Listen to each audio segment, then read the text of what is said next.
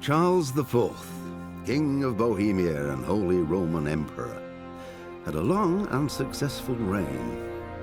The empire he ruled from Prague expanded, and his subjects lived in peace and prosperity.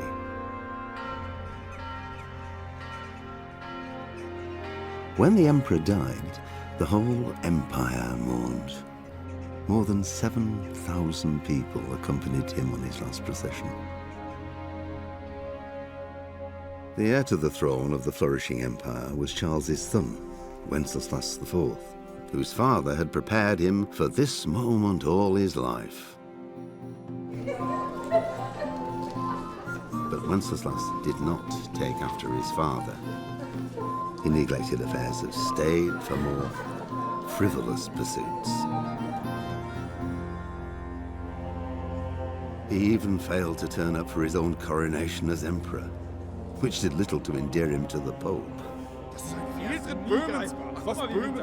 Wenceslas the Idle did not impress the imperial nobility either. His difficulties mounted until the nobles, exasperated by the inaction of their ruler, turned for help to his half-brother, King Sigismund of Hungary. Sigismund decided on a radical solution. He kidnapped the king to force him to abdicate, then took advantage of the ensuing disorder to gain greater power for himself. He invaded Bohemia with a massive army and began pillaging the territories of the king's allies. It is here that my story begins.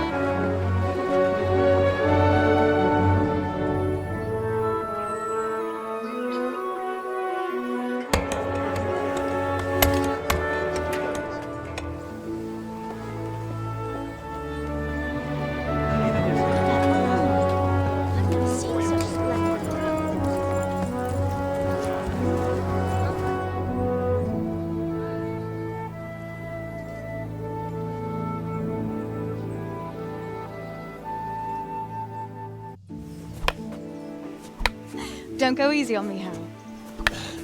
Ah, very good.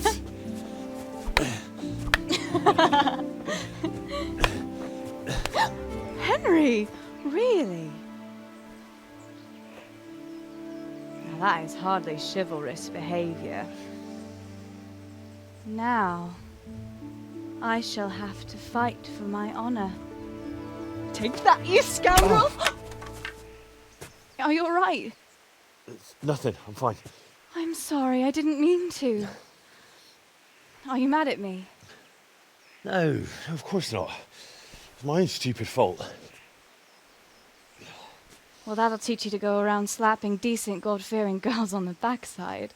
Let me have a look at it. No, it's only a scratch and a couple of splinters. And I didn't mean to, you know. Show me that. No, really, it's nothing.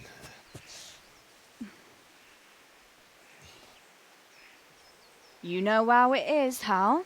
He who lives by the sword Dies by the splinter, eh?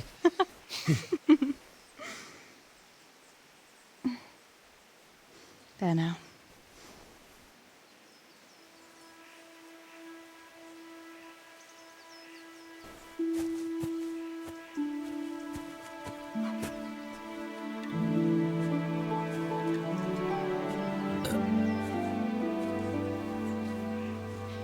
By the way, you owe Bianca for that beer.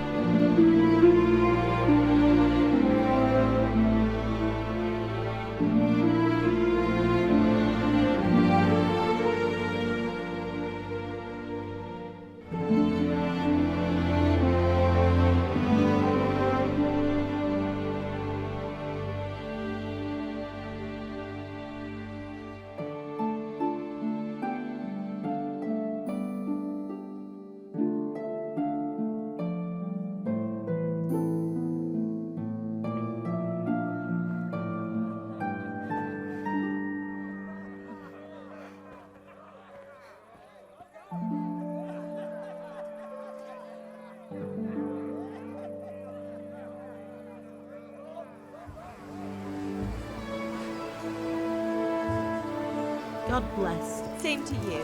Today's a scorcher.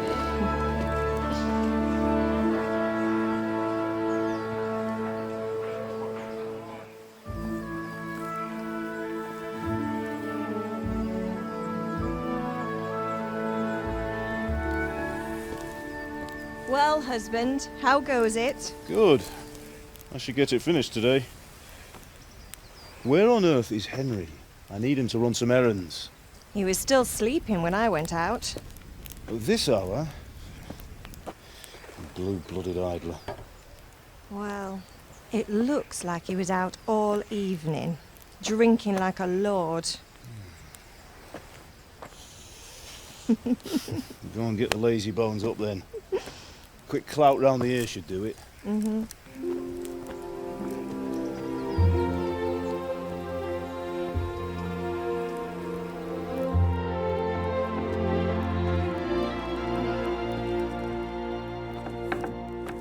Henry!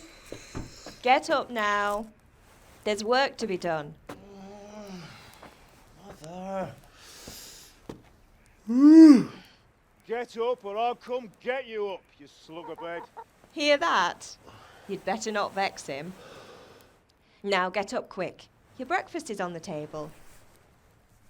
Wait, what's this? Have you been... Oh, Henry. How many times have I told you about fighting? Oh, it's nothing. It's just a scratch. You've been at that sword play again, haven't you? You'd better pray your father doesn't get to hear of it. You know how he feels about it. Oh, don't worry, it wasn't that. I just scratched myself is all. Well, just don't come crying to me if you really do get hurt. Now get up, you rogue.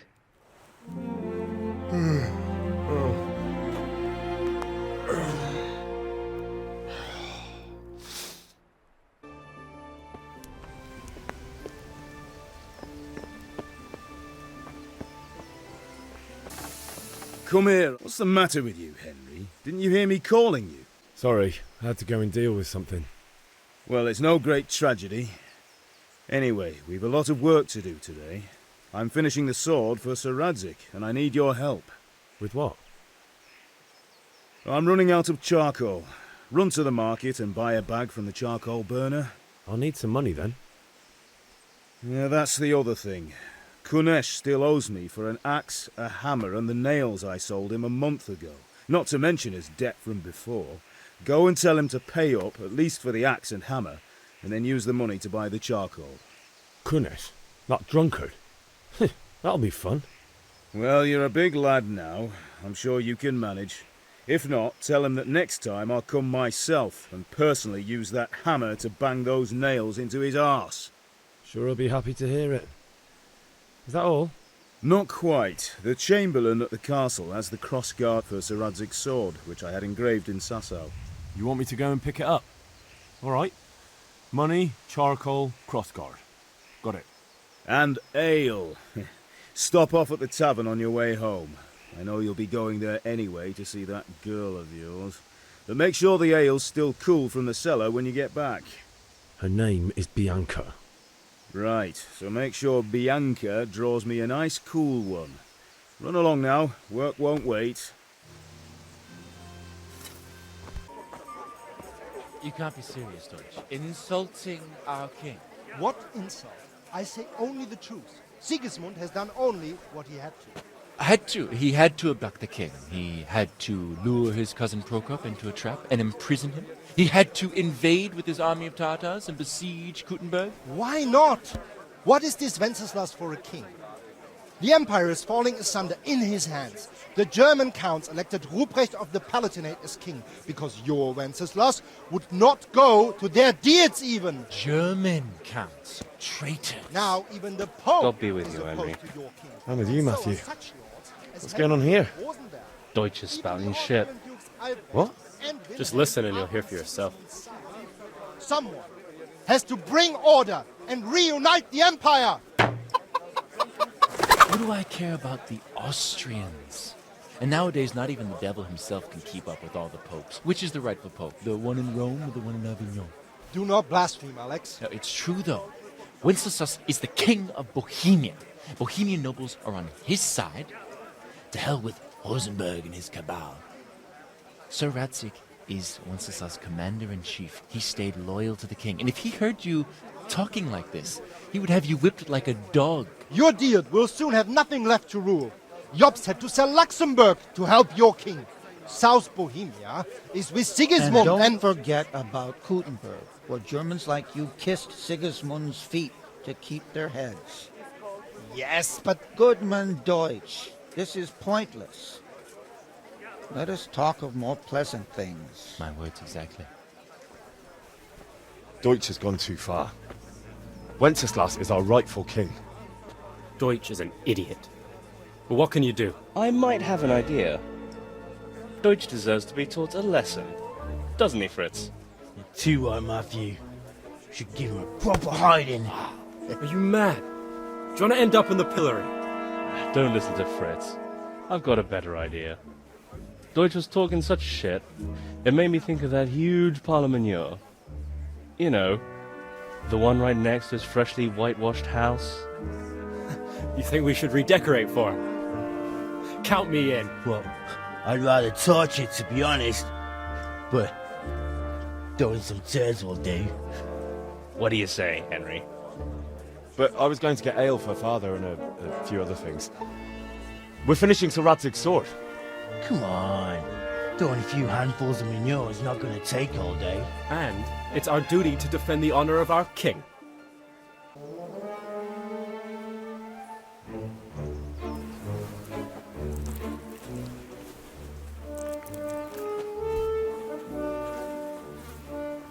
What are you waiting for, soldier? Fire the trebuchet! For king and country! For king and country, my ass. This is all good, clean, fun. Nearly as good as having that traitor in the pillory. Nearly. Now that would be sweet. That's for Sigismund! Woohoo! Eat shit, Deutsches. You bastards! What the fuck do you think you're doing?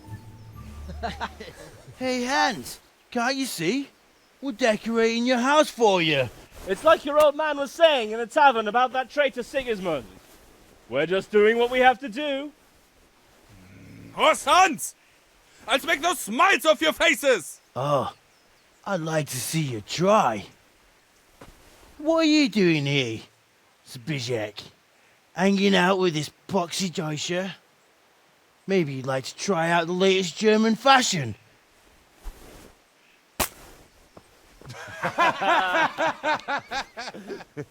Fucker!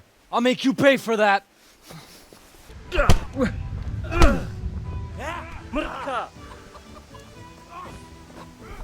Damn.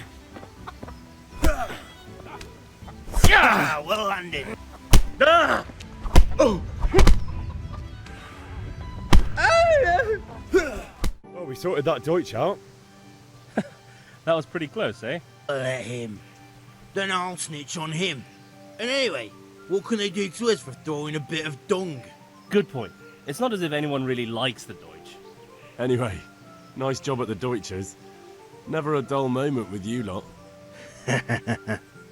Henry. God save, my lovely. You're looking well today. You too, handsome. What brings you here? Your beauty, of course. Oh, noble sir. I'm as honored as any simple maid can be.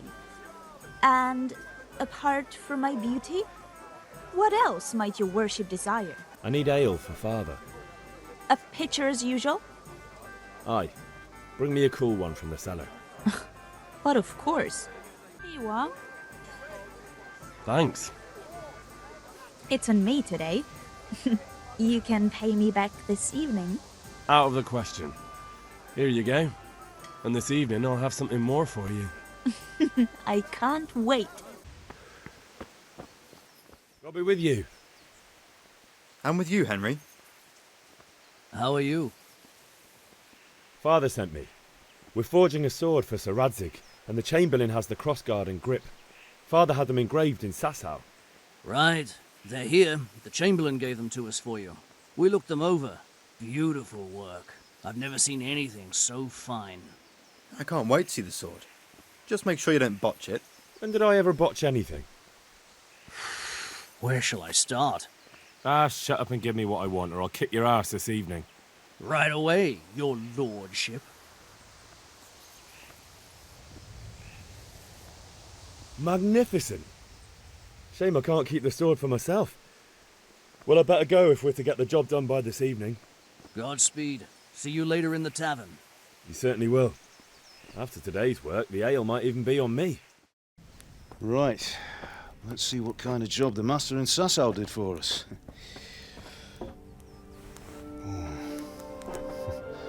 Look at that lad. That's what I call craftsmanship. What does the inscription mean? Damned if I know. Doesn't look like Czech to me. Latin, maybe? Lord Radzig ordered it. Oh, this will be the finest sword I've ever made. Have you got the charcoal? Good. Then fire up the forge. We'll put it all together.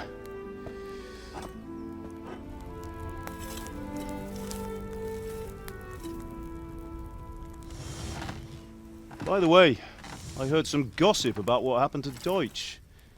I expect you know something about it. Maybe. Maybe? Someone threw dung at Deutsch's freshly lime-washed house, maybe? And maybe those cronies of yours had something to do with it? That Deutsch was talking treason in the tavern about Sigismund and the king. He got what he deserved. Oh, got what he deserved, did he? Look, I don't know if you're mixed up in this or if it's just those friends of yours. It's all the same to me. But I have a trade to run. The German pays well. And having my son in the pillory helps nothing and nobody, least of all the king. Do you understand? Yes. Look me in the eye, Henry. Do you understand? I understand. Good. Then we'll never have this conversation again. What, so you think it's right to let traitors speak ill of the king? Does that boy ever listen to a word I say? So Deutsch spouts rubbish, so what?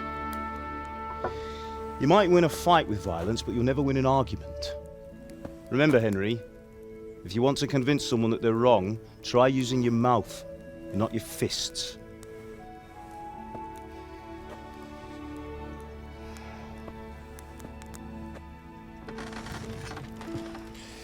The furnace is ready. Right, we'll do the grip.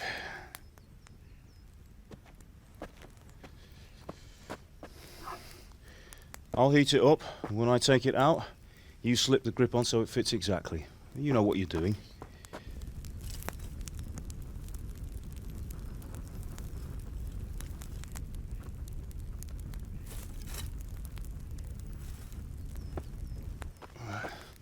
Do it.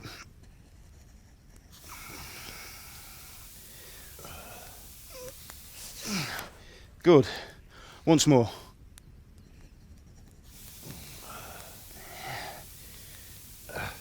That's it. Done. Now file it down so it sits well in the hand. I'll prepare the guard.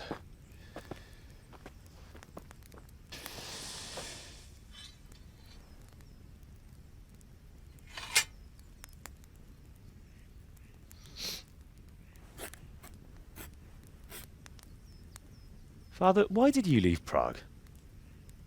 Who ever heard of a master swordsmith making horseshoes in a village? I had my reasons, Hal.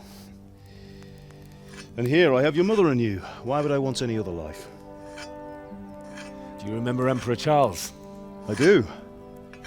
Life was good under his reign. Better than now. He built half of Prague, and a score of castles, had a bridge made over the Moldau, and founded a university, and all without a war. He knew how to rule. Better than Wenceslas. Better by far. But Wenceslas doesn't have it easy. It's hard to step into the shoes of someone whose like is born only once 1,000 years. What about Sigismund? Do you think Charles would have brought an army down on his own people like Sigismund? No. Wenceslas may not be the equal of his father, but Sigismund, he brings shame to the royal name. How's it going? Give it here, and we'll put it all together.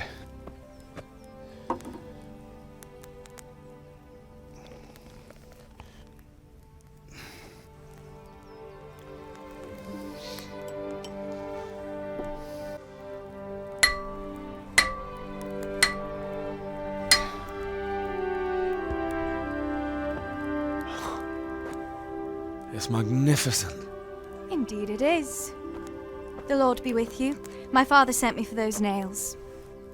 Good day to you, Teresa. They're ready. Will you fetch them for me, Hal? They're in the trunk in the living room. About those nails, Henry? Here you are.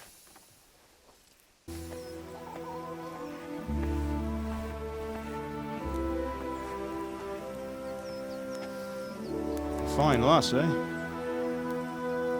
Now stop staring at her and come and see this. It's time for the trial by fire.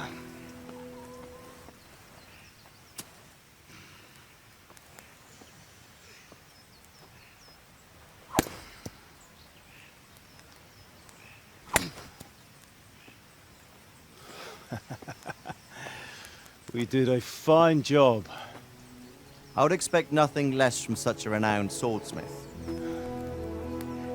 Well, those days are gone, sir. You haven't lost your skills, though.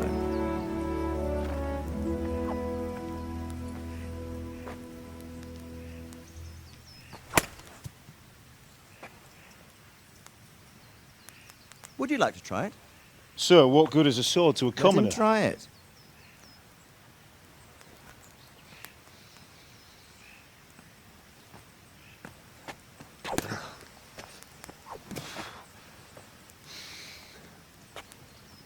You still have a lot to learn. Ask your father to show you how. He knows what he's about. Learning his trade will serve him better in life, sir. Perhaps. But who knows what the future holds for each of us. I see that you almost have it finished. It just needs a polish, then Henry will bring it to you. Excellent. Fine work, very fine. A sword such as this will bring honor to its bearer. What say you, Sir Istvan? True, Sir Radzig. If I'd have had it back in Nicopolis, things would have worked out differently. How odd to find such an accomplished swordsmith working in a place like this. A man of his talent would have no problem making a fortune in Prague or Vienna. You're right. It's a very long and peculiar story. I'd be glad to listen to it over a cup of wine, but duty calls, and I must leave. Here you are. Learn from your father. He truly is a master of his craft. I'm sure our paths will cross again. They certainly will. Once it's ready, send your son up to me with it. Good work, Martin. Sure.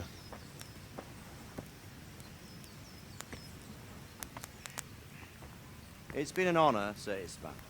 Have a safe journey to Sasau. The honor is mine, Sir Radzig. Thank you for the hospitality.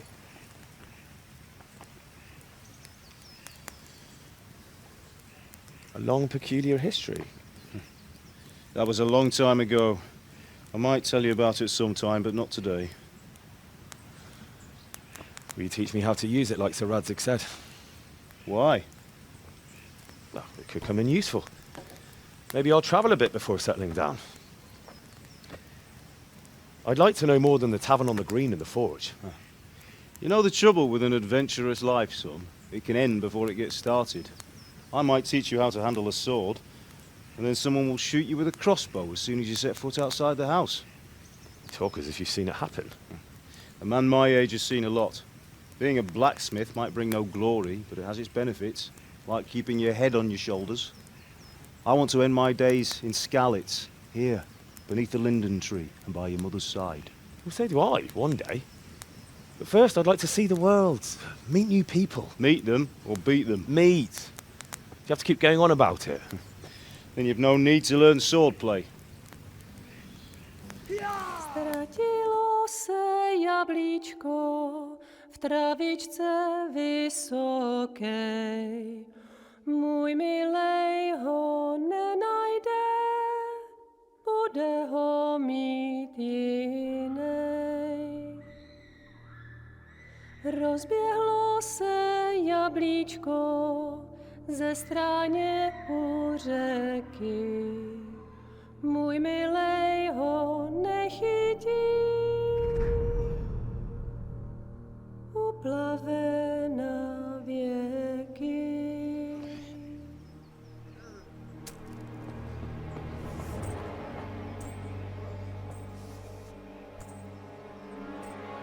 Listen to me, Al. Listen carefully. Take the sword, go into the house, and grab anything else important from the trunk. Go to the castle. Hurry! What about you? Your mother is in the village. I'll fetch her and we'll follow right behind. I'll go with you. No! You'll do what I say right now. Give the sword to Sir Radzig. If anything happens, he'll take care of you. He owes me.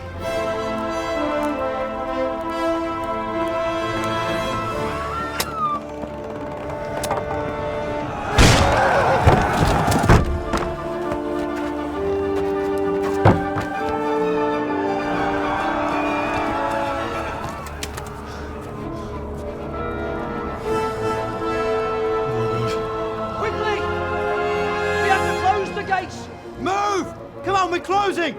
Move it, people! Come on! We're running out of time! Oh, Henry! Thank God! Get inside, quick! We have to shut the gates! Keep running, people! Come on! Mind this for me. Are you mad? You can't go back! Get through the gates!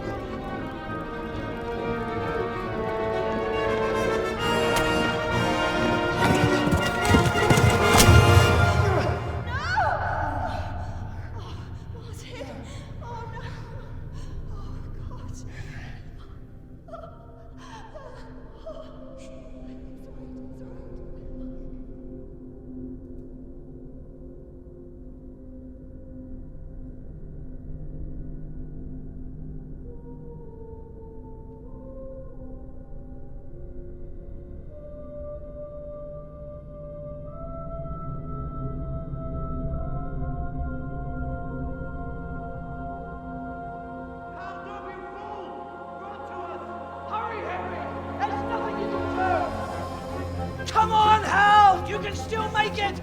Run!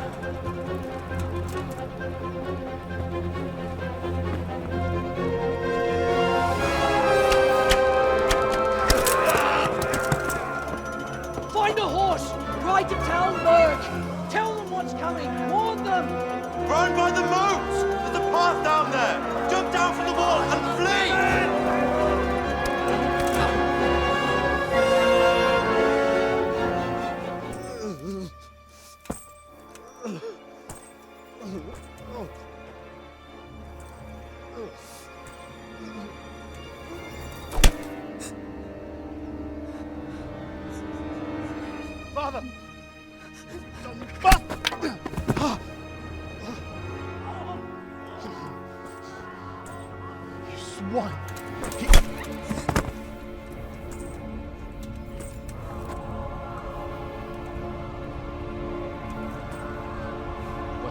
happened? Zbyszek! They're everywhere! What? They're killing everyone! What? Zbyszek, we have Shit! to... We have to... Shit! Elkaptam, gyertek segíteni! Let go of me! Gyertek! Let go of me! No, let... Ez az ember olyan, akár egy megazult kanccal! Get off me! Fogd rendesen! You bastard! Please, stop, no, stop! Picsába, nyisd ki a kurvát! Please, leave me alone! Stoli banc! A faszom dökjen beléd, vagy valami hegyesebbre? Fogjad! Kurva!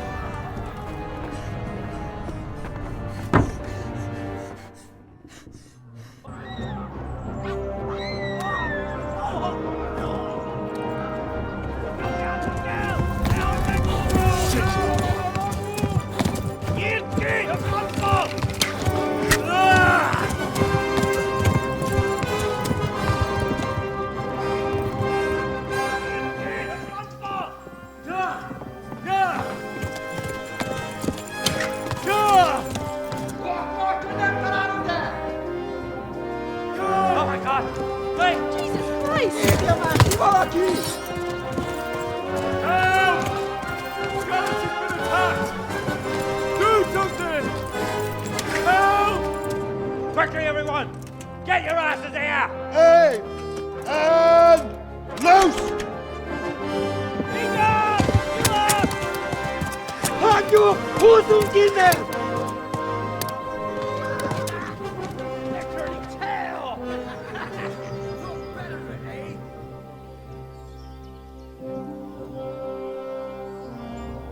Quickly! We're closing the gate!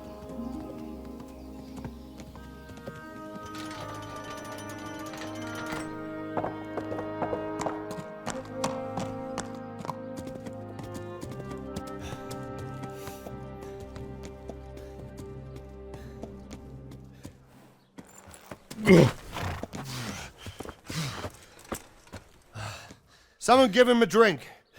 And bring hot wine and bandages.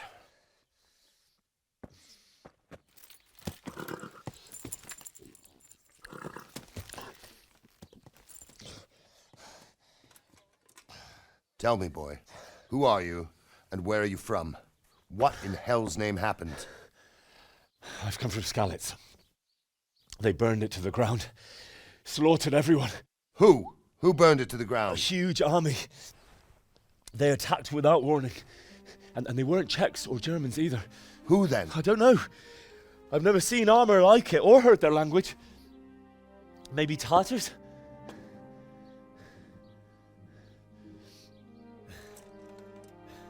Tartars, you say? Yeah.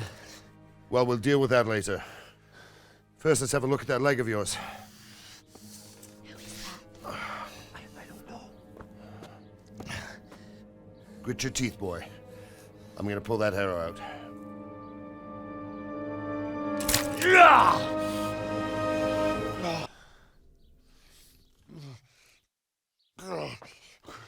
Easy.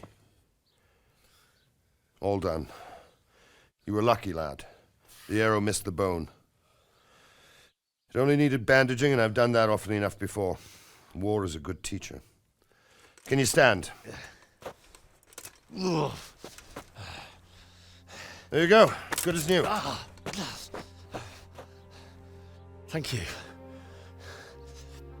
If you idlers nothing better to do, get back to work. You'll have to speak to Lord Divish. Can you manage?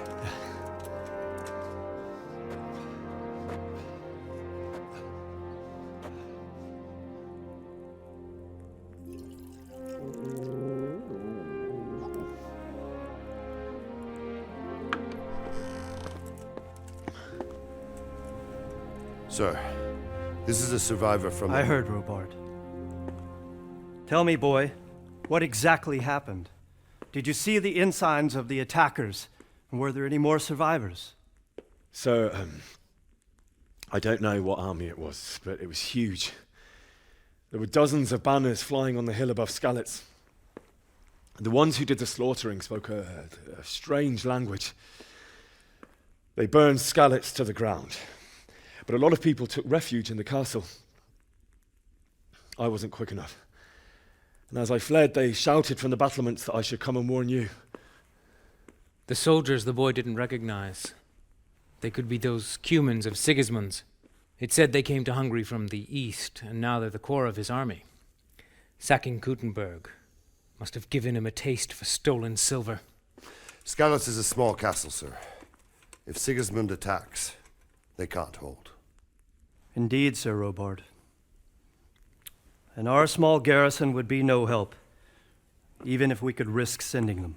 You think we're next in line? Maybe. What's your name, boy? I'm Henry, son of the Skalitz blacksmith. I know him. Did he make it inside the castle? I'm sorry. It's in God's hands now. No one else can help us.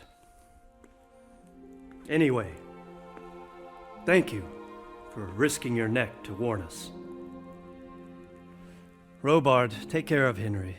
Make sure he gets something to eat and some rest. Yes, sir.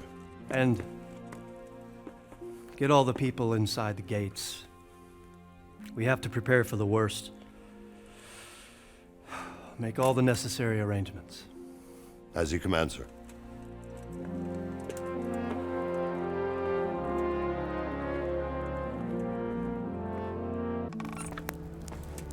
Ah, milady. You are fortunate our good lady Stephanie of Talmberg has graced us with her presence. My lady, I'm honored. So this is our brave young man. Welcome, lad. Bozhena here will take care of you. No doubt you're tired and hungry. Indeed. How could he not be, poor soul? After everything he's been through, he must be as hungry as a bear, aren't you, young master? Here you are, then. Eat your fill. And a little wine to wash it down. Thank you, my lady. When you're done, you can go and rest with the grooms in the Outer Bailey. No, that won't do, Sir Robard. After all he's been through, he deserves a proper bed. Let him sleep in a lodge in the courtyard. Certainly, my lady. Young Henry here is overwhelmed by your generosity. Yes, yes, thank you, my lady. May God reward you for your kindness. Eat up now. You're in capable hands, so I'll leave you to it. Good night. Good night. Good night, ma'am.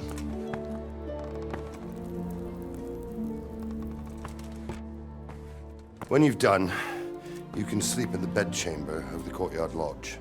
And don't forget to take off those filthy boots before getting into bed.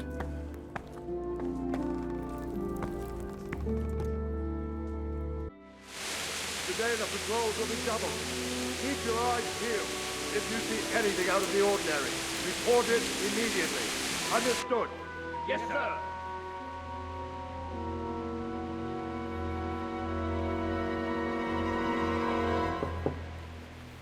Yes? It is I, Henry. Forgive the intrusion.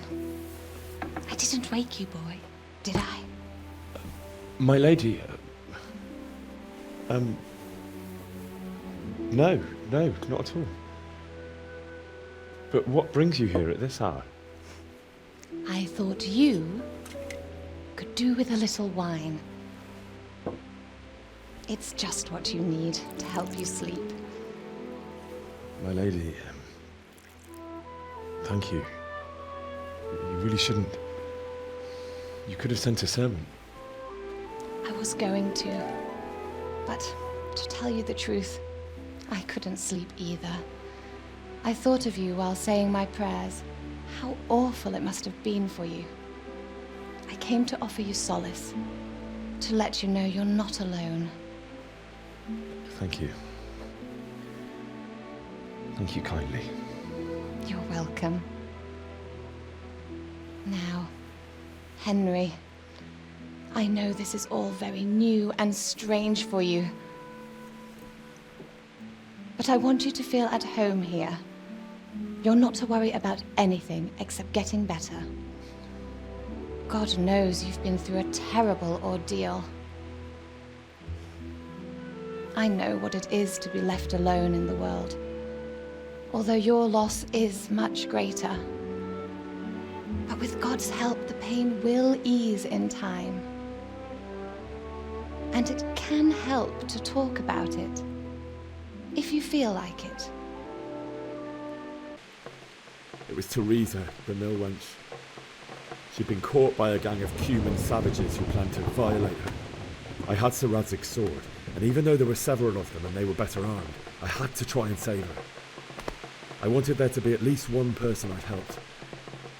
And I succeeded, even though it almost cost me my life. After that, I stole a horse from them and rode off. Like a valiant knight. I'll never forget the horror. It will haunt me for the rest of my life. That's terrible. How could something like that happen? God alone knows why he lets such things happen. You poor boy. I understand your grief, but God is not to blame for the ills of this world. That is the work of Satan and those who do his bidding. Those who are corrupted by greed, envy, and pride. You must not lose faith, whatever life brings. Fate has not been merciful to me, and my husband either. Although in comparison to the horrors you went through. I was young when I married my husband. It was my father's wish. Divish was a lot older than I, but a woman must bear her lot. Shortly after our marriage, before I even got a look at Talmberg, the castle was stormed and my husband was imprisoned. Really? My husband had some quarrel with Sir Havel Medek of Valdek, who decided to resolve it by force. He stormed the castle, burned down the village of Pribislovitz, and killed many of our men, even the old chamberlain. He imprisoned my husband in the castle and put his own garrison there. That's awful. I was barely 18 years old, and all of a sudden, I was left alone with Sir Robert. We didn't know what to do. We went to Prague to appeal to the king and sought help from Divish's friends, but all to no avail. We tried for years, but it seemed I was destined to be left alone and my husband to rot in jail in his own castle. Years, you say? 7 years. That's how long it took before Havel was condemned as an enemy of the crown. And even then, he refused to surrender the castle and release my husband. In the end, I raised the money to pay a ransom, and only then, by the grace of Lord Jesus, did I finally lay eyes on my husband once more. 7 years? And was Havel punished for it? Never. And after 7 years, my husband returned to me an infirm old man. Sir Divish seems like a good, strong man. Certainly, only he has many concerns. He had to rebuild Talmberg. After he was released, the king appointed him Burgrave of Prague Castle, and he was very busy. He had no time for me at all. But at least we were in the city, and there was something going on. And now, we're here. My lady, you're still young and beautiful. Your best years are still ahead of you. Would that were true, lad. Would it were true. But what am I doing bothering you with this? You have troubles enough of your own. I'll go and let you sleep.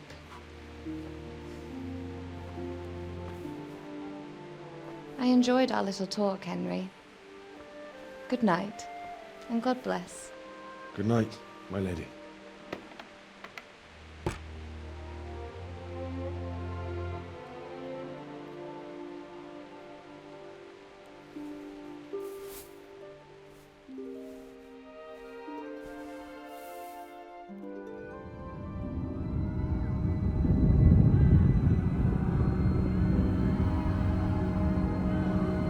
Move it, people! Come on! Come on! We're running out of time!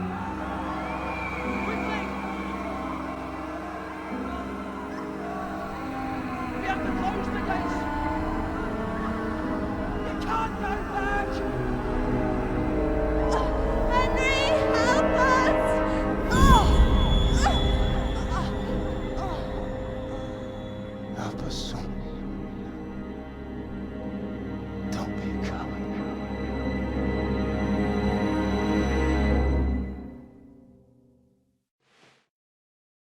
Henry, wake up. You don't want to miss this. What is it? What's happening? Come to the battlements. One of our patrols reported a company heading here from Skalitz.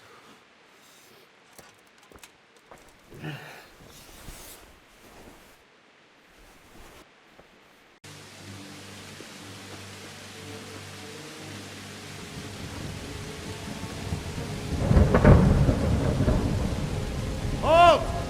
Who goes there? Lucifer and all his minions! Who else, Robber? Sir Radzig!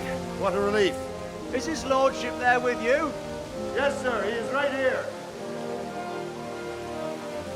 What are you doing up so late, Divish? At your age, you need a good night's sleep. Well, Radzig, you didn't exactly pick the best time for an outing either. In a big hurry? It was a bit of a scramble, all right. Believe it or not, this tempest is a godsend for me and my men. As my old granddad used to say, better a sore throat than a slit throat. I'd say your grandfather was a wise man. Your messenger told us what happened. Messenger? The lad you sent to warn us. He's alive? He made it to you? He's here with me. He only got away by the skin of his teeth, though. Thank God. A brave young man. But tell me, friend, how on earth did you manage to get away? Thank God for this tempest. When it began, Sigismund's Tatars crawled into their holes and left us storming the castle for more clement weather. We were able to sneak out right under their noses. The Lord be praised. We wouldn't have stood a chance against them. Would you like to spend the night in Talmberg? No, no. When Sigismund finds the castle empty tomorrow, he might come looking for us. We'd only be exposing you to danger. Without me and my men, he has no call to attack you. Well, what will you do then? We'll march to Ratai. It's only a short way, and there we'll have a better chance of defense and enough room for all of these people. If Sigismund should come, better bend your knee, Divish. There's no point dying in a battle that's futile. You're right there. Is that boy still with you? I'm here, sir. You have courage, lad. That I can't deny. I am sorry about what happened. Would you care to join us? I'd like to, sir, but first I have to return to Skalitz. Are you mad? What do you want there? I can't leave my mother and father. I won't leave their corpses rotting in the street. I'll join you once I've taken care of them. Don't even think of going back there, you donkey. Are you tired of living? But sir! Quiet! I'm sorry about your father, but getting killed as well won't help him. Divish, make sure that lad doesn't budge from Talmberg until things quieten down. Not to worry, friend. Anyway, he's injured and needs to recover. I'll lock him up here as if he were Havel of Baldic. I've seen you've grown a thick skin since your tribulation, sir. But thank you. We'll meet again when circumstances are more favorable. Farewell. Farewell, friend, and good fortune. Give my regards to Sir Hanush. I will. And good luck to you and your people, too. These are dark times. Move out! Anywhere, people! Move out! Don't be a troublemaker right there now!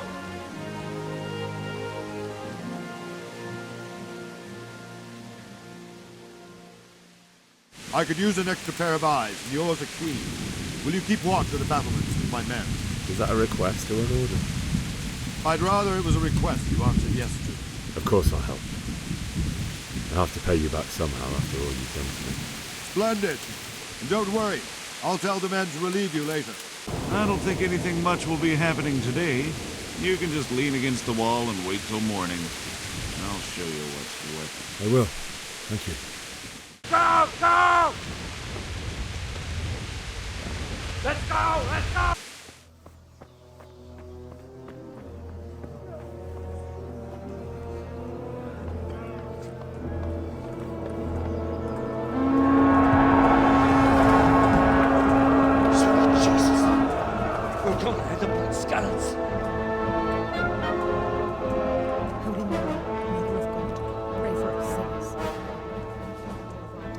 the self-appointed king wins the love and respect of his loyal subjects. Indeed, Robard. Sigismund of Luxembourg has a rare talent for winning people over to his cause. We may be in for a surprise, though. I don't think he will set his heathen dogs on us today. Greetings, Lord of Talmberg. That's the bastard who led the attack at Skalitz and killed my parents. Don't be an idiot. Do you want to end up like them? I am Sir Markwart von Aulitz. I come in the name of Sigismund of Luxembourg, King of Hungary and Croatia, who has resolved to strike against those who disrupt concord in the land and to restore order in the name of his brother, King Wenceslaus IV. Restore order by burning and pillaging the king's estates. Greetings, Sir Markwart. The efforts of the king's brother to bring order to this chaotic land are undoubtedly noble. It seems to me, though, that he and his army have somewhat strayed. As Burgrave of Prague Castle, I am entirely beholden to the king, and here in Talmberg divine peace reigned until your arrival. To what then do we owe the honor of your visit? Yesterday, His Majesty took action against the enemy of the kingdom, Sir Radzig Kobila, who has been using the silver from the Skalitz mine to fund insurrection against the crown. Unfortunately, the insurgent escaped. Would you happen to know, noble sir, where he might be at this time? As far as I know, the Sir Radzig of which you speak is the king's hetman at Skalitz. I find it hard to imagine that he would rebel against our king. Nevertheless, I can assure you that Sir Radzig is not at Talmberg. He would be a fool indeed to flee from one castle, where he has little chance of defense, to another, where he has even less. Or do you take the view that my humble manner is any obstacle to your army? Am I to inform the king then that Sir Radzig Kobila is not at Talmberg and that he has your loyalty? Sir Radzig Kobila is not here, and I have no intentions of getting embroiled in affairs from which I have nothing to gain. Very well, sir. As you wish. I will relay your words to the king in the hope he will be as well disposed as you seem to be. Those who have clean consciences and goodwill may find themselves well disposed even at moments like this, when there is little cause for joy. Farewell, sir. Auf Wiedersehen.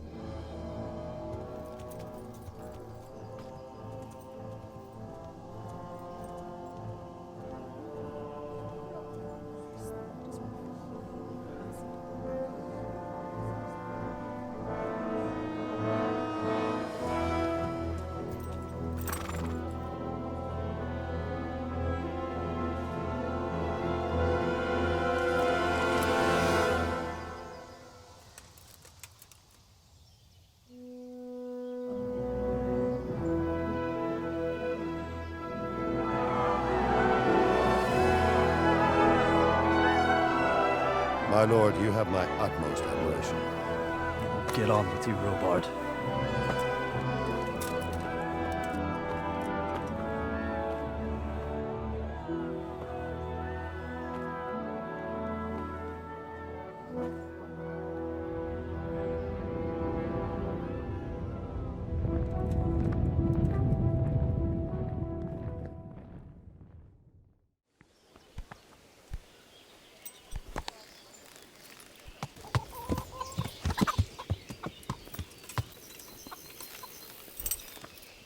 God be with you. I need to get out of here. And I need a feather bed with a comely wench in it. But it looks like we'll both be disappointed. Sir Divish gave orders not to open the gate, and you especially are not to be let out. My mother and father were left in Skalitz like carrion. I have to bury them. I can't leave them to the dogs. I'm sorry, my friend, but I can't. You'll have to persuade Sir Robard, or think something up so I don't end up in the shit for it. Otherwise, forget it. Jesus Christ be praised. I need to get out of here. Then I'm afraid you're out of luck. Ah, I see. All right then. But if you breathe a word about me to anyone, take care.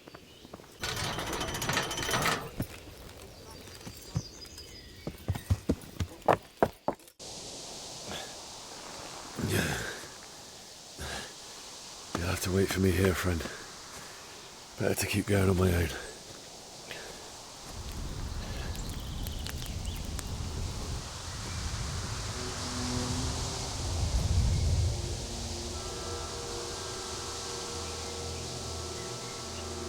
It's like they've already gone.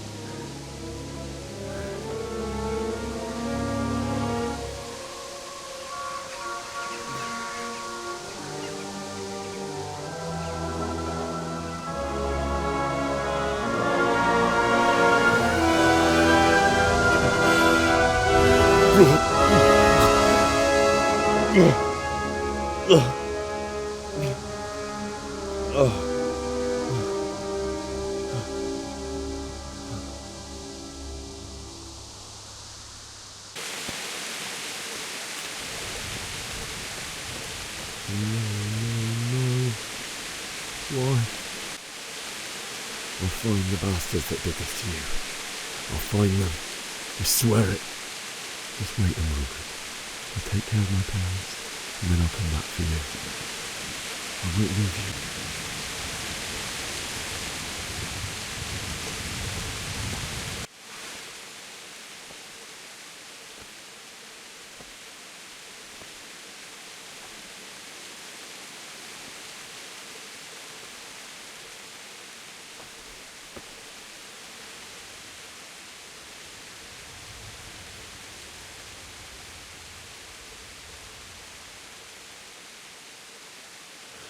Why did you do it to me, Father?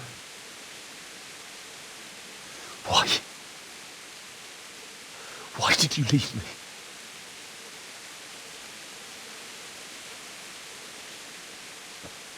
Forgive me. Forgive me for everything. Next time I won't run. I'll never run away again.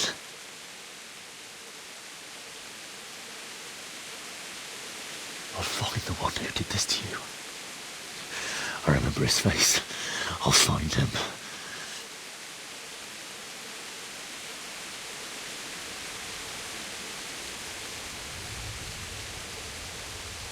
But first, I have to find the shovel and take care of you.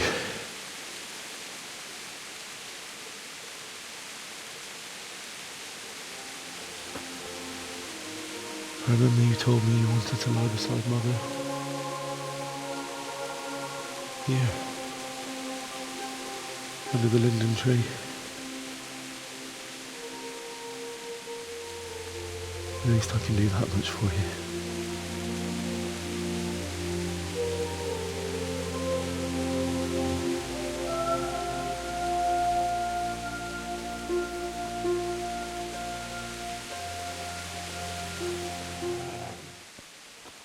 Get away, you mutt!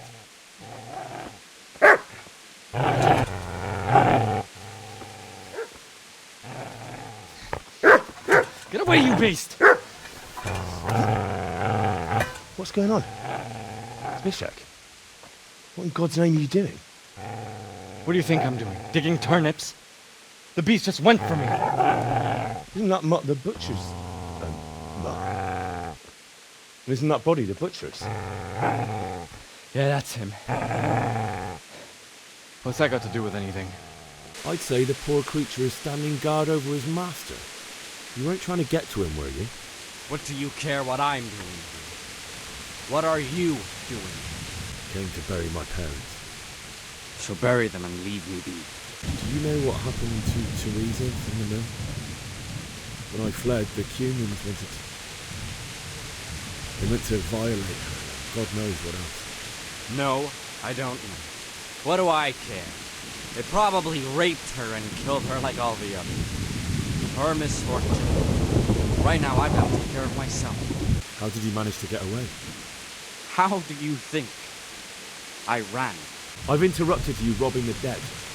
Is that why you're so ill-tempered? You bastard. Haven't you got a shred of honor? And what of it? The butcher has no more need of corn. And now that I think of it, your sword would do me quite nicely as well. Will you hand it over without a fuss, or do you want to end up like the butcher did? The only way you'll touch this sword is when I shove it in your guts.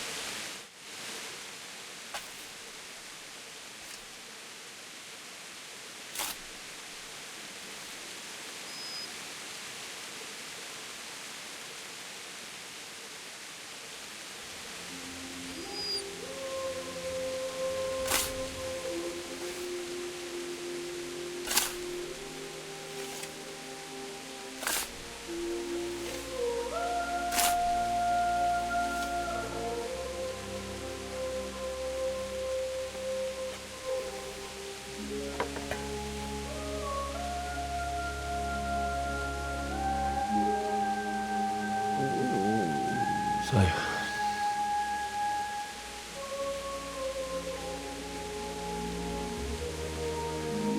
let's get to it.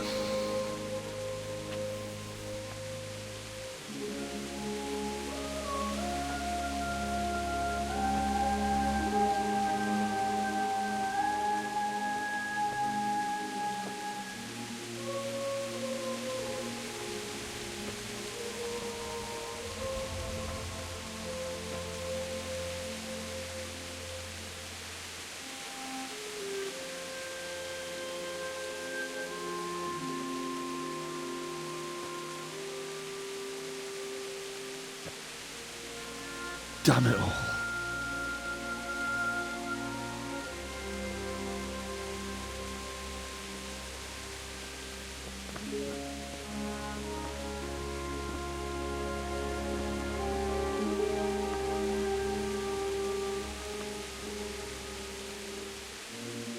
How am I going to do this? Do you need some help? Is that him? Yes. Can't you see the sword? Who are you? What do you want? Zbyszek? Who do you think we are? Franciscan brothers? We're here to rob you of everything you've got. Especially that fine blade that's of no use to a peasant like you anyway. Banish the thought. It is my father's sword. You mean him? I don't think he's going to be needing it. Listen here, boy. You hand over that sword, I might just let you go. If not, you're in for a family reunion you really don't want. Leave me alone. Kill him, Runt! Aye! Cut the bastard down! As you like. Could have just cost you a few teeth. Ah!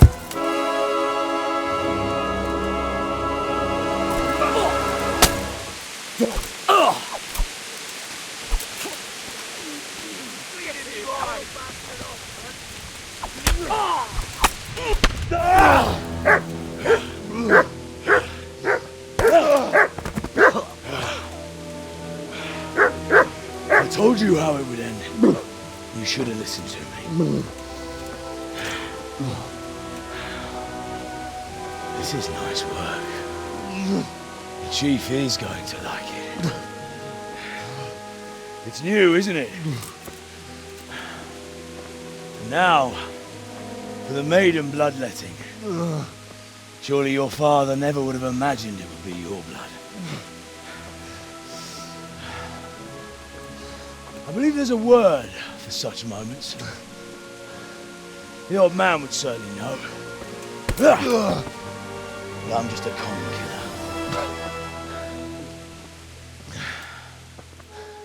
Did you help make it? No doubt you did.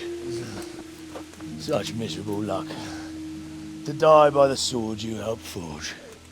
Hey, go fuckers!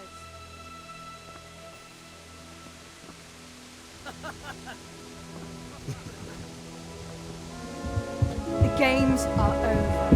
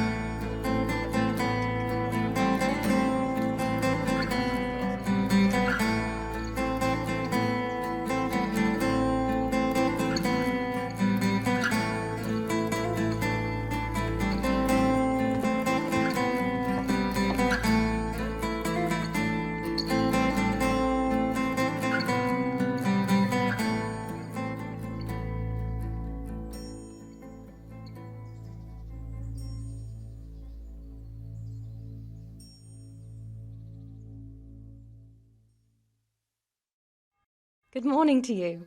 How's the invalid today? Ugh, haven't felt as good as this since they lashed me to the wheel and quartered me on the town square. Got your sense of humour back. You must be better. My uncle will be glad to hear it. I had a job persuading him to let me bring you here. If you'd lain around much longer, he really would have dumped you on the town square. You can stay until you find somewhere else to live, but my uncle will want payment for taking you in and caring for you. And this is your uncle's house? We're in Ratay Mill. My uncle's miller Peshek.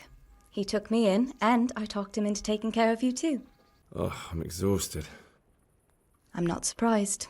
I'll bring you water and something to eat. In the meantime, rest. You're still very weak. What's that dog you have here? He looks familiar. Don't you remember him? It's Mart, the butcher's dog from Skalitz. Ah, of course. When I went back to bury my parents, he was guarding his master's dead body. A faithful dog. How come he's here? When we carted you here, we took Mutt along too. He's been hanging around the mill ever since. What does the miller have to say about it? He can't stand him. How's that? Every time he sees him, he starts shouting that he's a useless mouth to feed and that he'll skin him. Jesus.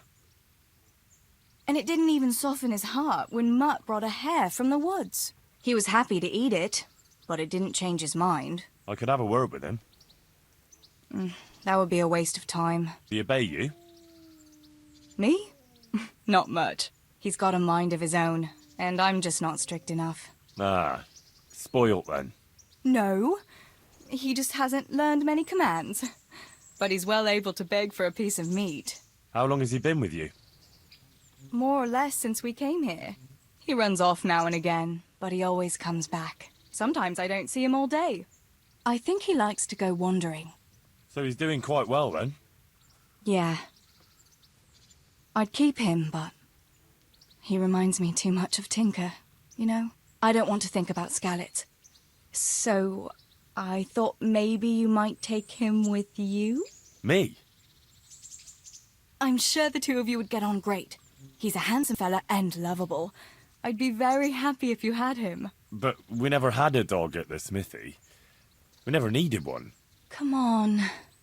He's got no one. All right. I'll take him.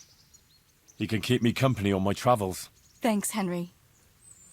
Hey, Mutts. Remember me? From Skalitz, remember? You want to go with me? Come on then. We'll get on like a house on fire. Follow me. Your Graces, I have to tell you in all seriousness that this land of ours is in the shit. Deep fucking shit. Don't you agree? I might not have put it as eloquently as you, Hanush, but I've been driven out of my own castle, so I'm hardly going to disagree. Indeed. But Pirkstein is yours for as long as you need it. There's room enough for your men and you here at Rattay, and I'm sure my ward won't have any objection to me lending you his castle. I'd be honoured. Pirkstein is at your disposal as long as you wish, Your Grace. Just as well you have another castle at the other end of town, eh? At any rate, I'm beholden to you, Sir Hans, and to you, Sir Hanush. I don't like to speak ill of your people, Sir Radzig, but, well, there's no love lost between the townsfolk and the refugees. There's been talk of criminality. No, they'll have to get used to it until the situation's resolved. But when will it be resolved? And what on God's earth is this war even about? I won't lie, sir. I don't understand it. You aren't alone, Father. I believe Sigismund's original intention was to persuade Wenceslas to accept the imperial crown and to leave the rule of Bohemia to him. Who could blame him? I know Wenceslas is a friend of yours, Radzig, but even you have to admit he brought it upon himself.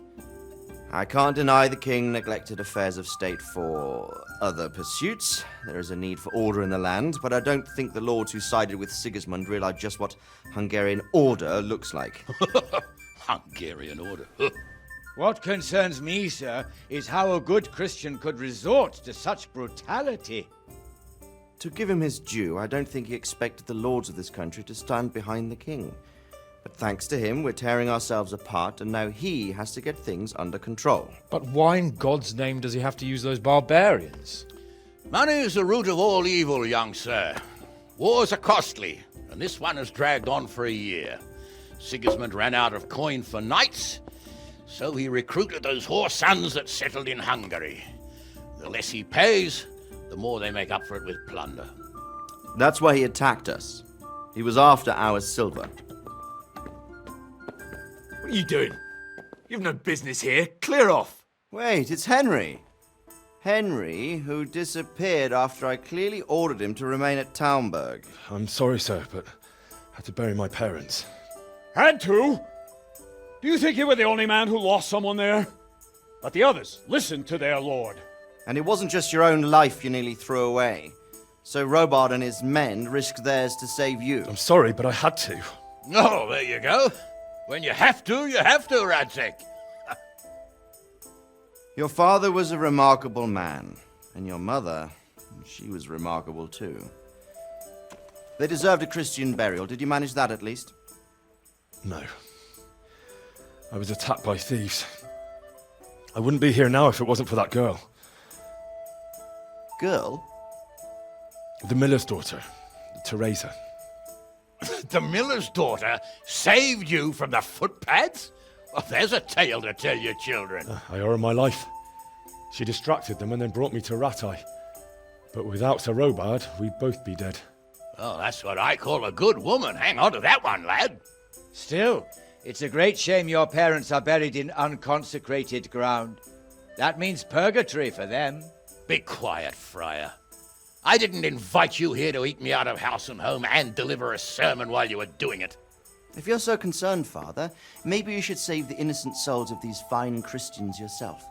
Go to Skalitz and consecrate their graves. I assure you, if you're killed by bandits, your soul will soar straight to heaven, as long as someone buries you in consecrated ground first. If there's anything left to bury, that plump carcass of yours would be quite a feast for the wolves and the crows. And one skeleton looks much like another, so how would we know which were your ordained bones or those of Sigismund's Tartars? Be that as it may, why have you come here? I must get your sword back. Sword? My sword hangs here at my side. No, the sword my father forged for you. One of those thieves stole it from me. They almost killed him and he already wants to go back. Takes after his father, I suppose. Lad, I've lost a castle, a village, silver mines, and a good half of my subjects. Why would I miss one sword? Because it's the last one my father forged, and I promised him I'd deliver it to you. I understand. I'd feel the same way. But prudence is the better part of valor, and a dead man keeps no promises. Aye. The woman had to save his fat from the fire, and now he wants revenge. What kind of fool are you, boy? He's no fool. Henry, you have courage, but you need training, arms, a horse. Or do you mean to beat this thief at dice? No, sir. Please, take me into your service and give me the chance to learn these things. The gall of him. Fled from the enemy, disobeyed your orders, duped Sir Divish, lost your sword, put Sir Robard in danger with his actions, and now he wants a promotion. Sir Capon's right. What you say is certainly true, except for fleeing the enemy. You would have run as well, believe me. Henry's earned some punishment, but punish someone who's already lost everything, Courage and blind obedience are good qualities for a soldier, but a wise man also appreciates loyalty, perseverance, and determination. Besides, that was a fine sword that his father made. If he thinks he can get it back, I won't turn it down. My lord, he's a peasant. You can't make a squire of a peasant. Why not? Someone made a priest of a pig. He isn't a peasant, Father. He's a blacksmith, and recent events have left me in need of his skills. So, you'd like to enter my service? Sir, Yes, I would. You won't regret it. I probably will. I'm doing this for your father, lad. Don't disappoint me. Oh, fortune has finally smiled on you today, lad. Make the most of it. Now that I think about it, Sir Hanush, the boy needs training and experience, and you need spear carriers. That's true. The bailiff is always complaining about your people making trouble in the camp. Maybe one of their own among the guard might help. It might. In any event, it will prove valuable experience. But let's be clear. You're the one paying him. Captain Bernard, see to his training, and then send him to the bailiff. Yes, sir. And don't spare him. You can rely on it, sir. Don't forget, Henry. Don't disappoint me. I won't, my lord.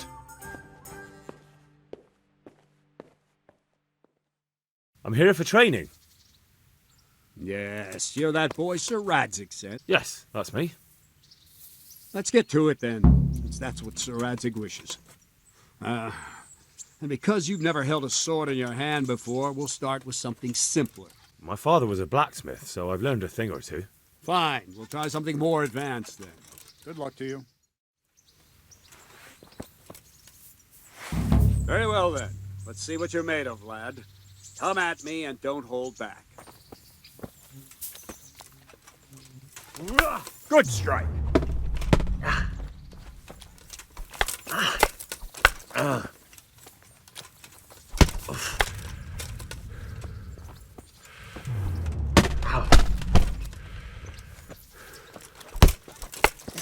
Ow! Ow!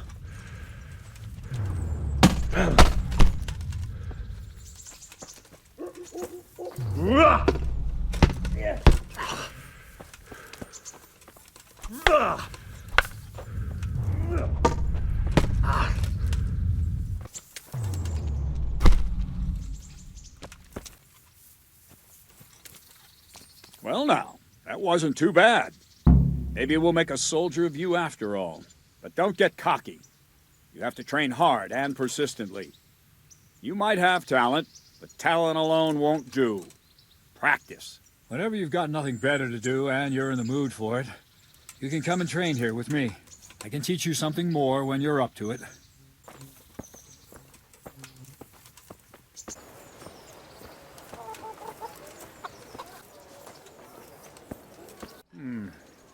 Let's see then. Take this bow, go and stand in position over there, and we can start. And another thing, put on this arm guard. Without it, you could flay your forearm with a bowstring, so be sure to wear it. Thank you, Captain. I don't know why you're wasting your time, Sir Bernard. Nothing will come of him anyway, and at the first sign of trouble, he'll run away like any other cowardly peasant. After all, he's done it before. What did you say? Calm down, boy. Keep in mind who you're talking to. A braggart who was born with a silver spoon in his mouth. Now, you've really done it. You'll go to the stocks for that. Calm yourself, Sir Bernard. If the blacksmith boy feels he can prove himself, then let him try. Do you think you can beat me? Well? Any time. Very well. If you defeat me, I'll give you my bow. If you lose, you'll have to pay up. Do you even have any coin? I have enough. Good. Then let's get to it. Well, I didn't expect that. Probably just wasn't your day, sir. I told you I have a heavy hand, ever since I fell off that horse during the last hunt. What are you grinning about, boy? I think you owe me a little payback. How about a sword fight at the arena? If you like. Sir Hans, is this necessary? Sir Hanush has already had words about you fighting with your subjects. He explicitly told me. I know what he told you. You can just tell him I didn't listen to you. So what's it going to be, blacksmith? If we must. Excellent. Then let's go. Bring it on!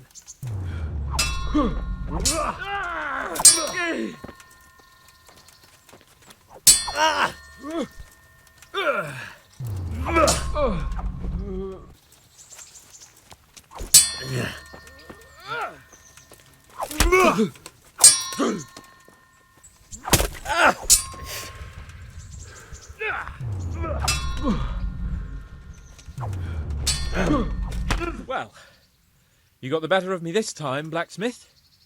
I must be having an off day. Are you all right, sir?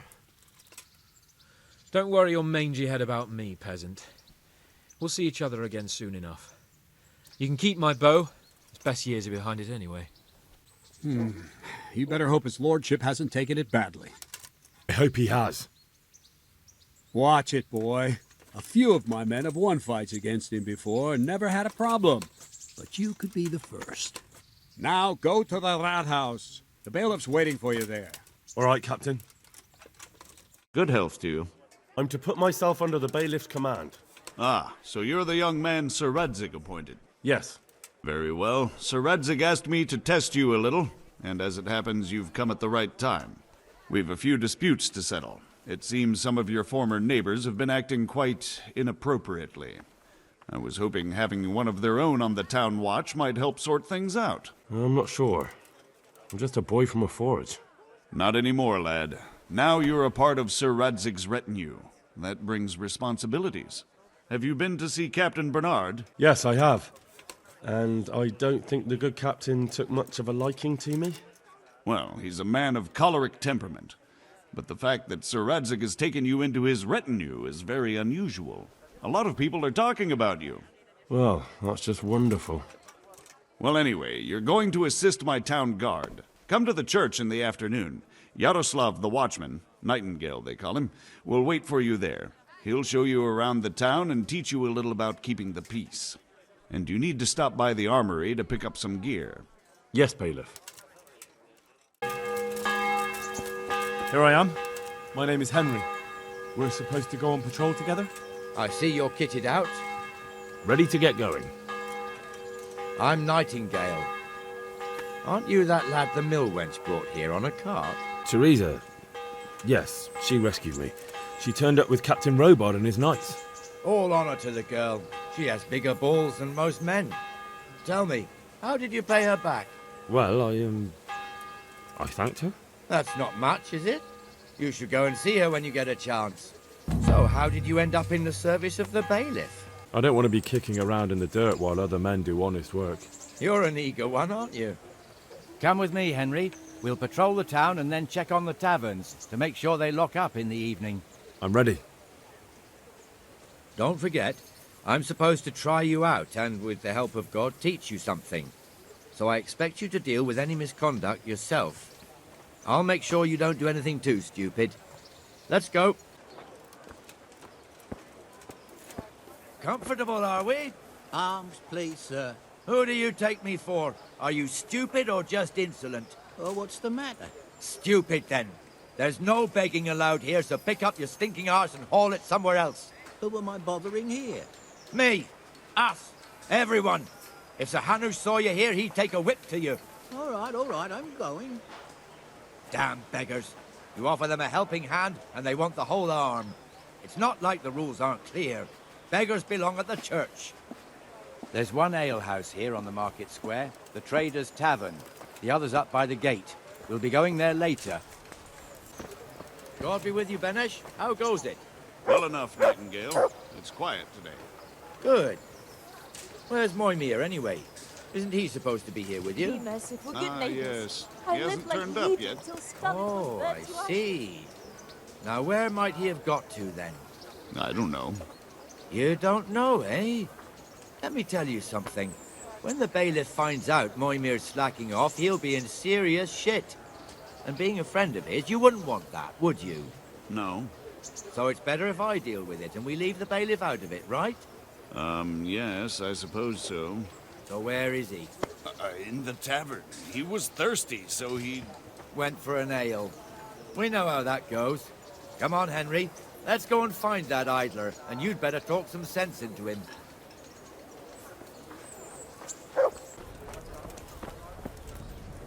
What the fuck are you doing here when you're supposed to be on the gate? Move your carcass and go and guard the gate. Not a word. Get moving. You're lucky it was me found out, not the bailiff, or God forbid, Captain Bernard. Out! Come and sit with me, Henry. Let's have a drink.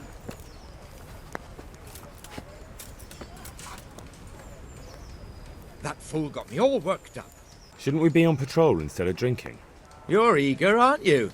Don't worry. Even watchmen are entitled to a break. Except the ones on the gate and the tower, of course. But that's enough about that. Let's not let it spoil our day. Listen, since we're sitting here anyway, how about a little game? Why not?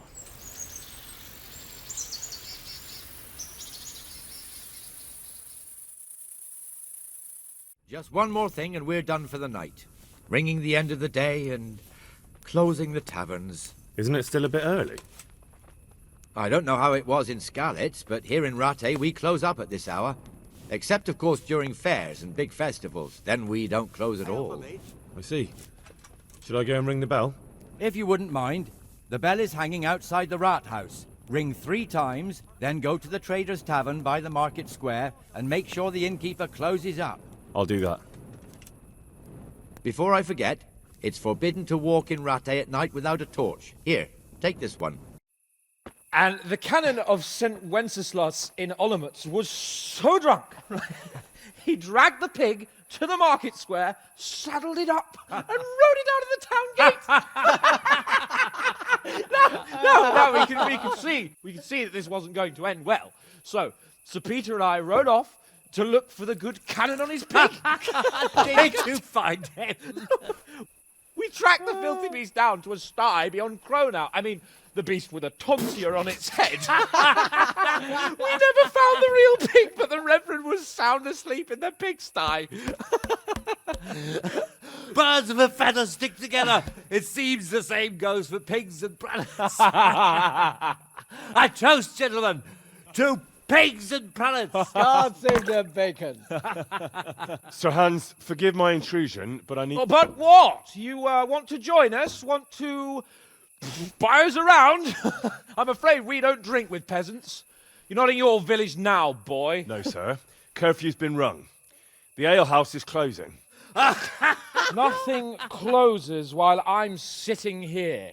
If that's all, you're dismissed. Are you out of your mind, lad? You can't cross his lordship. He's got a temper like a bear with gut ache. If I was you, I'd get lost before he shows it. The bailiff instructed me to close the tavern at the proper hour. He doesn't want anyone disturbing the peace after curfew. The bailiff? The bailiff can kiss my arse. I trust you haven't forgotten who's the rightful lord of Rattay. No, it's Sir Hannes. Oh, is he here? What, is he hiding under the table, maybe?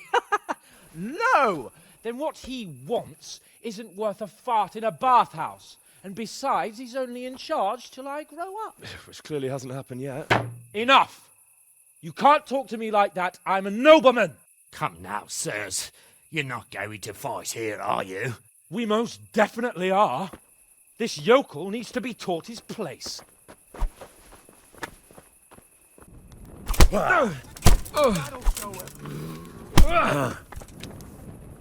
That'll teach you how to talk to your betters. Is that all you've got? Show him no quarter, sir. Give that bastard something to remember you by. Teach that insolent pup a lesson. Go on, Broadway, show him what... Crucifix! What in the name of Christ is happening here? Well, answer me, damn you! This peasant insulted me. I had to teach him a lesson. By rolling around in the mud like a hog? That's a fine example of noble conduct. Sir Hannes, the bailiff ordered me Silence! to... You shut your mouth and thank your lucky stars that you are Radzig's ward. Have you gone out of your mind? Raising your hand to a nobleman? And you, Hans, how many times have I told you that drinking with your subjects might be good for their morale, but it's bad for your honor? You spend all your days drinking and chasing wenches, which wouldn't matter if you paid any attention at all to your duties. And now we see what that leads to. Tomorrow, you will go with me to a hearing. Some landowners have asked me to settle a dispute. It'll be an excellent lesson for you. I had planned to go hunting, but if you think listening to the pointless gripes of a bunch of old fools will benefit me, so be it. Oh, hunting. Well then, Your Grace, I'll tell you what. You can go hunting. Really? Oh, naturally. Who am I to deprive the young Lord Capon of his sport? And you can take Henry here as your page. Him? Absolutely not. You'll do as I've commanded. It's time you learned how to lead people, and not just in drinking and brawling. Now get out of my sight. Sir, I have responsibilities to the bailiff. Not anymore. Your responsibilities now are to Lord Capon. It's time you learned how to behave in the presence of nobility. Let's go. Tell the kitchen I'm hungry. It's been a long journey.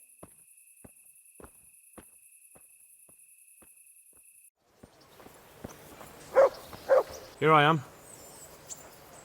I'm overjoyed. Have you got a horse? No, sir. Where would someone like me get a horse? Good point. Unless it was a cart horse, I suppose. Well, you'll just have to trot along behind me like a good dog.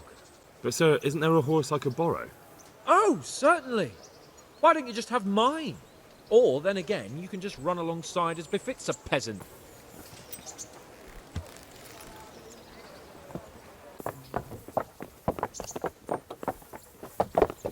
Look here, blacksmith. About that business at the alehouse. Yes, sir. Hanush was right. I should have behaved differently. More, well, gentlemanly. But that doesn't mean you were in the right. You can't throw a lord out of the tavern in his own town. You understand? Yes. I was just... What? Speak up! Don't worry, I won't bite your head off. It's just that when you said those things in the arena, sir, I was, Little upset. Ah! I'd just like to tease Greenhorns a little. And you vexed me too. You were insolent to Captain Bernard and they rewarded you with service. Whenever I do anything reckless, even if it's for my honour, Hanush is on my back about it and I get punished. Like now.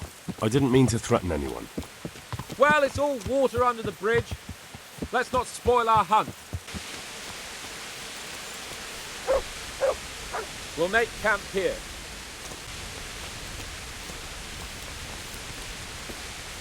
So, are you enjoying being on the hunt? I am, although we haven't actually hunted anything yet. That doesn't matter. Hunting is a diversion. The main thing is to get out of Rattay for a while. Listening to Hanush's lectures all day long would drive anyone mad. What are we going to hunt? Humans. What? Humans? But... You should see your face! I got you there. We'll see what we can get. I'd like to bag a boar. One, at least. And a few hares too, eh? But what about you? Before I couldn't get a word out of you, now your tongue's loosened. So, tell me about Skalitz. I heard Sigismund had 100 banners there. I don't know, sir. I didn't have time to count them. Both of my parents were killed in Skalitz, right in front of my eyes. The Cumans slaughtered my friends and neighbours, and it was a miracle I got away. I don't know what else I can add. I'm sorry about that. But tell me, I heard in the tavern... What, that Sigismund flew down on a dragon? That the Cumans have horns and hooves? I'm sorry, my lord, but for me, Skalitz isn't a tale of adventure to share over a tankard of ale. All right. I understand. Well, never mind. Anyway, it's too late to go anywhere today. But tomorrow we set off at first light. Got it? Yes, sir.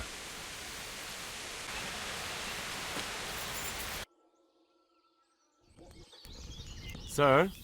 Wake up, sir. It's time to go. What? Are you mad? It's still dark. I thought we were going to get an early start, sir. Early means at first light. Light, you dolt. Do you want me to break my neck in the black of night? Go back to sleep. Damn it. God be with you.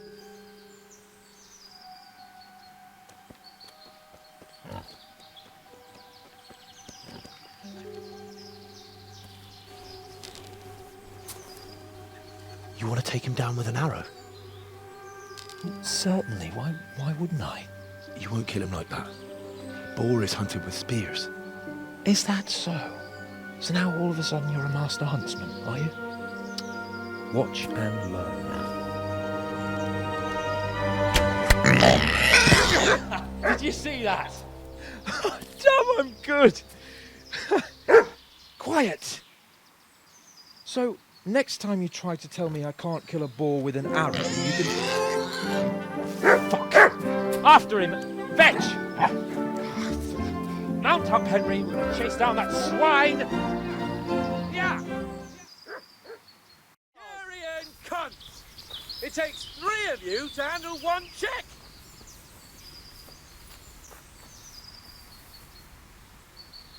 Hey! Beat now, sword! Huh?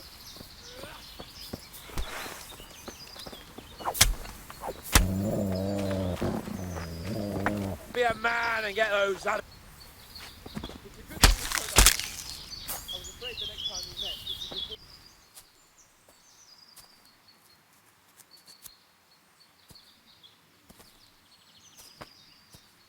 Bronze bust made of you, my friend. But where have you been till now? Oh, you know, I was picking berries, had a drink of wine, took a little nap. You lunatic! They almost had me roasting on a spit. I'd say it looked more like they were about to take your maidenhood. Now look here, dung grubber. Is that any way to speak to a nobleman? A nobleman with crushed balls, friend. Now you're playing with fire, boy.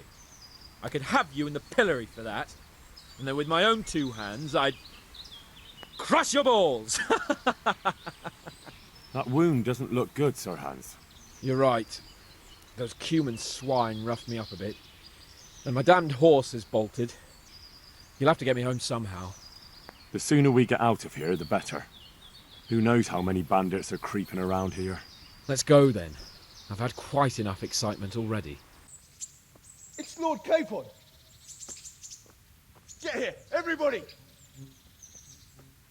You, help him!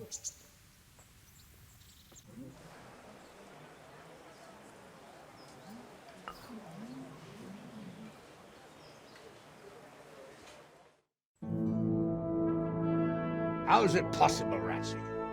Those bastards make so bold no more than a mile from the castle. We'll have to send out more patrols. That won't do us any good, Hanush. Even if we had 10 times the men, we couldn't beat through every thicket in the fiefdom. You sent for me, sir? Come in. I don't know how to thank you, Henry. If it wasn't for you, Hans would be dead. And to think I sent you out with him as a punishment. I was only doing my duty, sir. Don't be so modest, young Henry. You showed not only courage, but loyalty to your liege. That's why I'm taking you into my personal service. Sir, thank you, sir. Well, let's celebrate your promotion and Sir Hans's recovery. Well, don't just stand there, lad. Pour us a drink.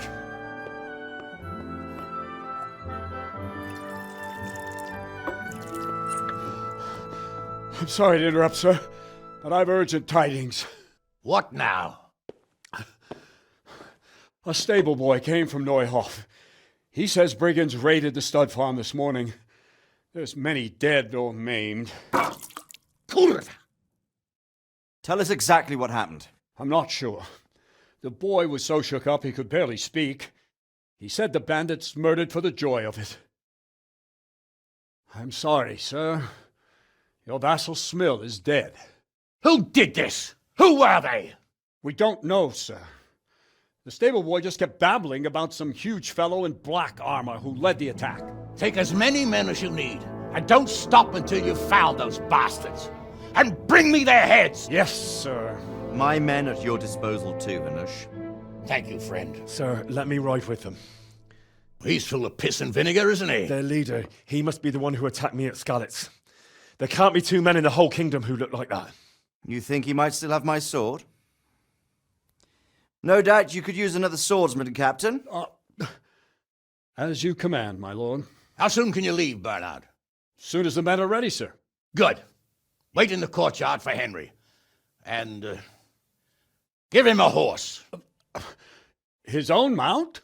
His reward for saving Sir Hans. He'll need it. Thank you, sir. Thank you. Well, go! I want these culprits in the hands of the executioner as soon as possible. I won't let you down, sir.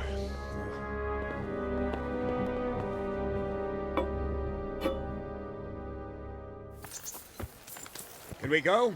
Are you ready? I don't know what Sir Radzig sees in you, and I don't care. If you're to ride with my men, I expect you to listen. Yes, sir. Against all better judgment, they've decided to give you your own horse. The dappled gray beside my stallion is yours. Make sure you take good care of him. Now, mount up and ride behind us.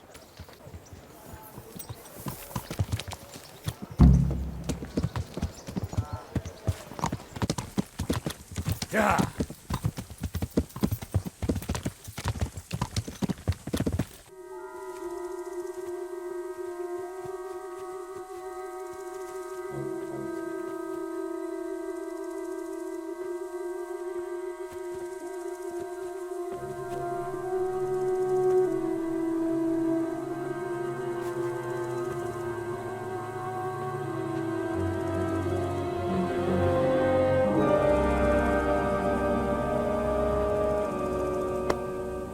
Where's your master? In the paddock.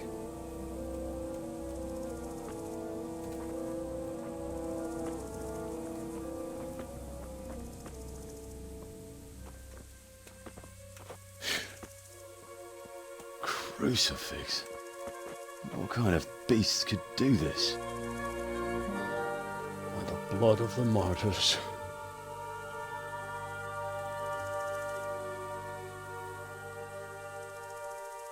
What happened here? Why? Someone came at night and hamstrung every one of them. The horses screaming must have woke poor Radzig, the stable boy. And when he tried to stop them... And then my husband... When my husband tried to help them, they killed him too. And when they were done, they put a torch to the stables. My sincere condolences, ma'am. I swear we'll hunt those monsters down and make them pay for this. The horses were still alive when I came. We had to finish them off.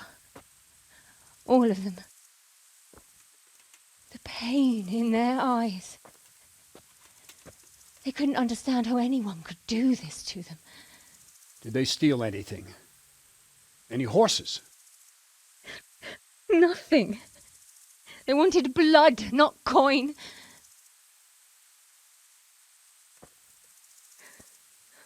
Did your husband quarrel lately? Was there anyone who might want revenge? He argued over the price of a saddle, maybe, but nothing that could drive a man to this.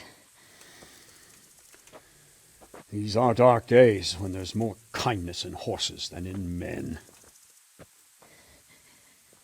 Did you see anything? How many were there? Or what did they look like? We saw no one. Has anyone tried to follow their trail? No.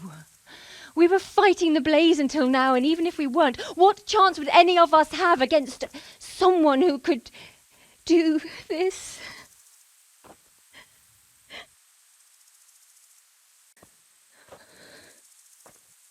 Oh, pox on it. Mount up and quarter the area.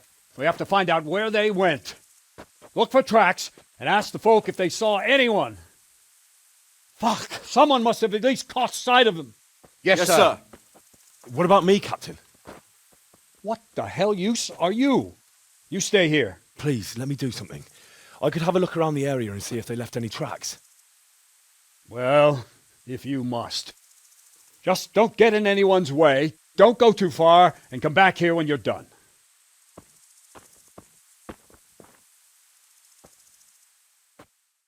Kill them! Find those whoresons and kill them!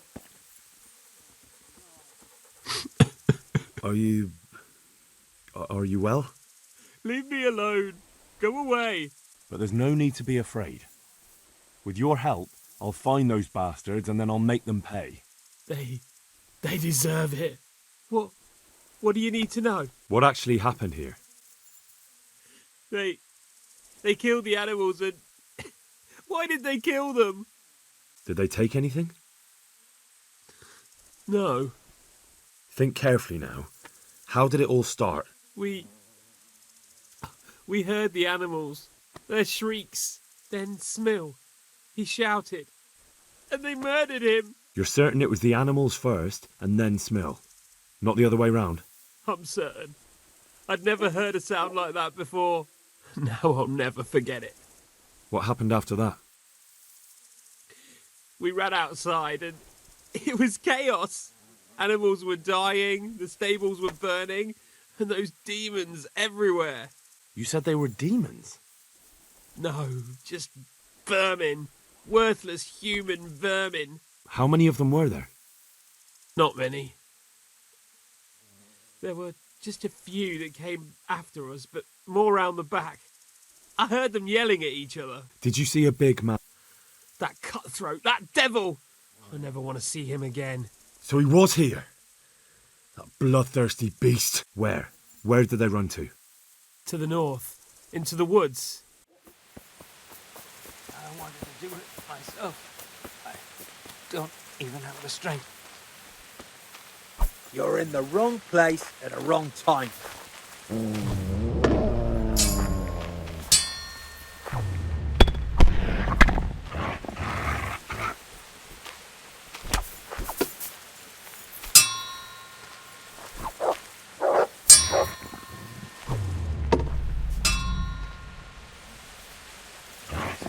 Is that all you've got?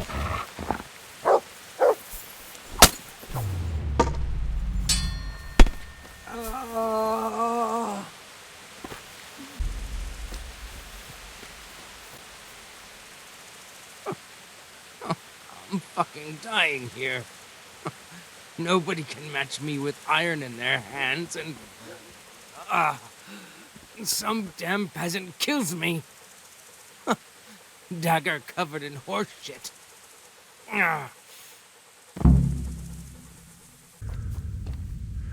Whose hoof-pick this is? Ginger's. He was always bragging about it. Why do you ask? One of the bandits in the woods. But he... Because of him? Because of him they murdered us? Lord in heaven! Wait, hold on. You think Ginger was responsible for the attack? He ran off! Don't you see? He was acting so strange and then he ran off! Why the hell would he do that? That does sound rather odd. Ginger could have gone. Dunno. Ask Yackle. Any idea where I might find this Ginger?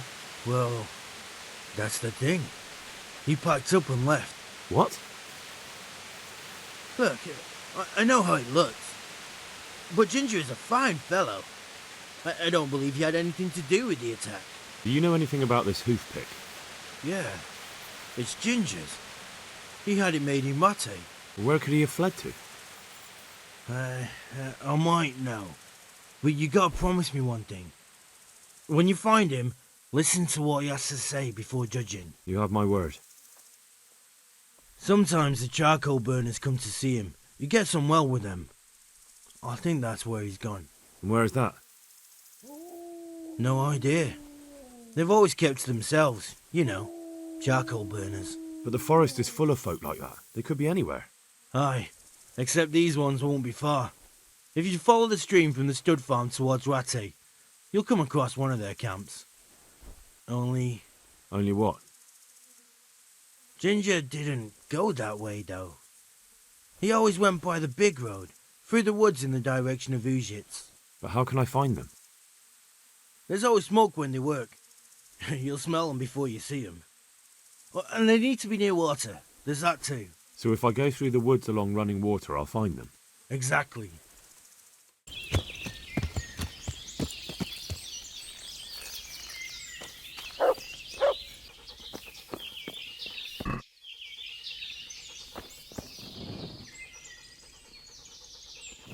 Jesus, you've led me a merry dance. What do you want from me? I want to ask you a couple of questions. Why did you run off like that? Where are your cronies? And why did you kill that bandit? What? Right, one thing at a time. Why did you run off in such a hurry? Because I was afraid they'd come back and kill me. Who? Those bandits, of course. To get revenge on you for killing their mate? Killing? Me? I never killed anyone. God is my witness. Why did you kill that bandit? What? Bandit? I never killed anyone. This is yours, isn't it? I pulled it from the belly of a dead bandit near the stud farm. That is mine, but I didn't stab him. That fellow took it from me. What fellow? I don't know his name, but he's from Uzhitz, and he has a limp. What can you tell me about him? How do you know him? I saw him a few times in the tavern in Uzhitz, playing dice and boozing. And? I know he lives in a house on the edge of the village, but that's all I know. I never talked to him. I'm looking for your friends. Where are they? The charcoal burners? They're over at the... To hell with the charcoal burners. Where are your bandit mates? They're not my mates. They nearly killed me. I recognized one of them, so I thought they'd come back and... Recognized? Who was it? Talk! I don't know his name, only that he's from Uzhitz and he has a limp. He limps and he's from Uzhitz. That's not much to go on, but I suppose it'll have to do. It's all I know. I never talked to him. And now tell me exactly what happened. And don't leave anything out. All right. I woke up in the middle of the night because I needed to go for a piss. So I went out. It seemed some of them didn't like it either. They started squabbling among themselves, and some of them started running back where they came from, right towards me. And I had that thing in my hand, the hoof pick. So you stabbed the first one in the belly? No. He ran right into me. He was running fast for a fellow with a limp. He pushed me aside and I fell on the ground. Then he told me I'd better lie low if I valued my life. And he ran off with the others. I did what he said and hid. Then the rest of the gang ran past. And then? Then I waited in case that limping one from Ujits came back. I didn't dare come out until I was sure. I think it was almost light. Do you know what they argued about? I didn't hear everything, but I reckon some of them were only there to steal and wanted no part in the killing. What about the others? Was there anything you noticed about them? I don't know. There might have been maybe 8 of them, and 2 of them were really big. That's all I can remember. That sounds terrible. I know exactly how you feel. If only I yelled. Maybe they... If you had, you'd most likely be dead. It probably wouldn't have done any good anyway. But still... There was nothing you could do. I've heard everything I need to hear, so I'll leave you be. Wait! What about me? Won't you help me out? Perhaps I could. What would you like? I'd like to go back to the stud farm, but those cutthroats who want to kill me are still around. Will you help me? They're out of the way. I ran into them on my travels. Really? That's great, but... What? I'm afraid to go back to the farm. I ran away, and God knows what they'll think about it all. I don't know if they'll even want to talk to me. Just try, and you'll see whether they drive you away or not. But if you explain it to them, they're sure to understand. I suppose you're right. Thank you for your help, and God bless you. Well, well. Look who deigns to grace us with his presence. I was looking for that boy, and... And you didn't bother telling anyone. I had to follow the trail before it went cold. And what if some bandit skewered you and left you for dead? We'd never find you because you told no one where you were going. How would I explain that to Sir Radzig, eh? I really don't know, my lord. He disappeared without saying a word to anyone. Never crossed my mind he wanted to get himself killed. Silence! Keep your ignorant mouth shut when I'm giving you the benefit of a veteran's wisdom. You do what I tell you, answer only when I ask, and not go roaming off whenever you feel like it. I'd like to kick your arse back to the castle and be shut of you. But it's true, you're a fucking peasant who knows nothing about soldiering, and it's my job to whip you into shape, so I'm not done with you yet. God have mercy on you if you ever try anything like that again. If you're lucky, I'll only have you whipped and clapped in the stocks, because if I get my way, you'll be hanged for desertion. I hope we've got that out of the way, and I've made myself absolutely clear. And now, let's hear what you have to report. Out with it, then. Ginger fled because he recognized one of the raiders. He was afraid they'd come back to silence him. Well, he was right. They were asking about him. So who did he recognize? He didn't know his name. Some fellow with a limp from Ujits. All right. Since you've gone this far, you may as well ask around in Ujits. We've enough to do here in these parts anyway. Sir Radzig will tell you about it. He said to send you to him if you haven't already been.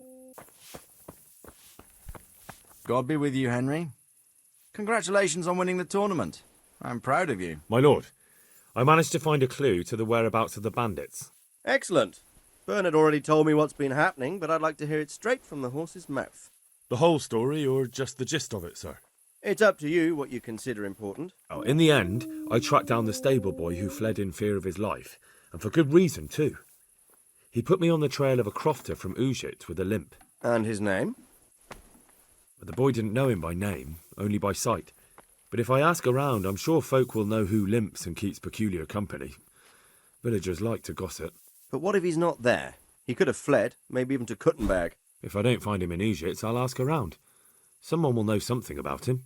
All right. Better go to Ujits then. Find this limping footpad and get the names of the others out of him. They have to face justice for what they did. I want to see them hang. Then bring him to me in Merhoyed and I'll decide on his fate. Certainly, sir.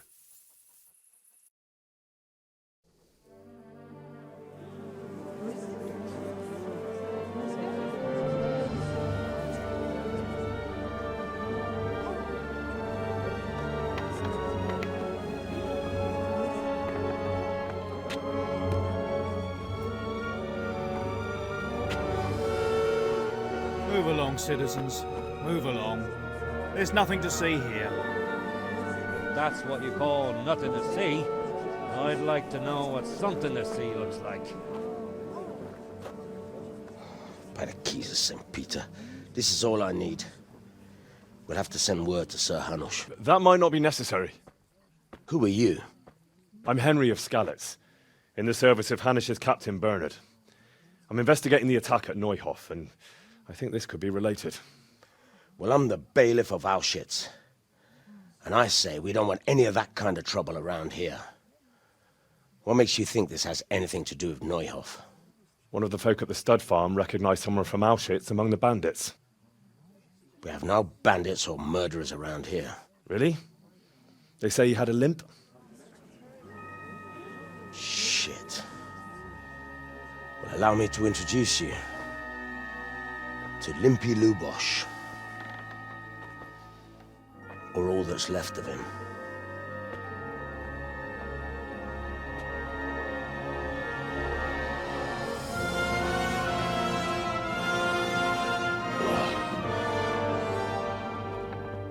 Sakra. Nothing's ever easy. I'll have to take a look around and ask a few more questions, if that's all right with you. You can take this mess off my hands and welcome to it. As for what else there is to find out, I don't know. But look and ask all you like. When did you find the body? And did anyone see anything? Just now, and nobody saw or heard anything. I don't know how they could gut him like that without someone hearing him scream. Who was Limpy Lubosh? A poor crofter and a scoundrel. Can't say I'm too surprised what happened to him. He kept company with all sorts of vermin. He was always getting into some kind of trouble. Punch-ups in the tavern and what have you. Did he have any kith or kin in the village? None. A loner he was. I don't know the last time I saw him with anyone. Do you happen to know where he was on the night of the Neuhof raid? I've no idea. He kept his distance from other folk, so you never knew if he was away or holed up at home. I'm sorry I can't tell you everything, but maybe we can work something out. But first I'd like to hear something about you, my son. With whom do I have the honor? Where are you from? I'm from Skalitz.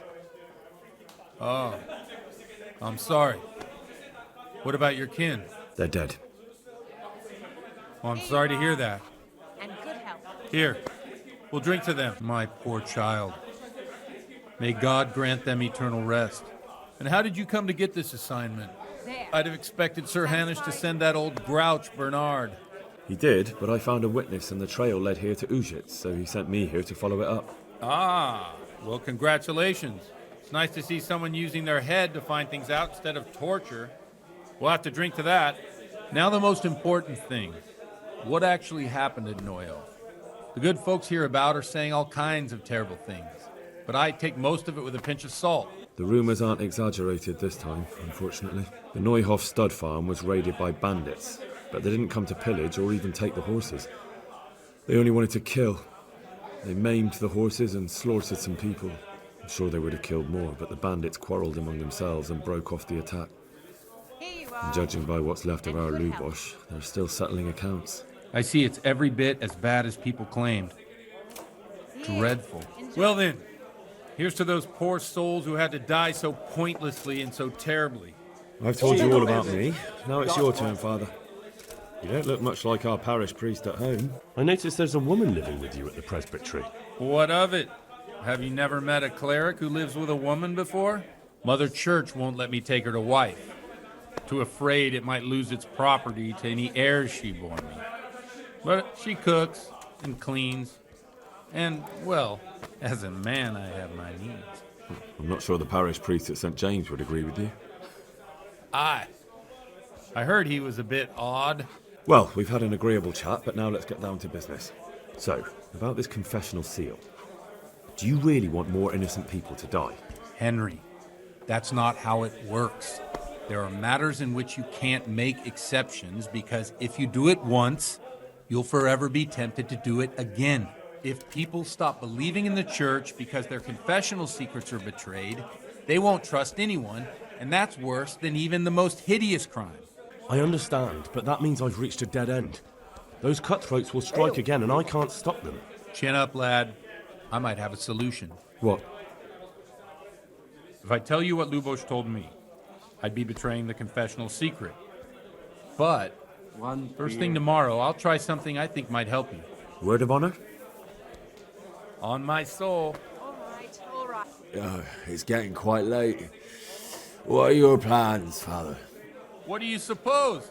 We have a drink, of course. Ah, that sounds like a good plan. I knew you wouldn't let me down.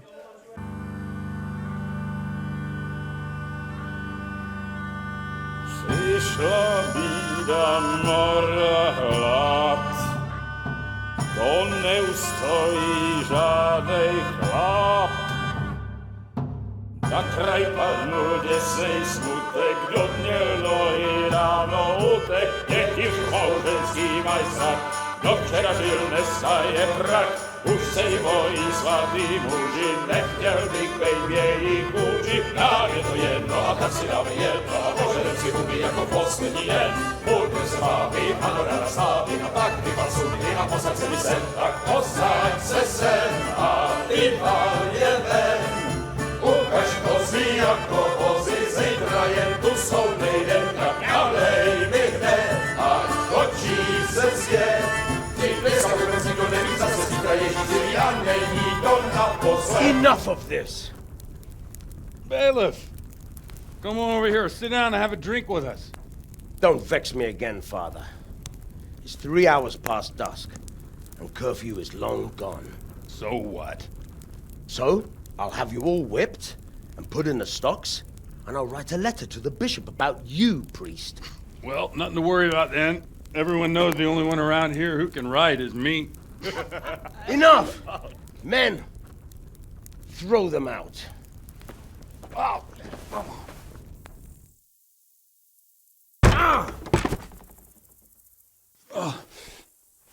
You looking for a fight? Henry, back me up.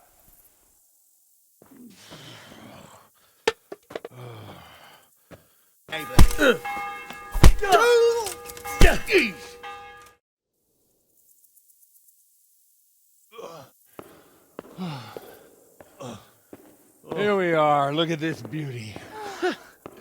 Oh. We can't do this, can we? Who says? Get ringing, wench.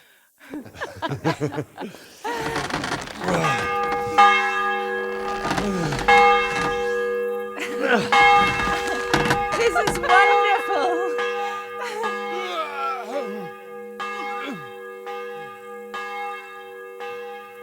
Ah, bloody oath. And now, my dears, comes the climax of the evening.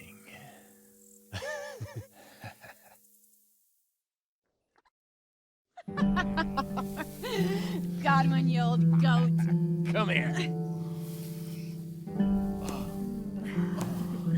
Oh.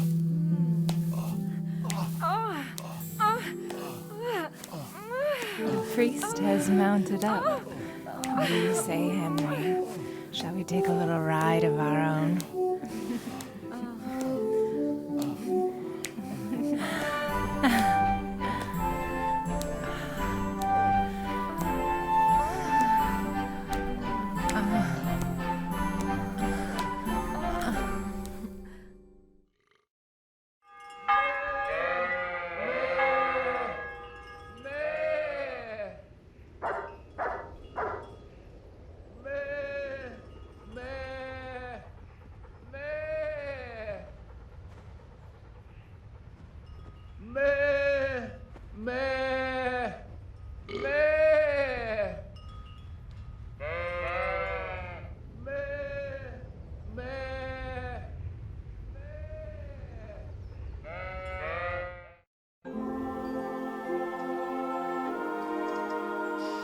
Well, I have to say that was a fine evening.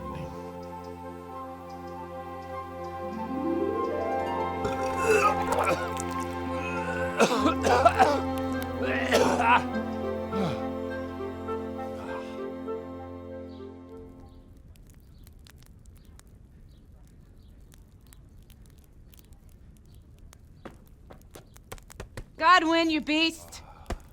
Get up! Do you hear me?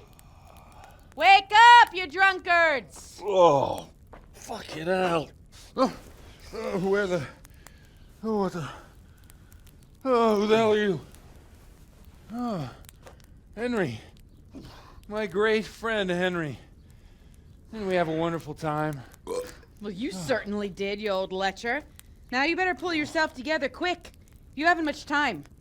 There's some water and something to eat on the table there, but if I were you, I would move my hairy arse before my flock eats me alive.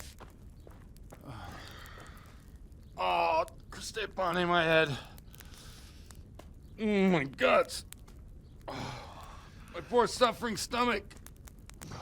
Oh, what was that woman on about? Wait, before my flock eats me alive. I've forgotten something. What have I forgotten? Where the fuck am I? What the fuck was it? Oh. Mass! Oh shit, I have to say mass. I gotta say mass. You have to help me. How? You're the priest. I can't do it in this state. Maybe the liturgy. But I have to give a sermon as well. Oh, this is a disaster. They're gonna excommunicate me. I'd like to help you, but you can. You can do the sermon for me. What?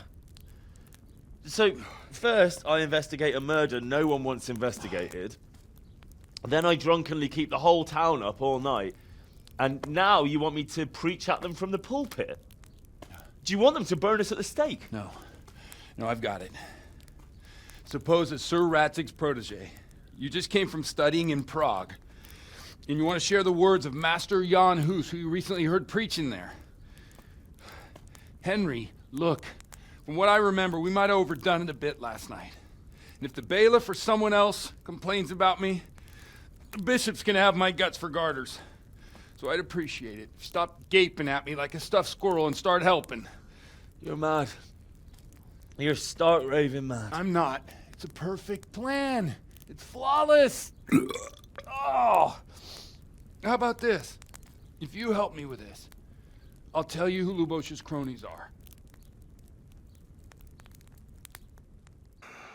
Well, all right.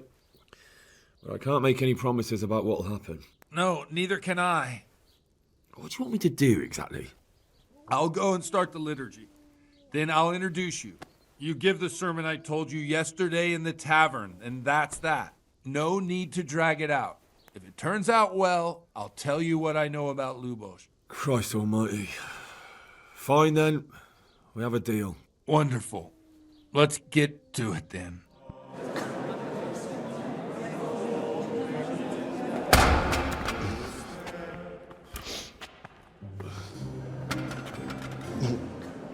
I thought he'd never show up. The swill dog. Look at him. He can hardly walk after his capers last night. You were with them, you beast. Just you wait. Look at him. Mother of God, any minute now he'll throw up.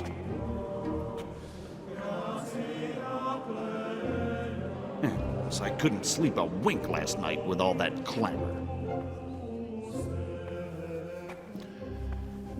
In nomine Patris, et Filii, et Spiritus Sancti. Amen.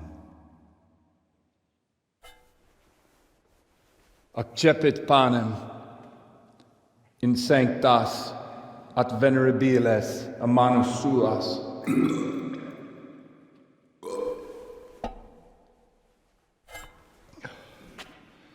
Hac facite in meam commemorationem.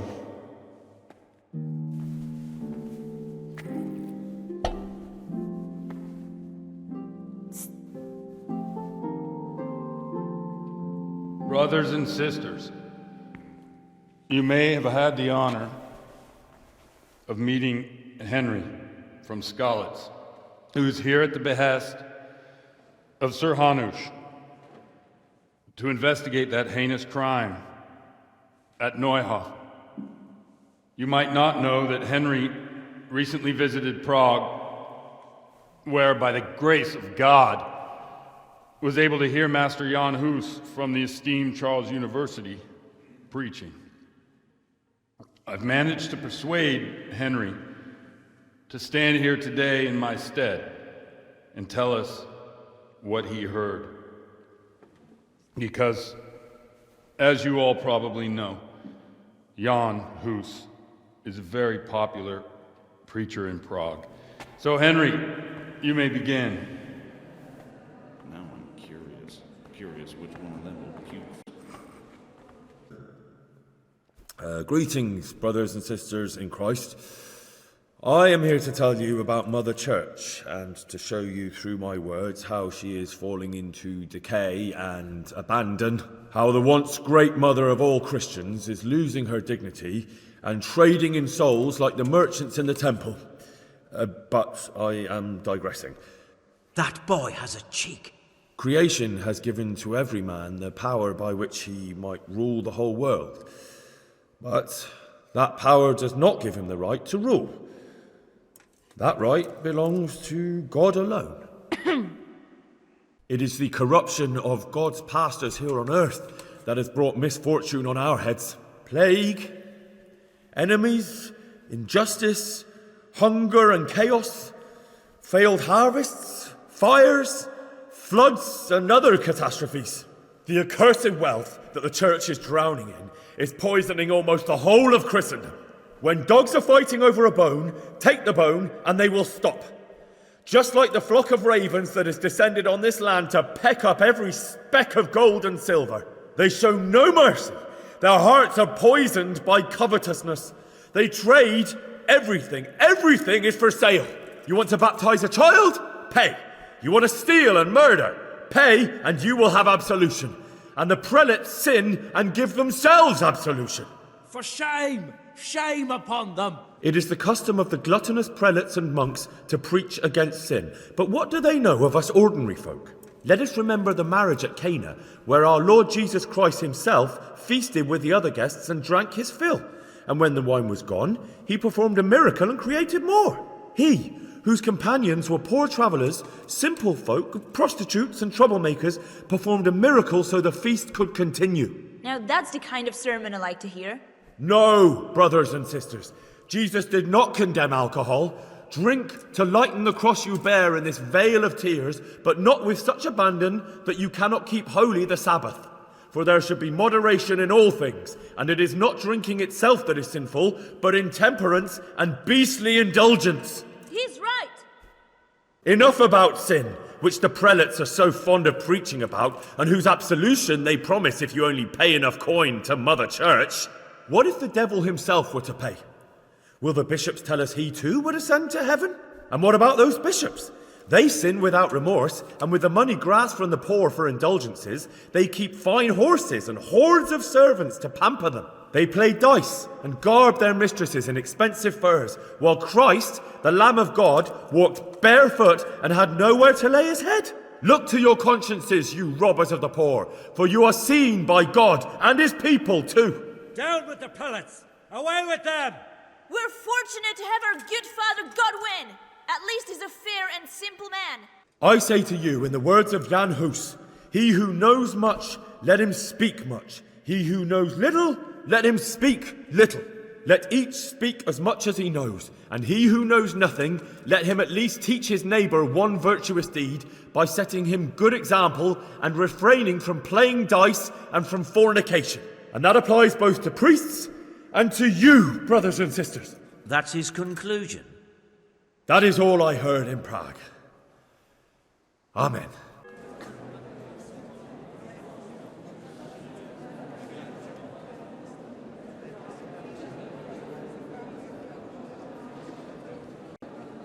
The lad spoke well, considering what a soak he is. He's right, that was. The young man shouldn't drink so much, but the Lord's given him a I'm silver glad he tongue. came here. I don't suppose I'll ever get to Prague, but he told it nicely.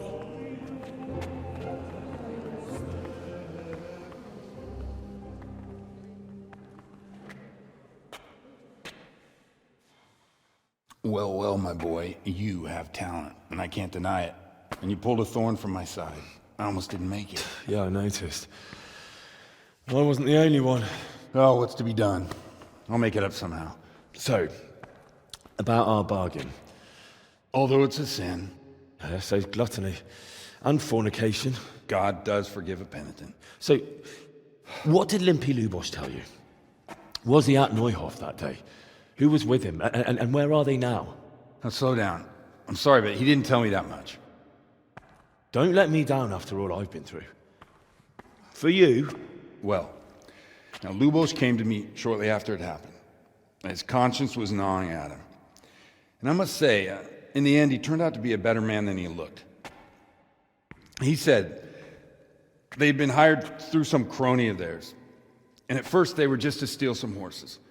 But then it all turned sour and people started getting killed. And neither he nor his cronies wanted anything to do with that. So they fell out from the gang and fled. Fell out? Yeah, there was a body found in the woods by Neuhof. That would explain something. Lubosh kept jabbering that he wasn't a murderer, that he didn't want to do it. So I know that Lubosh killed the murderer and he's dead too. The trouble is, I need to find the ones who are still alive.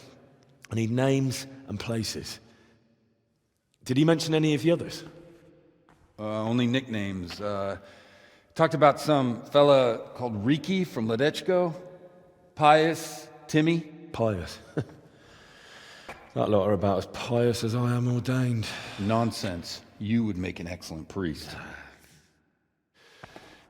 And anyhow, with your skills, you ought to be able to sniff out this Riki from Ledechko, right?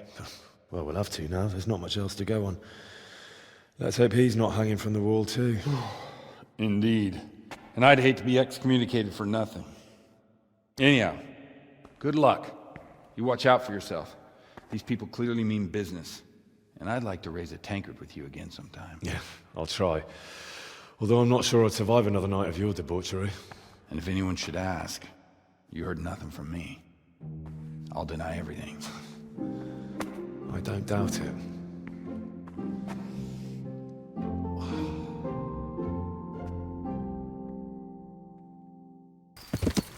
Yeah.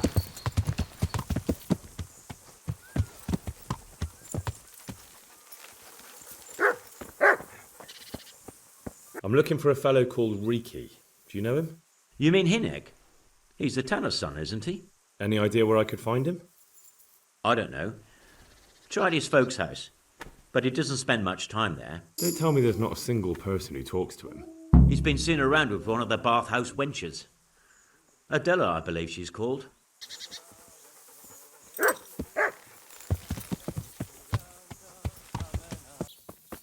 To preserve you, good night. Can I do something for you? Heard you've been seeing Hinek, the tanner's son. So what? Come to preach at me, have you?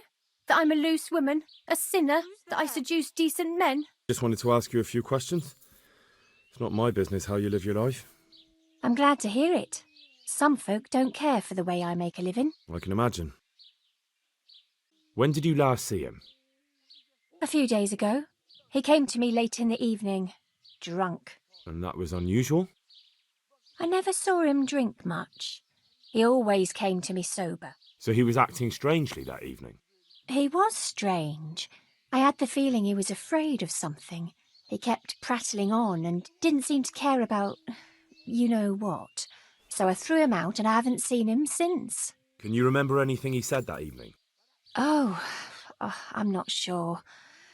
He went on about some fellow called Lubosh who died. That he was regretting he ever got into it, but he never said what it was. And that it wasn't worth it for the money. Aye, and then he was talking about the money. That was very odd. What did he say about the money? Just that he had a pile of it hidden behind his house. I see. What did you say to that? What could I say? He was drunk. He kept saying I was a fine girl and other harlots wouldn't go with him even for money. And if I wanted, I could even take half the money and leave. Or he'd go with me and we could get married and such. Oh, just poppycock. All right, thank you. What are you doing here? Jesus Christ be praised. I'm looking for your son. Any idea where he might be? I don't know nothing. Don't you at least know where he usually goes? It's important. Hinek shows up at home once in a blue moon, so I don't know nothing about where he gets to. Even if I did, why would I tell every Tom, Dick and Harry? Your son is about to get into deep shit. I'm trying to find him so I can warn him. That's nothing new. He's always up to his ears in it. But this time his neck's on the block. He got mixed up with some very dangerous people. I have to find him. All right. He was here a few days ago, but he left right away.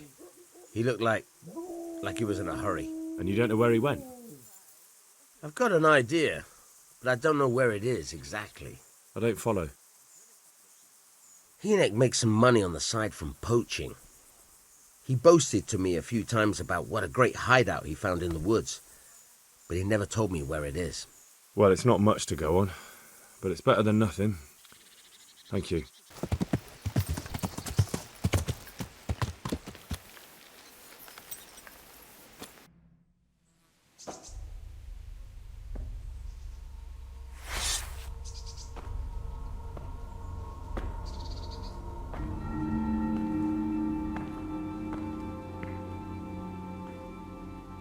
Jesus Christ, what am I to do?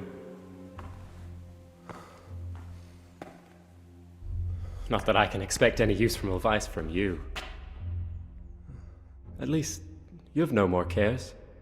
Need someone to talk to? Fuck! Don't kill me. I can explain. I won't tell anyone. I swear, I've no one to tell anyway. Just please don't kill me. I'm not planning to kill you. You're not one of Runt's men? No.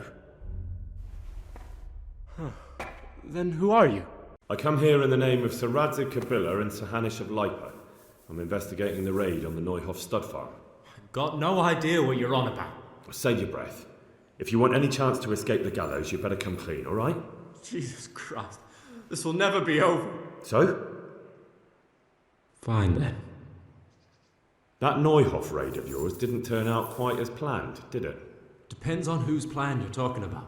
We were up to it to grab some loot and bugger off. Only Runt's cutthroats was there to shed blood. What do you mean, Runt's cutthroats? There were two gangs there, mine and Runt's. We was only there to steal, but they wanted to slaughter everyone. But when you realised what they had in mind, you didn't have to go along with it, did you? But we didn't know nothing, even though we were going to Neuhof. They told us to keep watch on the courtyard while they were cutting the horses' throats. Jesus, that fucking vexed me. Their horses was the most valuable thing there. When I spoke up, though, Runt gave me such a bollocking I knew I'd better keep my mouth shut. And when they said we was going to kill anything that moved, then we knew there was no going back. Who got your two gangs together? You must have made contact somehow, right? Pius. He comes to us and says he's got this prime job. We're going to rob a farm, he says. That was a big deal, because mostly we just did small stuff. A hold up on the road now and then, nothing fancy. When they told us how much we could make on it, well, we just couldn't refuse. So Pius knew them? I suppose, but I don't know where from. We even got paid up front. I should have known from the start it was too good to be true. That's all I need to know. So now what do I do with you? Well... Hey, over here! It's up the hill. Shh. Jake, tell the game. Shut up. He'll hear you. Oh shit. Runt's people. We've got to get out of here. They're too close. We'll never outrun them. Fuck! At least they don't know I'm here. The two of us can take them by surprise. No fucking way. I'm gone. Look here. If you run, they'll catch up with you and kill you. And me too. Together, we stand a better chance. Jesus Christ.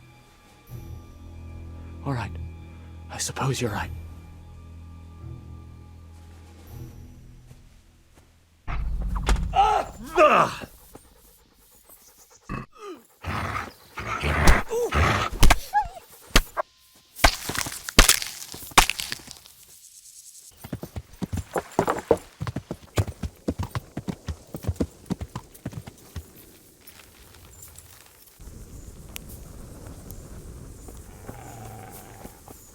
I'm looking for a colossus by the name of Timmy. I heard he works here. I don't know anyone like that. Listen, someone wants to kill him. I have to warn him. My God. So it's true then. That idiot's got himself mixed up in something dangerous again. All right, but not here. We'll talk round the back, behind the mill. He's hiding at the Colburn farm, over by Merhoyed.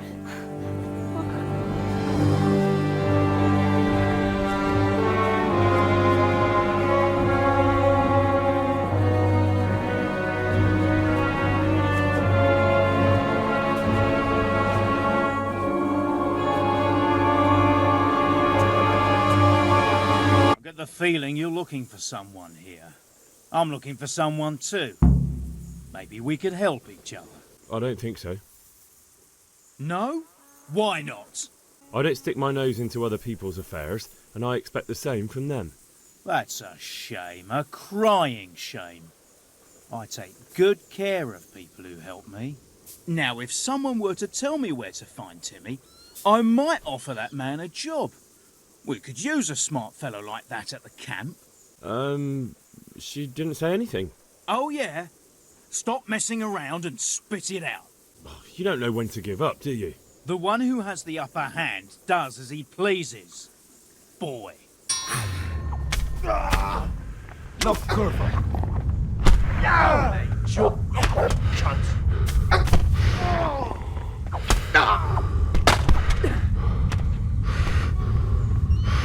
I'll slaughter you.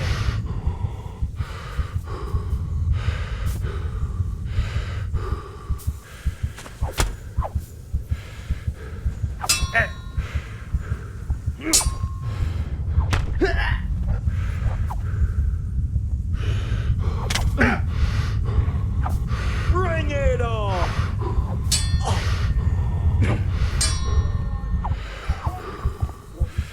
Way off. Is that all you've got?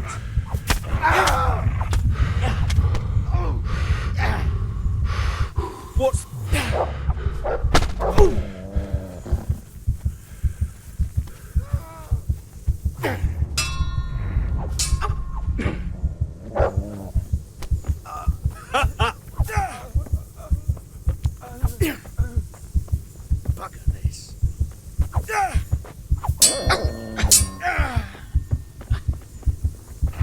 This won't take long.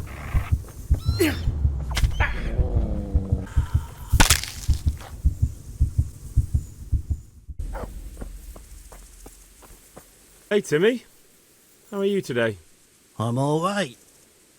Have we met? We have now. Huh? Oh, shit. What do you want? It wasn't me. I didn't... I mean... Shit. I saw what you did at Neuhof.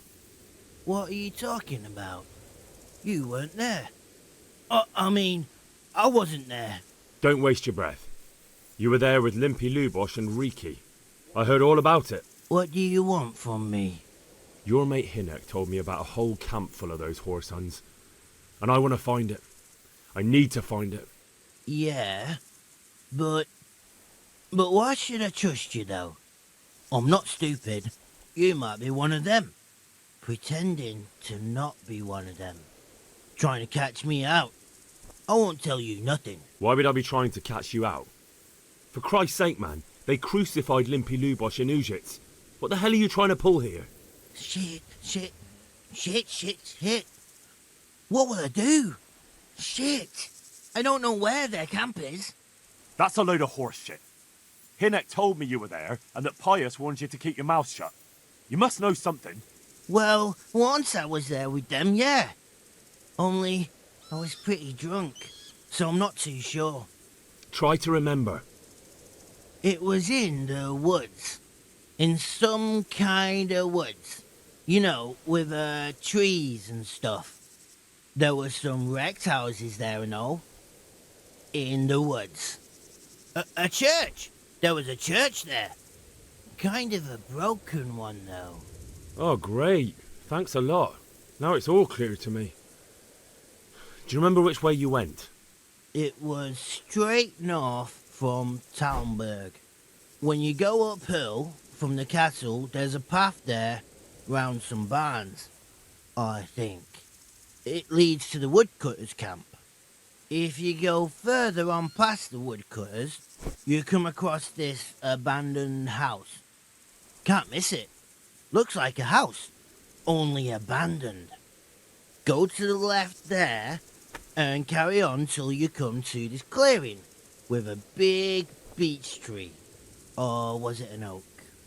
You go left there again. There's this narrow path and you go straight along there. Sometimes it splits up. You just keep to the left until you come to a crossroads by this big flat rock. You keep straight on there. After a while, you'll see a bridge. And it's right there. Easy as you please. Better than nothing, I suppose. But you won't tell nobody about Neuhof, right? You promised. Oh no, bugger. I meant to make you promise, but I forgot. You took part in that massacre, Timmy. People got killed and the farm was burned down. You can't expect to get away with it just like that. Come with me to Rattay. They'll know what to do with you there. No. I won't go anywhere with you. They'd hang me. What do you expect? That you can join a gang of robbers to go thieving, murdering and burning and nothing will happen to you? Come with me, and at least you'll die like an honest Christian. Never. You might as well kill me here and now. Well, the Lord sees you, so who am I to judge you? Your sins will come back to haunt you yet.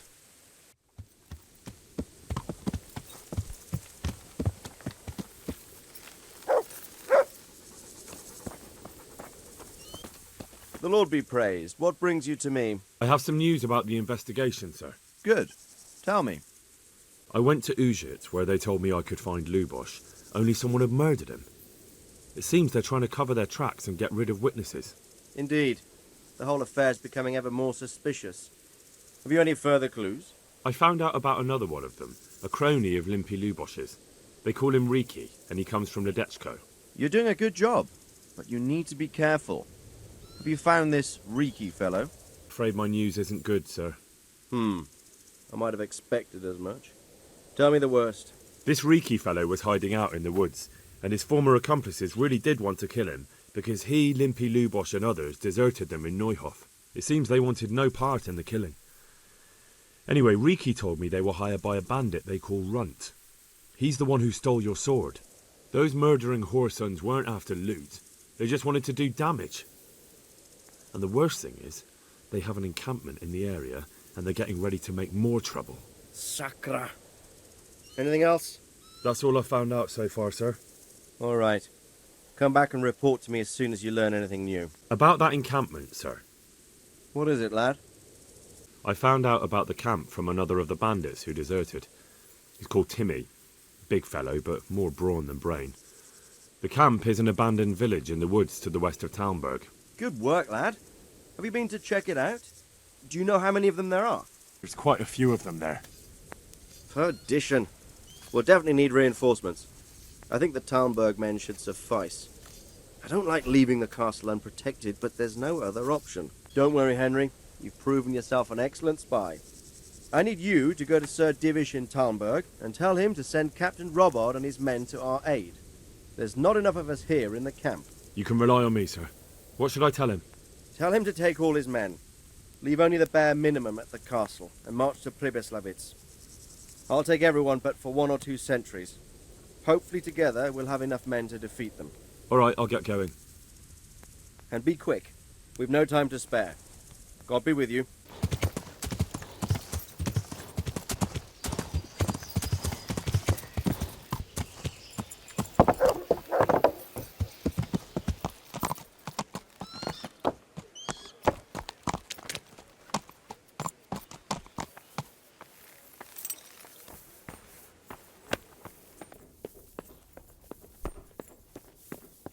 Sir Radzig sent me with an important message. He asked for reinforcements. He needs more men? What's going on? The bandits and humans have set up camp in Pribislovitz. They're preparing for something. Sir Radzig wants to mount an assault on them, but he doesn't have enough men. Hang on. Easy now. From the beginning. What happened? I managed to track down the camp of the bandits who raided Neuhof. But it's not just a gang of brigands, more like a small army in a fortified encampment. I don't know what they're up to, but I'm sure they're getting ready for something, and Sir Radzig wants to destroy them before they get a chance. So it's worse than I thought. But Sir Radzig is right. We should do something about them before it's too late. I'll send my soldiers. Sir Radzig said to take all your men and leave only a minimum guard at the castle. What? Everyone? There really are a lot of them, Sir Divish. He's leaving the camp almost empty, too. We're to go and join his people in Pribislovitz and mount an assault together. All right, then. Sir Radzig knows what he's doing. I'll muster the men and send them with Captain Robard in command. Would you lead my men there right now? Yes, sir. Radzig. I'm glad to see you, Captain Robard. I hope Henry's explained everything to you. He did, but I find it hard to believe. Who could possibly put together such a significant military force, and right under our noses? We'll just have to find out, but I don't think we will until after a battle. If we don't deal with them now, who knows what they'll be capable of in a week or two. I agree entirely, my lord. What's the plan? Right, lad. We're almost at the place you described. Now we'll have to advance cautiously. I need you to tell me how it looks around the camp so I can decide which side to lead the attack from. Sir, that's a big responsibility. I don't think I should... I asked you a question, boy. You've been there and seen everything, so speak up. There are 3 ways to get in. Directly along the straight path to the camp, the long way round through the woods and over an old weir, or by a narrow bridge over a deep ditch. Let's start with the direct route. That sounds like the easiest approach. How does it look there? That path leads round their battlements. It's fortified and patrolled. The chances are they'd shower us with arrows on the way. It's a good thing you're here, Henry. We'll have to try another way then. What about the approach through the woods and the weir? I don't like the idea of marching such a long way over rough ground, but if it's the better option... It's a long way through the woods, and there are patrols there as well. They'll call the alarm before we reach the camp. I thought so. What about the last approach, over the bridge? It's a bit narrow for my liking. It's narrow, all right, but once we get over, we can quickly occupy the best ground for a battle. We only have to take down a few archers. The battleground sounds inviting, but that bridge and the archers, it's not an easy decision. Each option has its pros and cons. I try to answer to the best of my ability, sir. And you'll be suitably rewarded for your efforts. From what you say, the route over the bridge is the best option. If we're fast, we'll have the advantage. With the help of God, we'll win this day.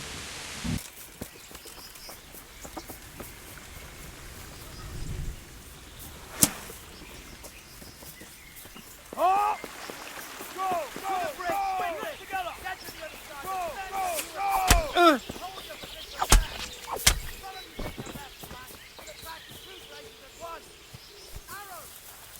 Not another step!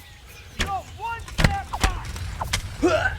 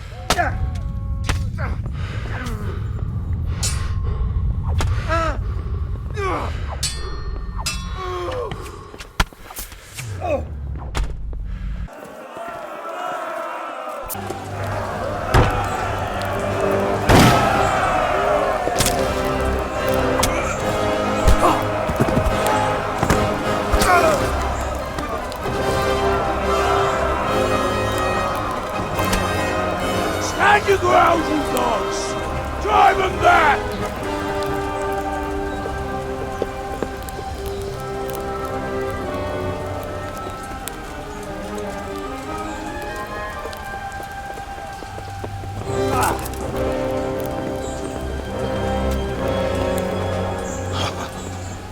I will cleave you in two, you bastard. You tried before, and yet here I am. What? Who the hell are you? You don't remember me? I remember you, though. Now, where's my fucking sword? What the fuck are you on about? What's... Hang on. You're the... Fuck me. I thought we left you to the crows. Tough little fucker, eh? What did you do with my sword? Judging by our last encounter, I'd say you made a big mistake on you. Where's my fucking sword? But then again, maybe you've had some practice. I hope so. Because last time was too easy.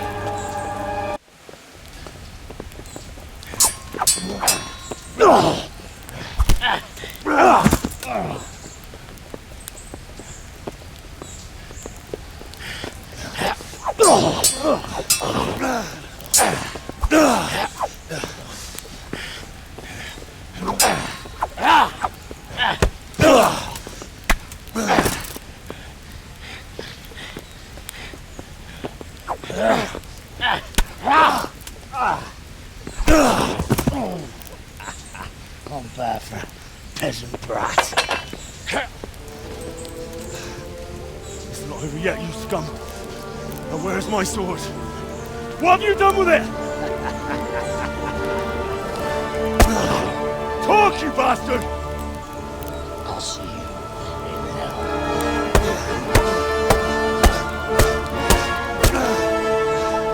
Tell me, do you hear me? Tell me what you've done with it!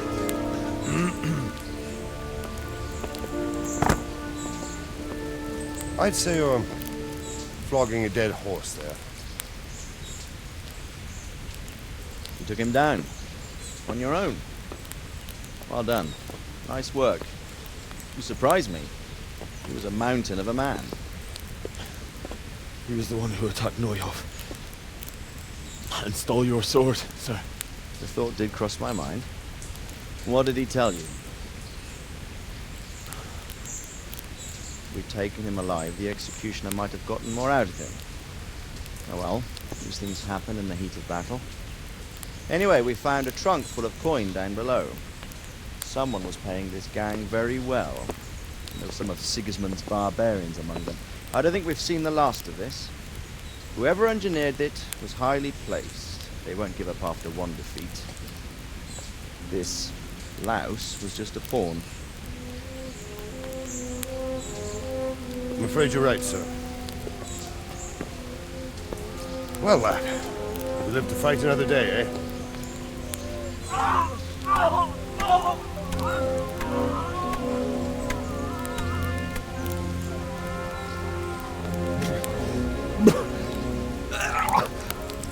That's the fear leaving you, lad. Let it go.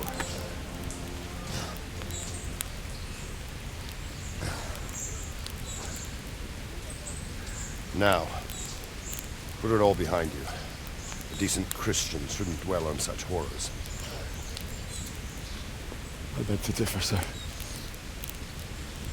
I never want to forget this. The time has come for those whoresons to pay for what they did to us.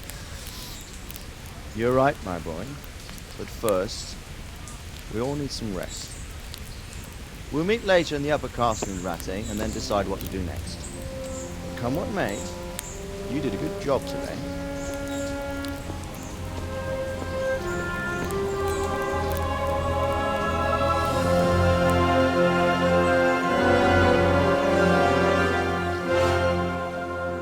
I will make you pay for this. It's time for the next part of our plan. Give the word. Yes, sir.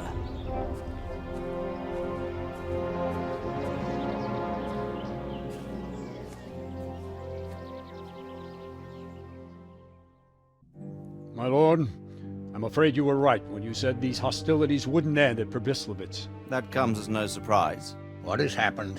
The men reported 2 more attacks today. Ah, Henry. I'm glad you're here. It seems like we'll have another task for you. Come and join us. My lord. Greetings, lad. The bandits raided a few remote hamlets, but that's the least of our worries.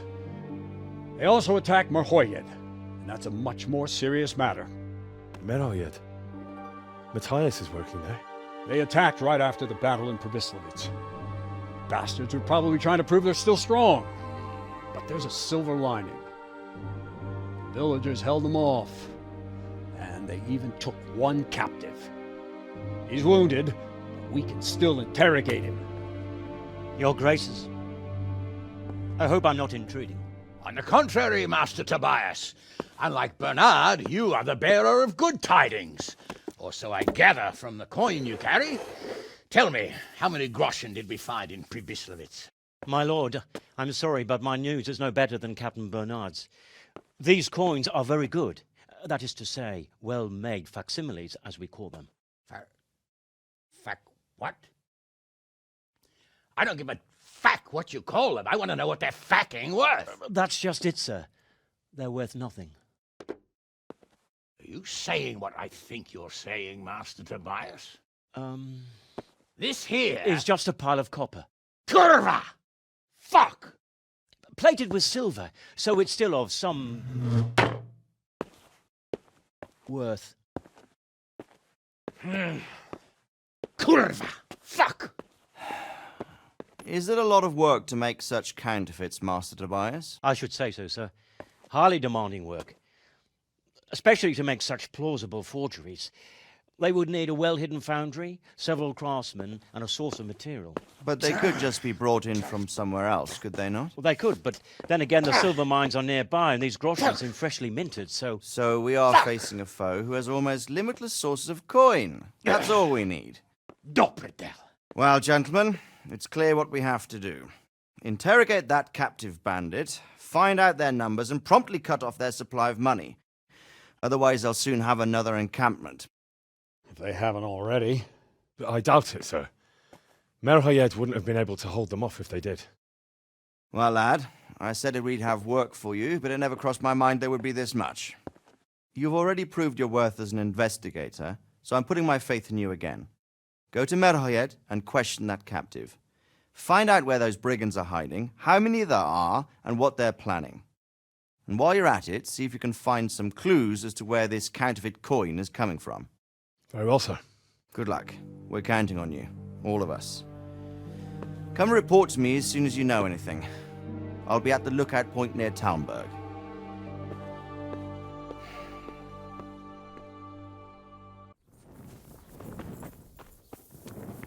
Welcome back to the land of the living. Who are you? My name is Henry, and I'm investigating on behalf of Sir Radzig Kobyla. Oh, I see. You'll have an easy job with me, boy. How so? I won't give you any problems. That's sensible of you. I'm a sensible man. Only I'd like to get it over quick and not keep the Ratte executioner busy too long, if you catch my drift. I understand. What do you want to know? Everything. First, tell me who's behind all this. Who do you follow? I follow the coin, lad. We all do. That's not news to me, but who pays the coin? I got my pay from Runt, like all the men in Pribislovitz. And Runt got his money from the chief, and the chief had the coin minted. Who's the chief? The bandit leader? Bandit? If he heard you say that, he'd have your head on a spike. That's the kind of man he is. Nobody knows much about him, though. Only that he ain't Czech. So the chief is in command of all these operations? You could say. I'd say you're looking at it all wrong, though. How's that? You ask who's in charge and who answers to who. Only this ain't some noble court. There was all sorts of gangs in Pribislovitz, big and small. Robber barons who had their own brigades calling them my lord, and common footpads who hadn't a pot to piss in. Men came, men went. Lots of squabbles, the occasional murder. Old cronies and old rivals were meeting. You know what I mean? I suppose so. It was one big muddle. The main thing was nobody asked questions. I didn't give a damn who the chief was or what he had in mind or whether he had one ball or two. All I was interested in was the coin. Uh-huh. Where's that chief of yours now? I've no idea. After Pribislovitz, he ordered us to raid Merhoyed, but he wasn't with us. He went off who knows where. I don't reckon he'll be out of your hair for long, though. So he's a foreigner? German? Don't think so. For sure he ain't Czech. And he's got plenty of coin. I'd stake my neck on it. He's got noble blood in his veins. Judging by how he looks? More by the way he talks. Any man can dress up like nobility, but he spoke all la-di-da, like a lord. So you knew the coin was counterfeit? Course I did. I brought those groschen to Pribislovitz, along with a few other things. Did you? And where did the forgeries come from? Like, where were they made? I don't know. Some merchant by the name of Menhart gave them to me. We used to meet at the charcoal piles near Rovna, by the crossroads there. As it happens, I'm supposed to be meeting him there about now. So Menhart's waiting there? Might be, might not. He could have heard what happened in Pribislovitz and decided not to show. Who else knows about the money? Apart from the chief, Menhart, Runt and me, there was a few others. The men got some real money too, with the false stuff. It'd be suspicious if they only had freshly minted coin.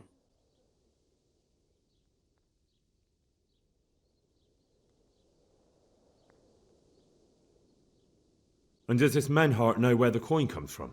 How should I know? To me, he's just another link in the chain. I deal with him, and I never ask who he deals with. Just like he knows nothing about me. I see. So I suppose there's no point asking you if you know any more about him. It'd be a waste of breath. All he did was give me the coin, and then we went our separate ways. You said you used to bring other things. What were they? Letters. Menhart would give them to me for the chief. This time I was taking an answer back to Menhart too. Have you still got that letter? Aye. The yokels round here ain't got much interest in correspondence, apparently. Give it to me then. I'd be delighted. I already told you everything I know. That's for Sir Radzig to judge. Henry! I think old Straw's come for the brigand. Step back from that Eden, young fella! But you can't kill me! Not just like that! Shut the fuck up, you weasel, and keep it fucking shut! You don't even get a say! Calm down, Straw. He won't escape justice. After all, he's... Don't stand in my way, Melikar! Let Henry decide. He's the one who saved his life. Let's talk about it. To hell with that! That horse will kill my boy! He won't leave Merhoyed alive! I understand, Straw, truly. I lost my parents. They were slain in front of my eyes until the day I die. I'll never forgive myself for doing nothing to save them. What of it? My parents are dead too. My father was kicked by a horse and took 2 weeks to die of it. But to outlive your own child, you don't know what you're talking about. That bastard is going nowhere. Listen to me, Straw. That isn't going to help anyone. You're a decent man, not a killer. Think of your wife. And where's the justice in it? My boy cut down in his youth. Didn't even have a chance to marry. And that cutthroat swine left walking the earth. Do you really want to defy your lords and masters? If I have to. That son of a whore deserves to swing. If you don't have the balls for it, step aside and leave it to me. I've got no time for your drunken babbling, Straw. That bandit is going with me, and if you try to stop me, you'll get hurt. Is that clear? So that's your justice, is it? This fucker killed my boy, and now you want to kill me instead of him? A fine fucking argument. You can all go to hell.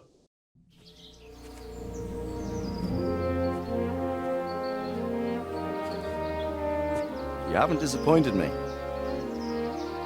Nothing against Bernard, Robert, or any of those others. But none of them could find out as much as you. At least not without beatings and torture. And that doesn't always work. You're a godsend, lad. Thank you, sir. Now go and find out who's behind everything, and then we'll deal with them. Yes, sir. Sir. What is it? Sometimes I ask myself what it all means. Why does God allow such things to happen? All this slaughter and revenge, over and over. It's a hard question. I'm no theologian. But long ago I came to the conclusion that the only thing that makes sense is that it's all a trial. Life is one long series of problems to solve. The more you solve, the better a man you become. I never thought about it that way. Well, just look at the pampered ones who have no concerns in life, like young Lord Capon, for instance. I shudder to think how he will rule when his time comes. Tribulations spawn in life over and over again, and we must stand our ground and face them. So, I go to Sasso and solve this one. You can rely on me, sir.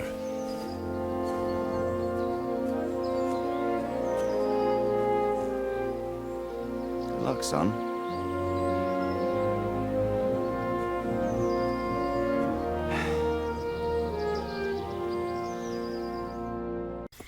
Someone was wounded here.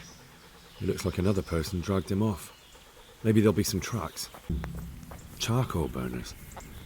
Someone must have seen or heard something. Good day to you. What do you know about the wagon that's been ambushed at the crossroads? I haven't a clue what you're talking about. Really? Yes. Is that a problem? Do you have any idea whose wagon it was? I don't know. And I don't care. Well, I'll tell you. I'm sure you've heard of the gang that burned down Neuhof. Possibly. And poisoned the well in Merhoyet. They're the kind of men you don't want to get on the wrong side of. I didn't get on the wrong side of them, though. Did I? The opposite. Actually, we helped them out. And I didn't even know who they were. What happened? Let's just get this straight. We didn't ambush anyone. And what were you doing at the crossroads then? We were just passing, and we saw the wagon. So we took the sacks. Just the sacks? What about the trail of bloodstains leading to the camp? I was just getting to that. We also found one wounded man. What am I saying, wounded? The fellow was hacked like a martyr in some holy picture. He begged us to hide him away. So you have him here somewhere? Is he still alive? The fellow has quite a will to live. I'll give him that. Where is he? We've locked him away in the shed. There. I want to talk to him. Here. Take the key. Thanks.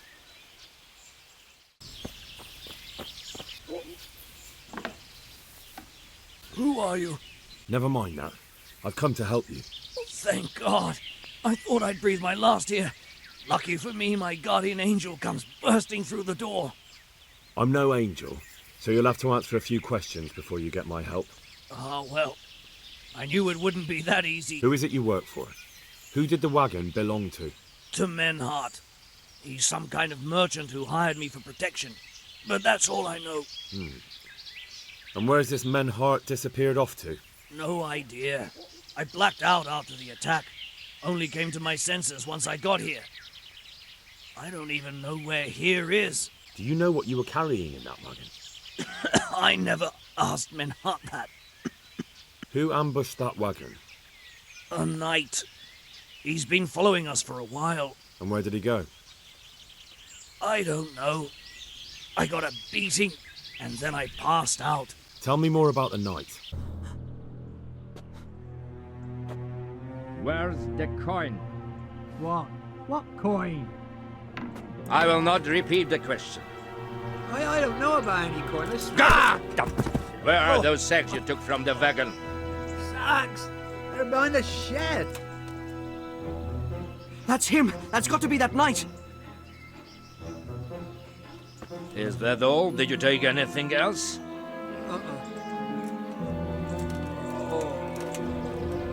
Fuck! Stop!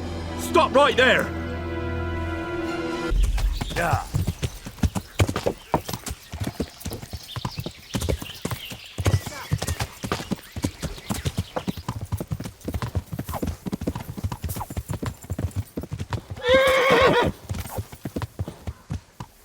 Heel.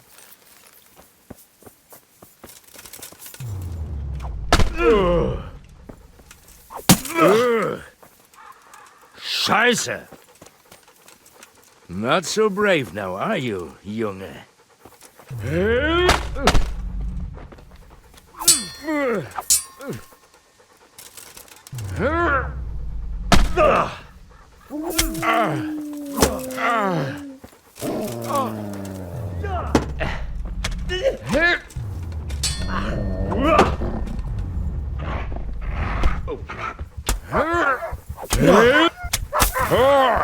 Well,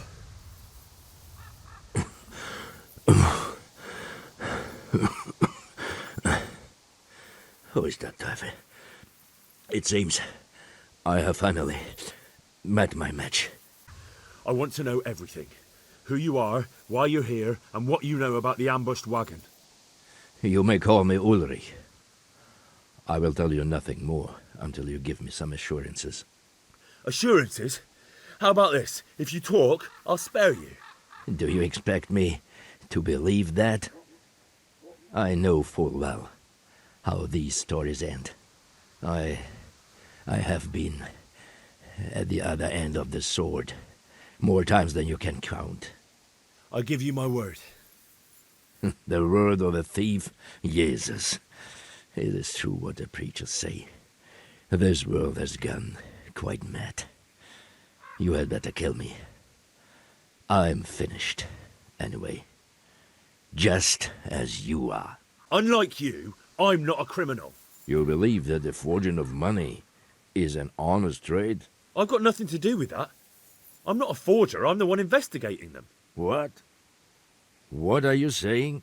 I'm in the service of Sir Radzig, Governor of Skalitz and Royal Hetman. Then we have something in common. I also am here under orders from above. From who? Perhaps you might sheath that weapon, so that we may talk eye to eye.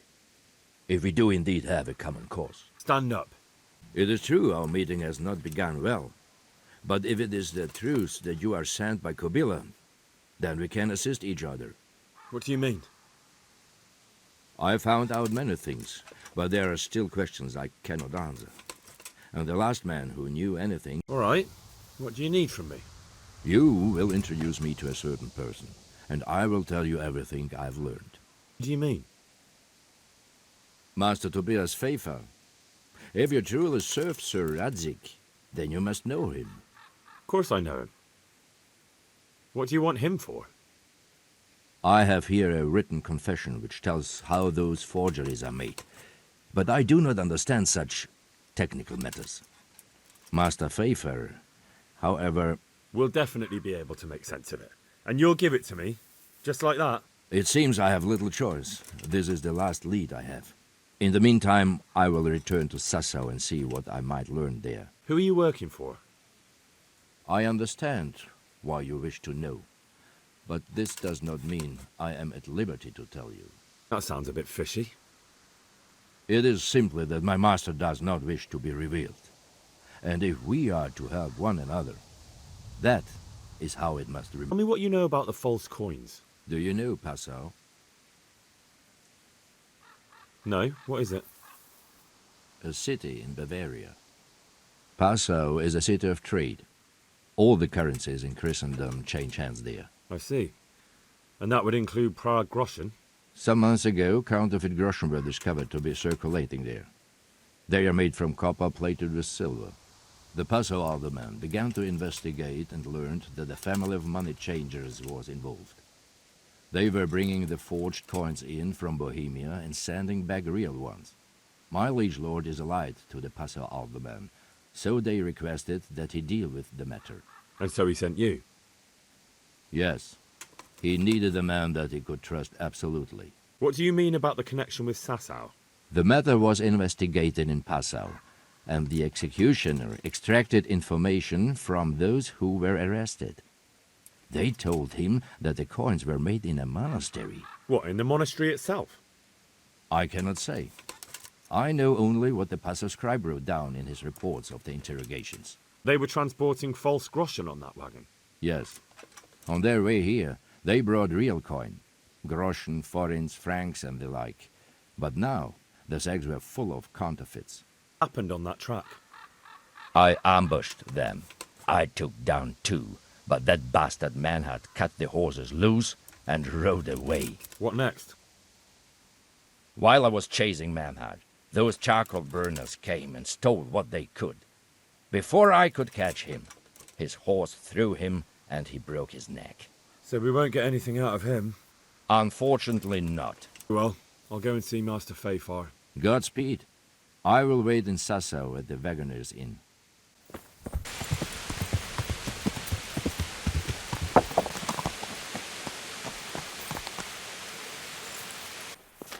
Hear about the mine. Excellent.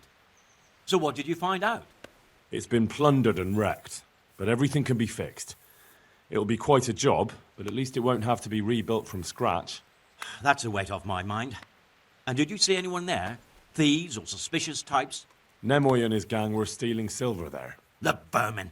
I thought as much. Did you bring him here? I tried to, but he was having none of it. He didn't want to burn, so he tried to kill me. Well, I'm glad he didn't succeed. But now I won't be able to find out anything. Oh, well. Can't be helped, I suppose. Master Fayfar, I need to speak with you. I found out something about the counterfeit coin. Did you really? Do tell. Close to Rovna, I came across a wagon that was transporting the false coins. Unfortunately, I came too late. The carter and his men were dead. Damn and blast. Do you know who did it? Yes. A certain knight turned up there. Turned out he was also after the forgers. Well, that is indeed unexpected. Tell me, what did he say? His name is Ulrich. He looked like a knight, but he refused to show his master's colours. Ulrich, you say? Could be anyone. Can you describe him? An older man with a moustache. But for all his grey hairs, he seemed pretty tough to me. Doesn't match anyone I've heard of. But then we don't even know if Ulrich is his real name. He gave me these documents to show you. He seemed to think they prove he was telling the truth. They're the records of the interrogations in Passau, and some other things he said you'd understand better than him. Let me see. We, the aldermen of the city of Passau, interrogation held this day, put to pen by the questor. The place of origin is a monastery in the land of Bohemia. Which sadly confirms my suspicion that something underhand is going on in Sassau. Coin assay report. Copper core coated with amalgam. But this is interesting. Here's an outline description of how the forgeries are made.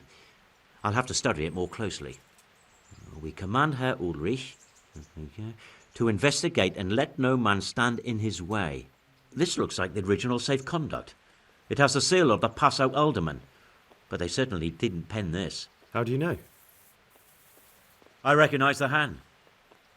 It's a Clement of Kaplitz, the high scribe of the Rosenbergs, a family in South Bohemia. Burgrave Henry III is a great rival of our King Wenceslas. What does all this mean? Well, it certainly explains why your knight is so mysterious. Anyway, we should be careful. And we shall begin our investigation. The documents show they use silver amalgam for coating copper fakes.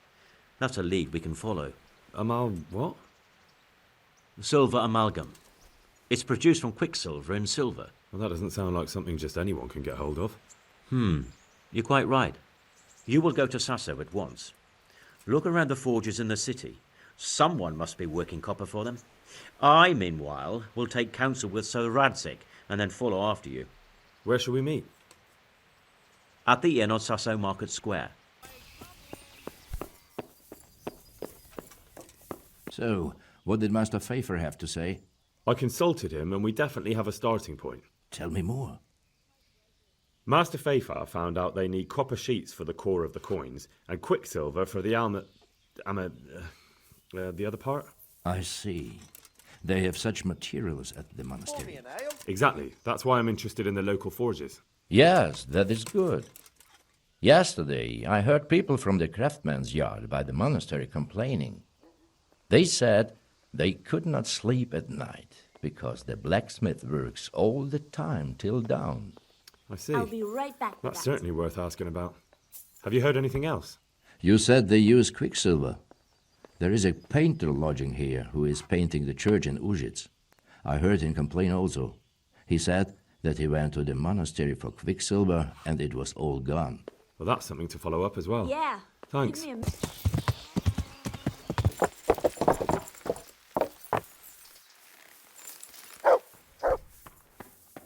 I'm honored that you should come to me. Do you have any quicksilver in stock? Who's asking? I'm here on behalf of the master fresco painter. He said you sent him away empty-handed 3 times already. Then I don't have any. That sounds almost as if you don't want to sell it to me. It's not that I don't want to. It's that I can't. Can't you? In the Sasau monastery? That seems unlikely. It looks more like you're lining your own pockets to me. I wonder what people would have to say about that. It's not. I'm not. Oh, shit. Get to the point. They came for me at noon. Directly to the office. The overseer was somewhere on his rounds. Some night it was. Without a crest. Armed. He called himself Sir Radzig, and he had a lackey with him called Rapota, a scruffy fellow with a yellow cape. Always whistling he was. They told me they wanted all the quicksilver we order for the monastery. Of course, I told him that wouldn't be possible. And then what? Did they threaten you? Not at first. They tried to bribe me, and when I refused, they started threatening. What did they threaten you with? They said they know people in the monastery, that they'd have me thrown out and beaten for stealing. And you had been stealing? I mean, before then? You know how it is. I work my fingers to the bone and they pay me a pittance. So they knew about you? Yes, they knew my name, everything. How did you hand it over to them? I take it up the hill behind the monastery here. There's a big tree there with a small chapel underneath. Sometimes Rapota is there waiting for me. If not, I leave it there. Very well. Thank you. Are you Rapota by any... Pardon me? Do we know each other? No, but I'm hoping to change that. Well, I don't have much time right now. I'd best be off. It'll only take a moment. All right then. What do you want? I know you buy quicksilver for those counterfeiters. It seems there's no point making excuses. None. Now tell me where their workshop is. Of course. That will be the best solution. So? Let's leave it for another time. Paris that'll make you and your family happy. So, are you ready to talk? I will. Just don't hurt me, please. What do you want from me? Tell me where the workshop is. Don't worry. Your master won't be punishing you for betraying him. You're both going to have too many other problems. It's in the Skullets mines. That doesn't narrow it down very much. On the eastern side of Skullets Hill, there's an abandoned mine gallery. Well, it used to be abandoned. Now there's a small camp in front of it, and the workshop is inside. Who is your lord? Sir Radzig of Ronov. That's what he calls himself, although Ronov Castle's long gone. What happened to it? Ronov used to belong to Vincent, Count Lichtenberg. After his death, it fell to Margrave Jobst, and he had it pulled down. He knew full well that Vincent's vassals would resist him. Why? Everyone knows that when a lord dies without issue, the king can confer his estate on whoever he pleases. But Vincent had descendants. Ronov only fell to the Margrave because he declared them all illegitimate. All because Vincent had refused to fight for him against Sir Prokop. Sir Radzig led a revolt of the vassals, but Jobst rounded them all up. Only Sir Radzig got away. Since then, he's become the scourge of the domain. So who's Sir Radzig working for? Don't tell me he just took it into his head one day to start forging coins. That's not for me to know. Sir Radzig was on speaking terms with various lordships. Such as? We were often guests at the monastery, but I slept in the hayloft, so I heard nothing. And apart from that? In the camp, you'd occasionally see a Hungarian nobleman, but I don't know what he was doing there, or who he is. I think I've heard enough. Can I ask you something? Yes? I don't want to hang. It's a horrible death.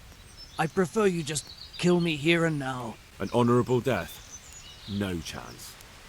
It's the dungeons for you, and the sort of punishment a counterfeiter deserves. Don't worry. In time, you'll be glad of the gallows.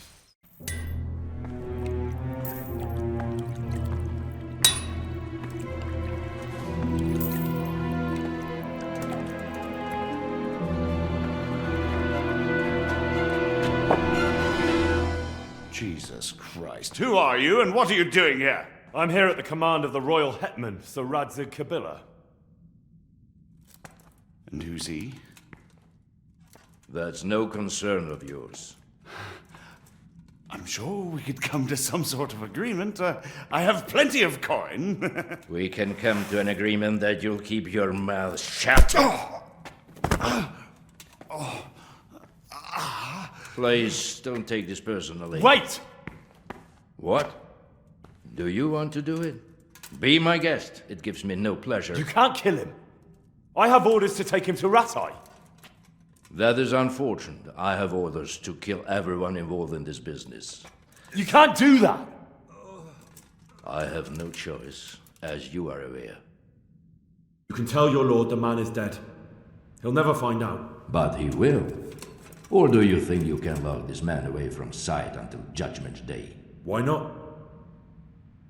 Do not be naive, boy. Look around you. This land swarms with rats and snakes, especially now. There is no secret that is not for sale. If I let you have him, my own head will be on a spike before the month is out. You don't have to go back to the Rosenbergs. How do you know about the Rosenbergs? Master Fayfire recognized the writing on your letter of passage. Just as I said, there is nothing safe from prying eyes in this land.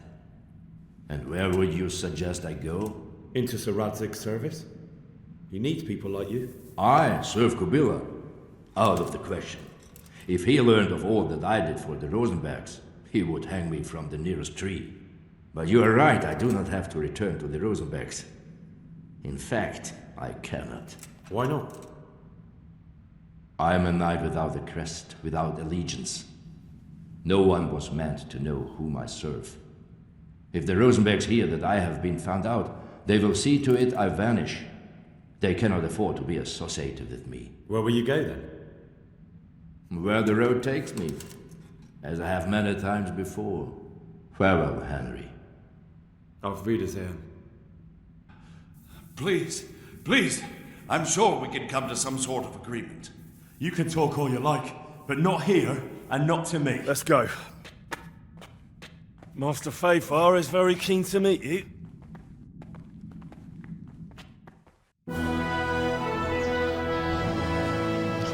Good work, Henry. Thank you, Master Fayfire. It wasn't easy, I can tell you. I'll take some men and have a good look around there. And what should I do? You should get some rest and go to Rattay. In the meantime, Sir Radzig will have this wretch questioned.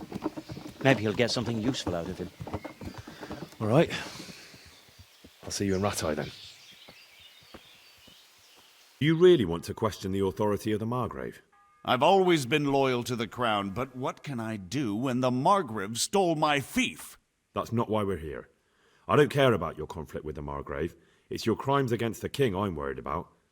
The king you say you've always been so loyal to. Very well, ask me anything you want. I won't be obstructive. What I want to know most of all is who's behind it. Who are you making those forgeries for? Do you think I couldn't have handled it all myself? I'm not trying to insult you. It's just not a job one man could do alone. All right, the way it began was I was short of coin, as usual. So I let those crimps in Sasau recruit me. Recruit you into what?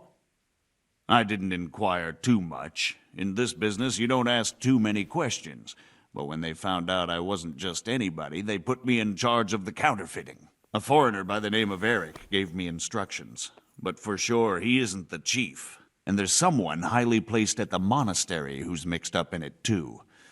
But I don't know who. How did you come to hear of all this business? I met some old friends in Colleen a few months ago, and they said they were heading for Sasau, that armed men were being recruited, and they'll hire anyone. Old friends? Who were they? Just a couple of brigands. We used to ambush the Margrave's messengers in Moravia together. Nice friends you keep. I was in dispute with the Margrave. A man in my position finds himself mixed up with all sorts. And then what? Rapota and I had been living off stale crusts for a month, so I wasn't going to turn down the chance of work, honest or otherwise. We rode to Sasau and met with the recruiters. It didn't take long to realize I was a nobleman fallen on hard times, not some common peasant. Can you get to the point? Well, they introduced me to this Eric, and he told me what was needed. They set up the workshop, got the men, the supplies, everything. This Eric? You reckon he's not the one in charge? He puts on airs, but he's just a naive young pup. And he's always going on about his lord, though he never mentioned him by name. Where can I find this Eric? You must have had some meeting place. He used to come to the workshop unannounced. And after what's happened, I doubt he'll be showing his face there again. This highly placed person at the monastery, what can you tell me about him? I've no idea who he is, only that he's no small fry. After all, he handles the exchange of the forgeries in Passau. I see. Is there anything else at all you can tell me about him? No, he was supposed to supply me with materials too, but he backed out. Eric said he probably got cold feet. Crimps? You're telling me this Eric is recruiting armed men in Sasau? Well, it seems so. I was giving the recruiters some of the coins to do it. The fake ones, of course. Where can I find the recruiting gang? That's tricky. It was my friends who led me to them. We met with them in the woods next to Sasau. It's about who you know, as always. You said you gave them money. Where was that? They'd ride to the mine gallery to see me. I don't suppose you'd find them there now. If you say so. That'll do me for the moment. Will you put in a word for me with Sir Radzig? I'll swear allegiance to him if he'll have me. I'm sick of being a renegade. I can try, but I can't promise you anything. What have you learned? All sorts of things. There's some foreigner called Eric behind the counterfeiting ring, and someone highly placed at the monastery. The monastery? Really? That's what Jezek claimed. So it's worse than I thought. If this is true, we'll have to proceed with the utmost caution. Why? Can't we just go to the monastery to investigate? No. If the church is truly involved, I have no authority. Someone at the monastery is perpetrating crimes against the crown. True enough. Why don't I go and arrest King Sigismund of Luxembourg while I'm about it? He's committed a crime or two as well. I'll have to think about it. It won't be an easy nut to crack. I'll have to consult with Hanush. And what of this Eric? Who is he? I don't know, but he's recruiting armed men in Sasau and forming an army. Damn. So it looks like Pribislovitz wasn't the end of it. It most certainly wasn't, sir. And what's more, Sir Jezek is convinced this Eric is only a go-between, and there's someone bigger behind him. You should return to Sasau and take a closer look at those recruiters. If they're going to attack, we must find out sooner than last time. It might not be as straightforward as that. Sir Jezek didn't know them and has no idea how to find them. You'll have to manage somehow, my lad. Don't tell me there's an armed force amassing here and nobody knows anything. Go to Sasau and try to find them. I think I know where I could ask. I helped at the infirmary in Sasau, and there was a wounded man there by the name of Thomas, a suspicious type to say the least. He might know something. Good. I'd rather see you seeking out better company, but that can't be helped. Whatever you do, be careful, Henry. And best not mention my name. It would attract unwelcome attention. What we want is for the crimps to take you for just another village lad they can lure into their gang. All right, sir. I'll try to blend in as best I can. I know I'm asking a lot of you, but I know of no one else who could help as much as you can. As you command, sir. Hallowed be thy name. Thy kingdom come, thy will be done, on earth as it is in heaven. Amen. What?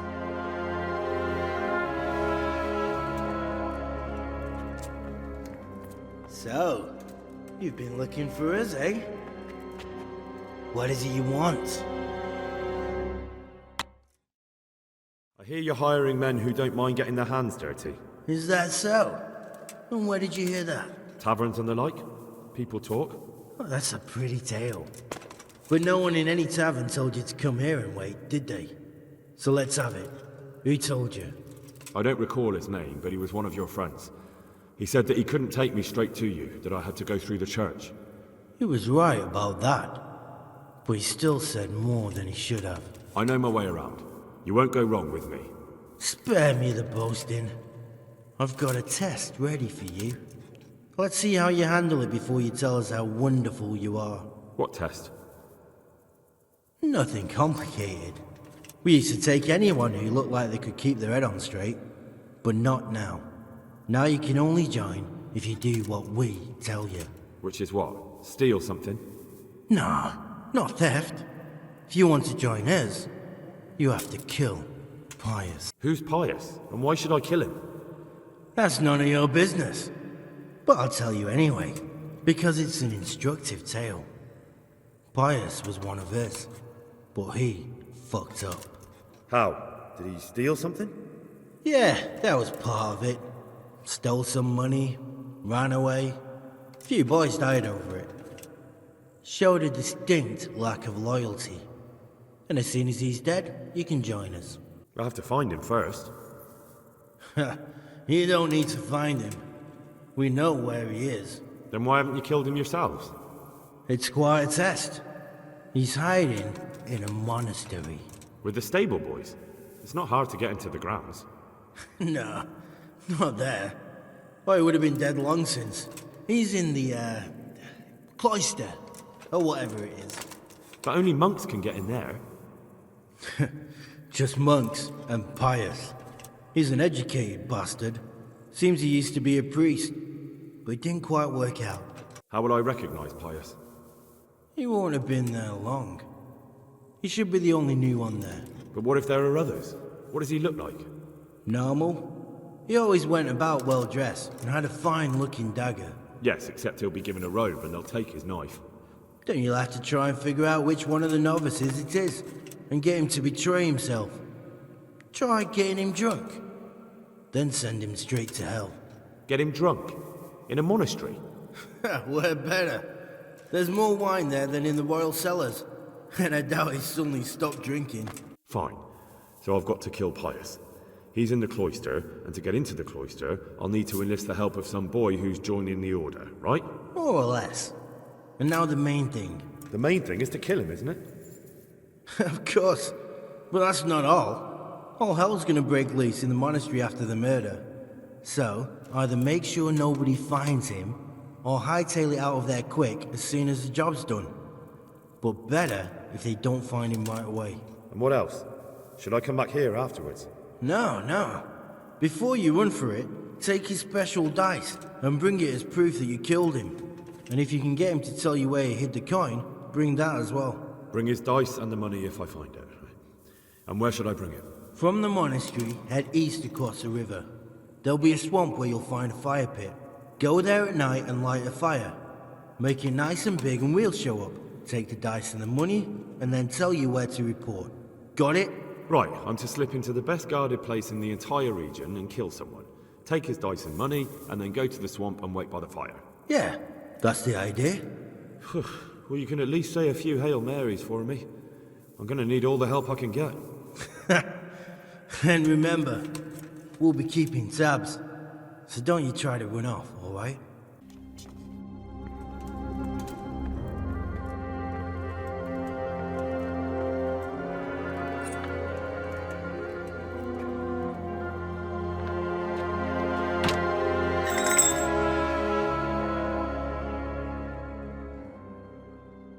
I'm Carl. I'm supposed to enter as a novice. We expected you sooner. Weren't you supposed to come here with your guardian? It's been so hectic lately, people will keep turning up out of the blue. He gave me the papers and left me at the gate. You must be used to that, though. I'm not the first novice here, am I?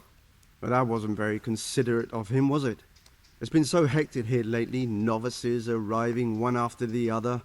The last one didn't even have a letter, and you'd think his backside was on fire, the way he kept looking over his shoulder. You took him without the letter? You didn't find that suspicious? My guess is he wanted to hide from someone. But he's a priest and knows how things work in the monastery. So there was nothing to prevent him from being accepted. at least temporarily. You're a different case, though. Are you able to read? Naturally. I wouldn't be here otherwise. So then, are you ready to enter the Order of St. Benedict and renounce forever the temptations of this world? I am. Then you must rid yourself of all your worldly possessions. Sell them or give them to the poor and needy or donate them to the monastery. You may not enter this place burdened by worldly goods. Inside the gatehouse is a trunk in which you will find monks' robes. Everything's prepared. It's time for you to take your vows. Do I really have to wear this? You'd better get used to it. You'll be wearing it for the rest of your life.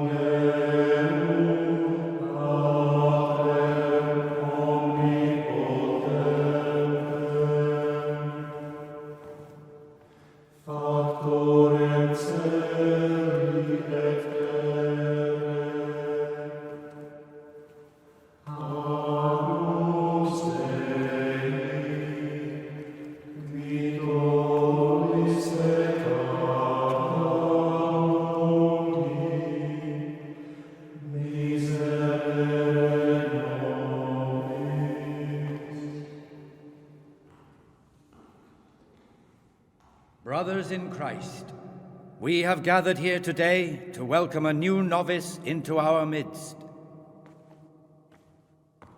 Dear brother, forget your former life and embrace your new vocation in the community of the monks of St. Benedict. Opus Dei, obedientia, obprobria, the service of God, obedience, and endurance of all discomfort. These are the cornerstones and succor of our order, which on this day shall become your own. Suscipe me, Domine, secundum eloquium tuum, et vivam. Et non confundas me ab expectatione mea. Sing.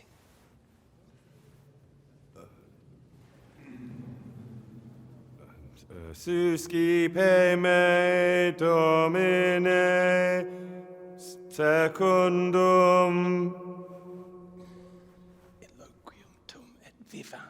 in loquium tuum vivam, et non confundas me ab expectatione mea.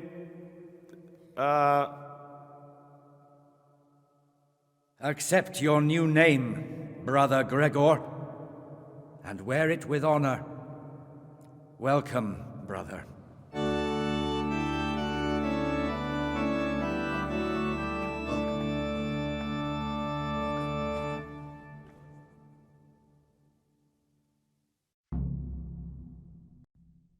Welcome, brother.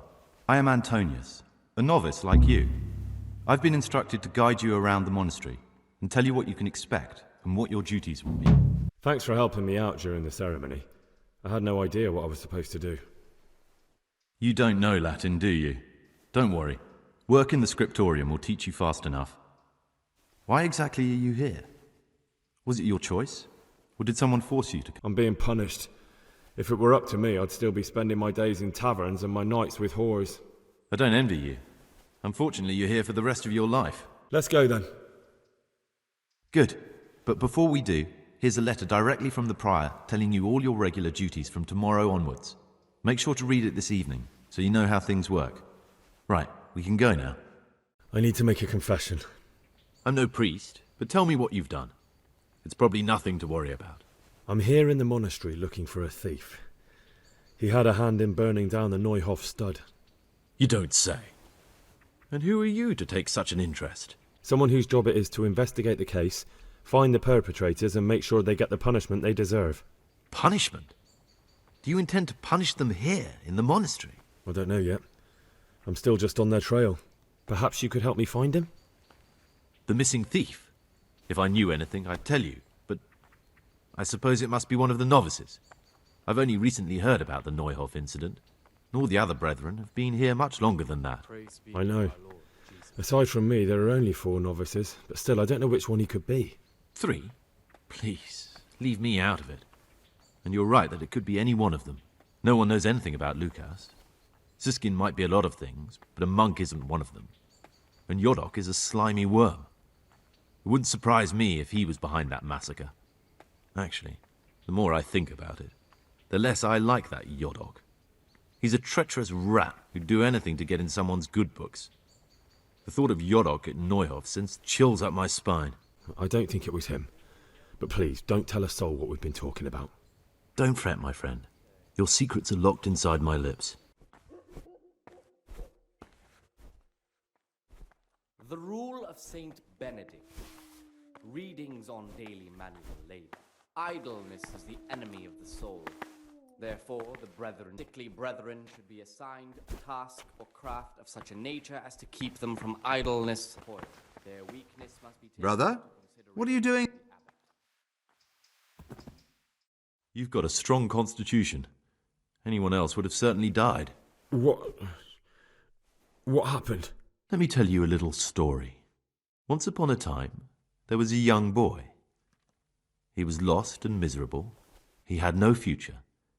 He was tempted by his friends into doing some foolish things, but he wasn't truly bad, because when it came down to it, he ran away rather than keep doing foolish deeds.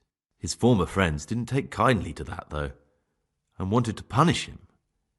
So they sent a hunting dog to find him and rip his throat. The boy wasn't stupid, though, and he knew that the hound was coming. He poisoned some food, and when the hound showed up, he gave it to him. He didn't expect the beast to live, but it did. And all of a sudden the boy was sorry for what he tried to do. So he offered to make a bargain with the hound. I think I understand you. But the beast would need to know what deal he's being offered. You know, we're both pawns in someone else's game. They have plans for us, but we don't have to let them use us. We can just forget all about it and go our own way. I was a bandit, and I was at Neuhof. I've robbed and stolen, but I swear to God I've never in my life slain innocent people. What I saw at Neuhof made me realize my life was worth shit, but I still had a chance to change for the better. Here in the monastery I've had plenty of time to think things over, but then you showed up and fucked it all up. So the evildoer changes his ways and finds God. What exactly are you proposing? Both of us can leave this place. You can go back to your people, and I can go somewhere where I can live out my life in peace, and no one will try to kill me. If we work together, we can both get what we want. Good. Let's do it your way. Good. I'm glad that despite our initial discord, we could reach an agreement. Here, take something to calm your stomach. Now we'll need the keys to the monastery and some blood to make the tracks.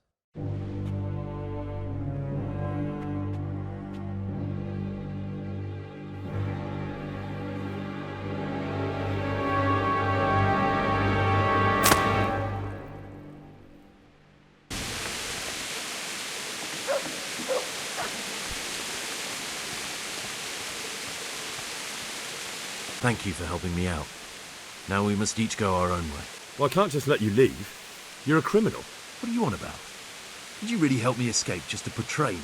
I'm truly sorry, but you were there at the Neuhof massacre, and you're a valuable witness. I'm taking you to the bailiff. Gregor, you can't be serious. I thought... I won't be taken anywhere. I'd rather die than lose my freedom. And now, we're off to the bailiff.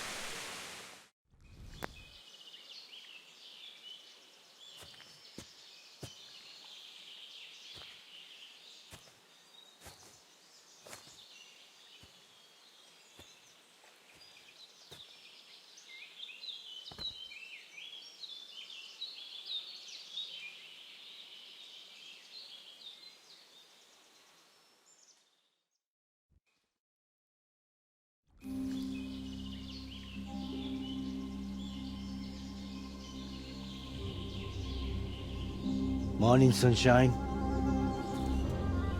Hope we didn't wake you. Kurva! Did you have to sneak up on me like thieves? We are thieves. Besides, we had to make sure you weren't followed. Or trying to lead us into a trap. But enough of this chit-chat. Let's get down to business.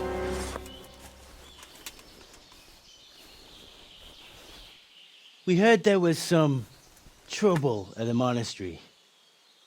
Question is, was it the right sort? Did you do that job we agreed? It's done. You've got proof?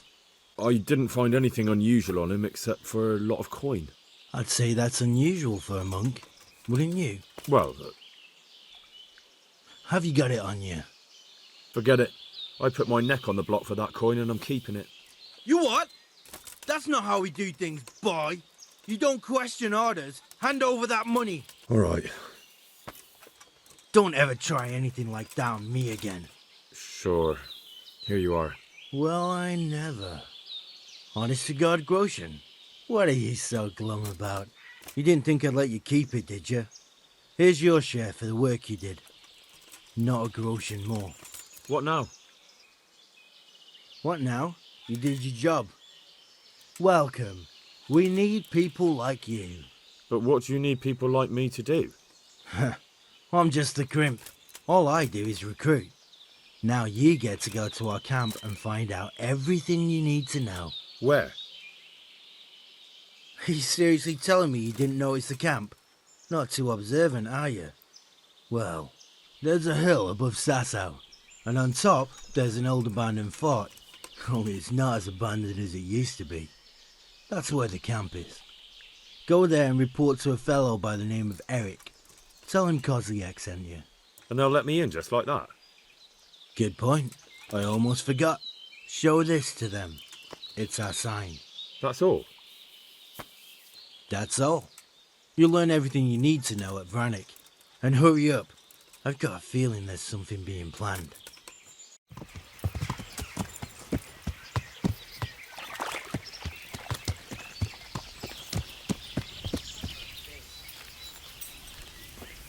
What do you want? I came here for a game. Show me that. Aye. All right. Welcome to Vranik, comrade. Thank you for your kind welcome, comrade. Who should I report to? Eric. He should be in the house, at the top. What do you want? Kozlik sent me. Ah, more reinforcements. You're the one from the monastery? Yes, sir. So you really killed that turncoat? Yes, sir. Well done. I heard about you, and quite honestly, I didn't think you'd succeed. So can you handle a sword? Yes, I know what I'm doing. Well, I think it's best if we put you to the test. Go to our combat master, Vanyek.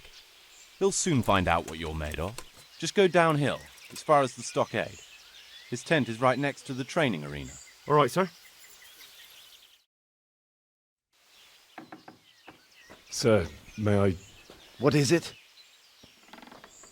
I went to the fight master as you ordered, and I... What's the matter? Lost your tongue? I think I know what's troubling the young master.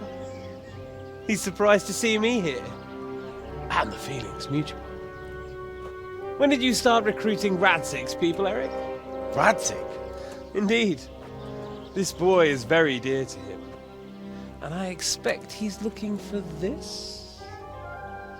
Am I right, young man? You bastard.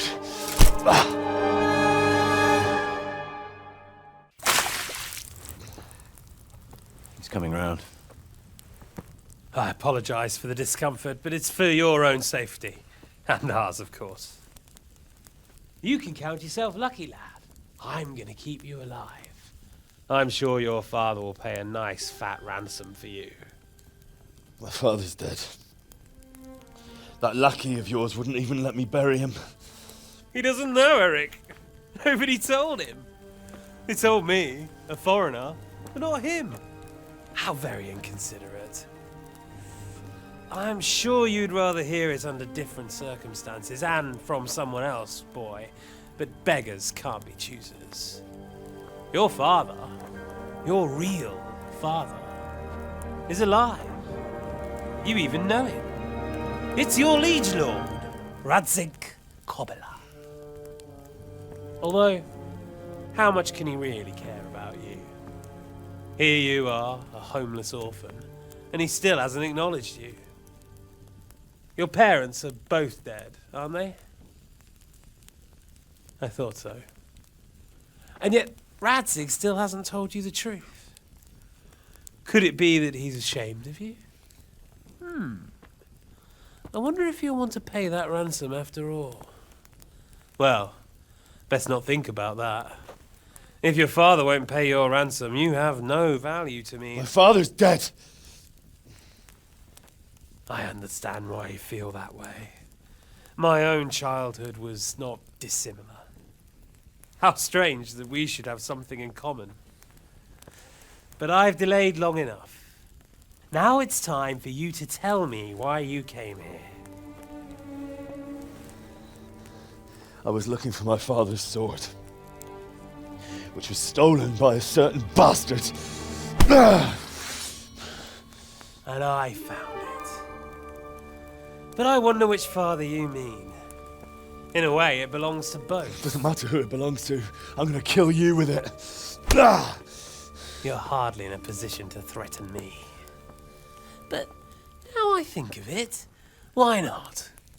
When your father, your real father, pays, I'll give you an opportunity to try. I think that's very generous of you. Isn't it? Radzig will crush you, and I'll be there to see it. I very much doubt it. You spied on our camp. You must realize that your father hasn't a fraction of the forces I've gathered. And now, with the king in captivity, there's no one to levy troops to come to your aid. Even united with Hanush and Divish, your father couldn't raise more men than I have. The only force in this country capable of defeating me is Sigismund's. And he pays me. When he wins, I win. Everything I take now will be mine, and I plan to take everything. So meet the new lord of the realm. A man like you will never rule here. Have you never heard of Lord Sokol of Lamberg, or Sahinek the Dry Devil? They fought for your king and plundered the estates of the lords in Austria, just as I'm doing here. Like they say, the stronger dog fucks the bitches. And war is a nasty business. Sir, it's time. Now, I'm afraid I have more important business to attend to. I'll leave Udo here to keep you company. And let's hope for both our sakes that your father pays up. Farewell. Rot in hell! Knock some manners into him, Udo. Come on, Eric, let's go. We've got work to do.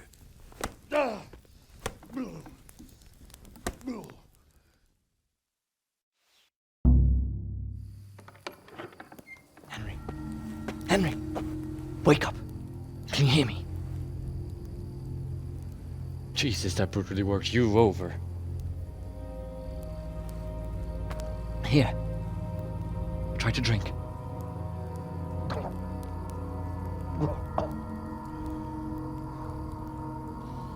I thought you'd never come round. How do you know my name? Don't you recognize me? Zbyszek. You fucking traitor. You throw me to those bastards and then look me in the eye like nothing happened. Shh, be quiet. Maybe we started off on the wrong foot. But I'm your only chance to get out of here alive. So do you want my help or not? Do you want? I want to get you out of here. But if you'd rather, I can leave you to rot and get the shit kicked out of you by Istvan's bruiser. Not a day passes without these cutthroats pulling daggers on each other. And I'm the youngest, so they make a slave out of me. A bandit's life isn't quite how you imagined it, eh? My heart bleeds. But you could easily make a run for it on your own. Why bother with me? Look, I just want to live a normal life. For that, I need peace and some coin. You need to get out of here, and you've got coin. My help won't cost you 1/10 of what Istvan would want from Sir Radzig. Why shouldn't we help each other? Why don't you go on your own? What would I do? I've been left alone in this world, and I'm an outlaw. How long do you think it'll take before I'm swinging from a gibbet? I need to get some coin and get the hell out of here. All right then, let's get out of here. Untie me.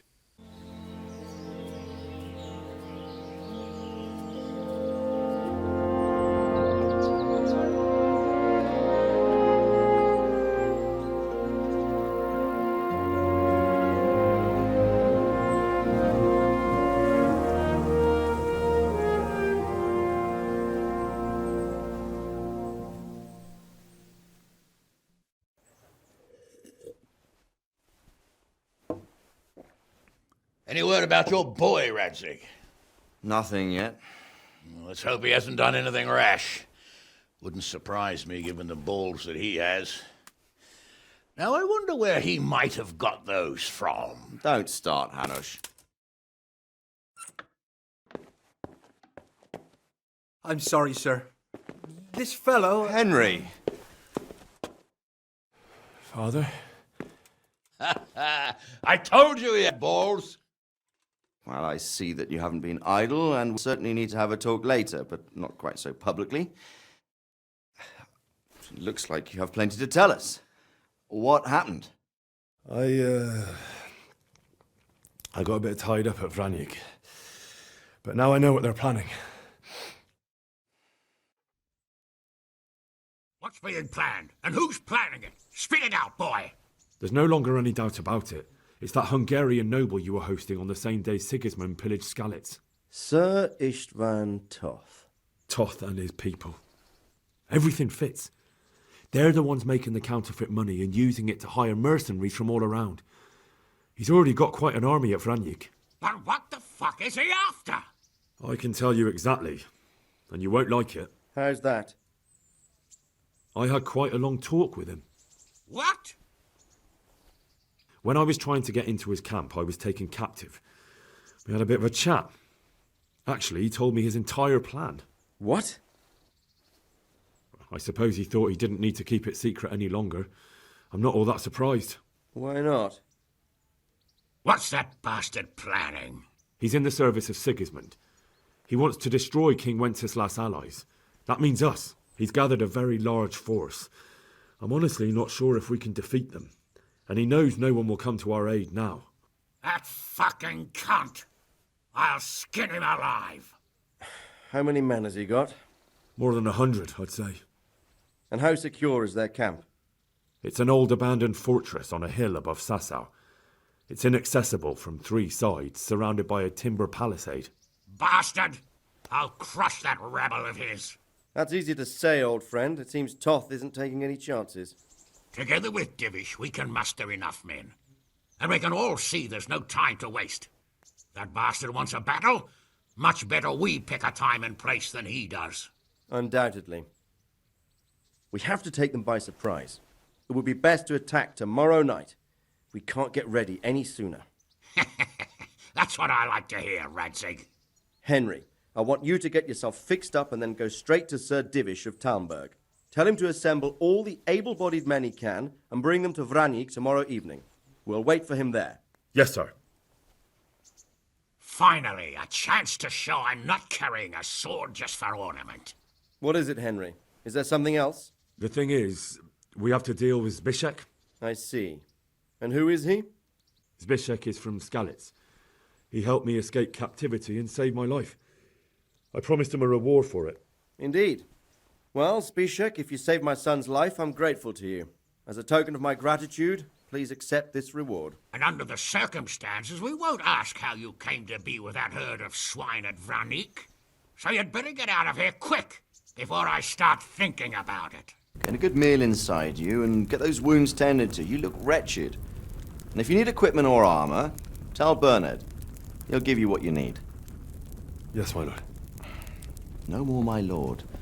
I'm your father. I swear, Hal, I planned to tell you. I'm sorry Istvan, of all people, beat me to it. But now we have more urgent matters to deal with. Later we'll have time to talk about it. What do you say? As you wish, my lord. Father. Good. Now go to Divish as quickly as you can, son.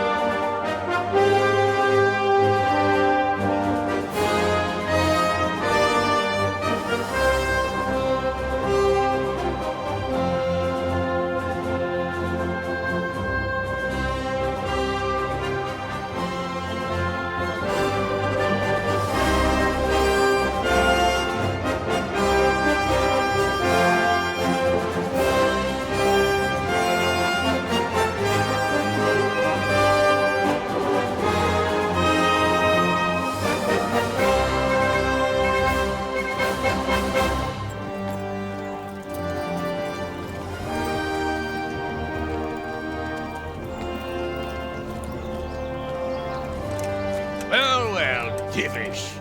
I see you don't want to miss the show. You didn't expect me to leave all the glory to you. Never. We wouldn't dream of starting without you. What news? Did you parley with them? We did. And what was the outcome? Not quite what we hoped for. Radzig wanted to go parley with him in person. Fortunately, I talked him out of it. It seems that this will not be resolved without a battle. Bloody good thing, too. Finally, we'll have some proper entertainment in the countryside. Fortunately, my son here showed immense daring and made his way into the lion's den to spy on them. Tell us what you saw, lad. What do you want to know, exactly? Well, let's start with how well fortified they are. The outer palisade goes right around the whole camp.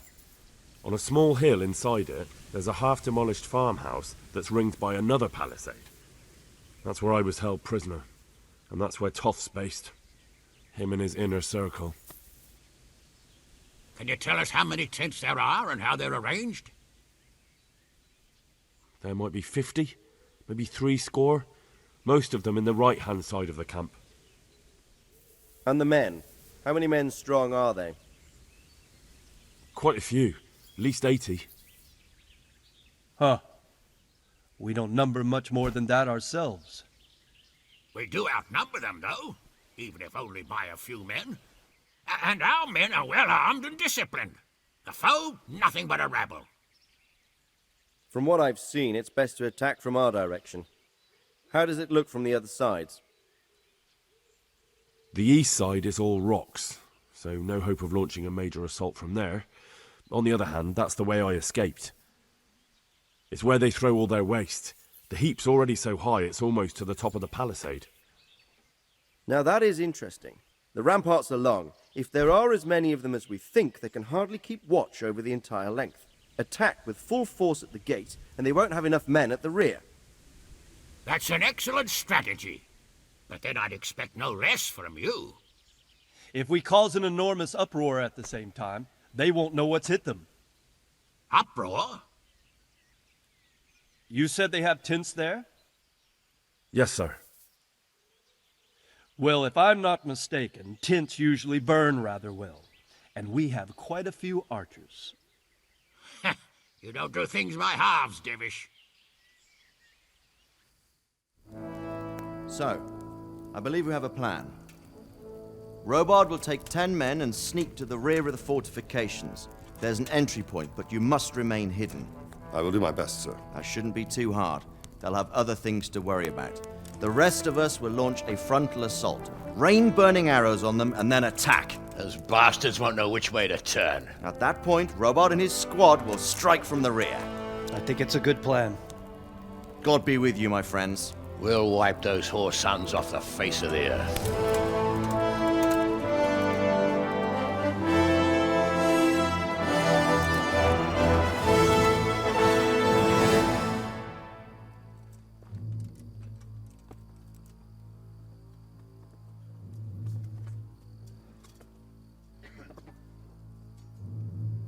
Listen up now. We are about to meet the rabble that have been trying to hurt us. Pillaging, killing, raping, and generally being a thorn in our side for long enough. They may be hiding behind a stockade, but they are still a pack of curs who are no match for men like you. And tonight, we are going to festoon these trees with corpses. First, we will set fire to the little hornet's nest. Then we'll keep them busy by the gate. And when we've made it nice and hot for them, Sir Robard and his men will pounce on them from the rear. And we will hack them to pieces. Have you got it? Yes, sir! Good. Now, when we reach the ramparts, the archers will cover the men climbing it and the men with the battering ram. Any of these fuckers foolish enough to stick his head outside the stockade is to lose it at once. Understood? Yes, sir! Glad to hear it. Now, let's do it! Forward!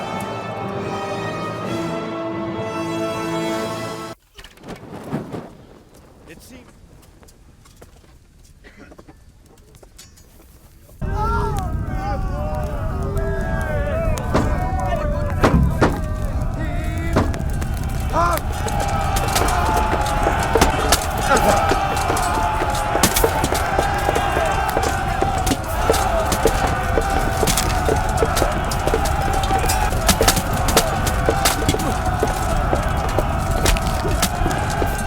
Where's that Hungarian bastard?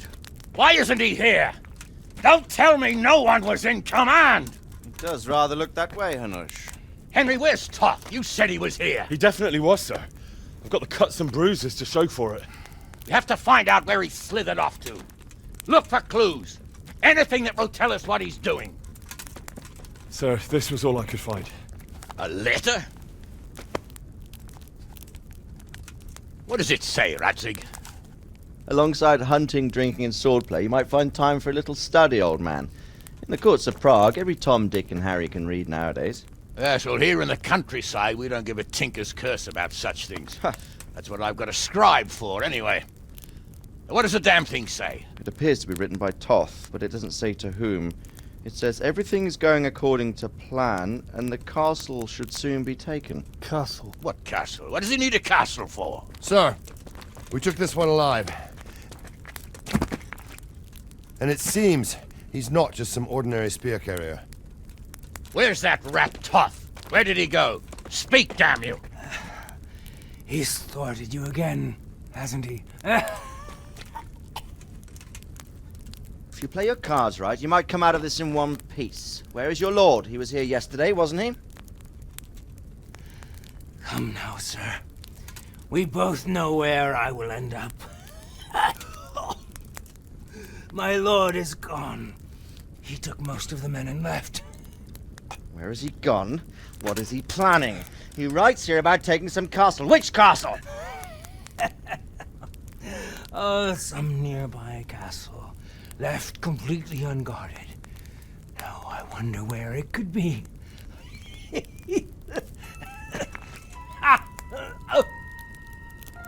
What are you saying, you horse son?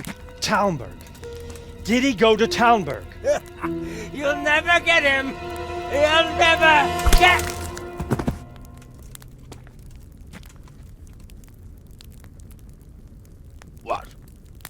We're planning on sending him to some monastery to become a monk.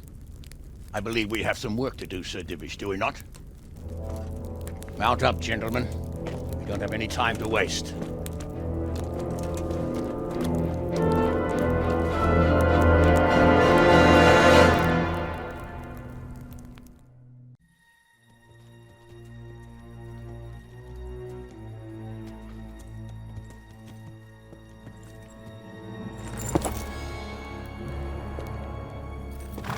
Halt! Who goes there? Greetings. We were ambushed. We need assistance. We have wounded men here. Open the gate. The Lord be praised. Here! Come on! Come on!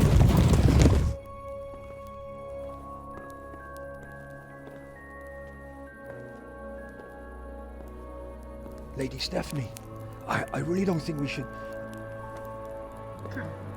My lady. Faster, man! Come on, faster! My men are gravely wounded. Without treatment, I'm afraid they won't live to see morning. Hiya! Hiya! Not to worry. We'll take care of them. My lady, you have my uttermost gratitude. May God reward you for your kindness. Every Christian should help his neighbor in his hour of need. True. Especially now, when treachery and deception surround us on all sides. Get out of the way! The devil lurks in the shadows. Come on! And one fears taking a guest into his house.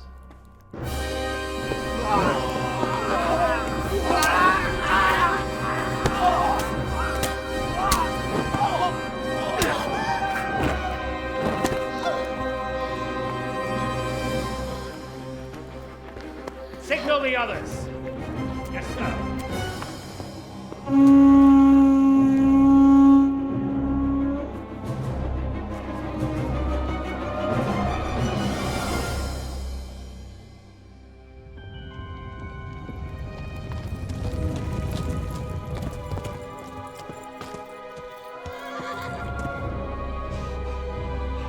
Oh no. We're too late. Quickly! Follow me!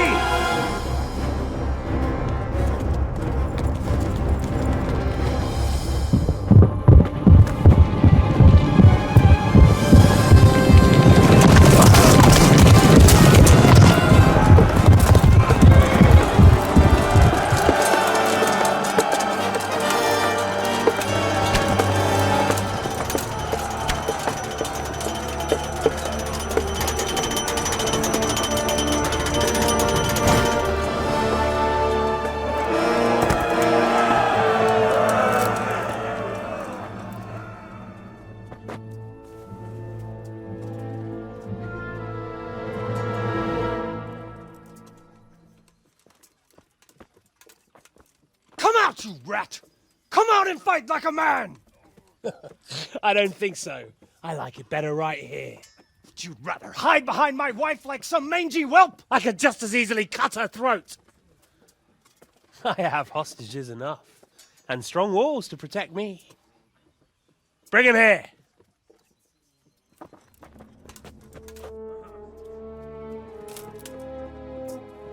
Radzig? What do you want, you viper? Let me think. Actually, there's nothing I want from you. Except maybe to see you all die. Fire! Burn it down!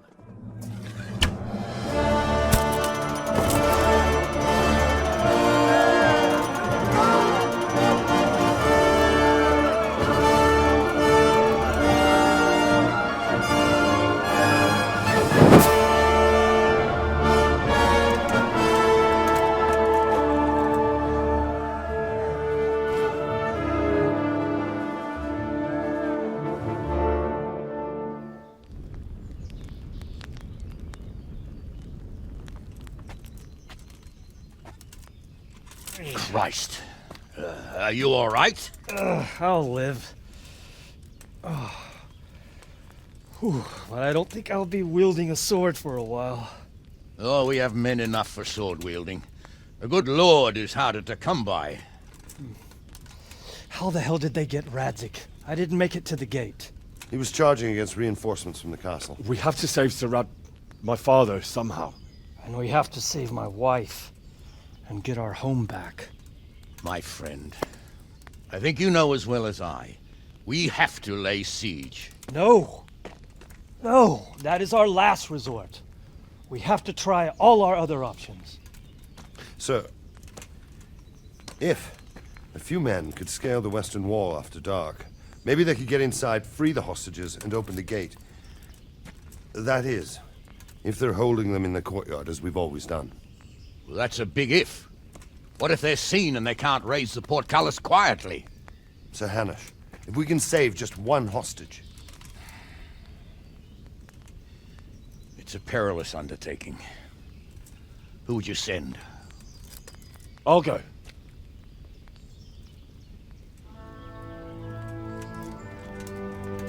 Then let us make ready.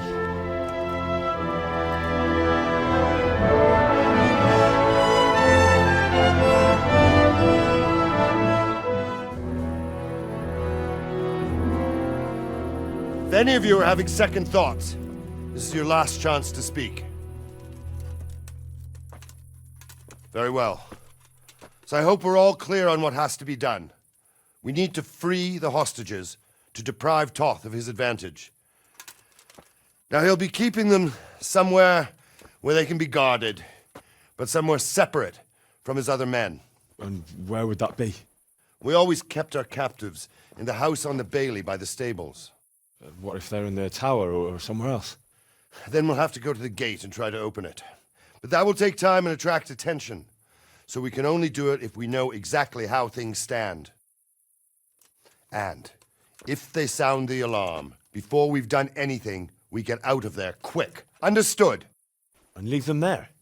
Better a couple of hostages than a pile of corpses. Lord Capon, are you quite certain you want to engage in this action? Quite. After all, it can't be much different from sneaking out of the upper castle in Rattay and back in every night. Besides, who else will keep this hothead from raising bloody mayhem? Well, see to it that you do, my lord. May God guide our footsteps.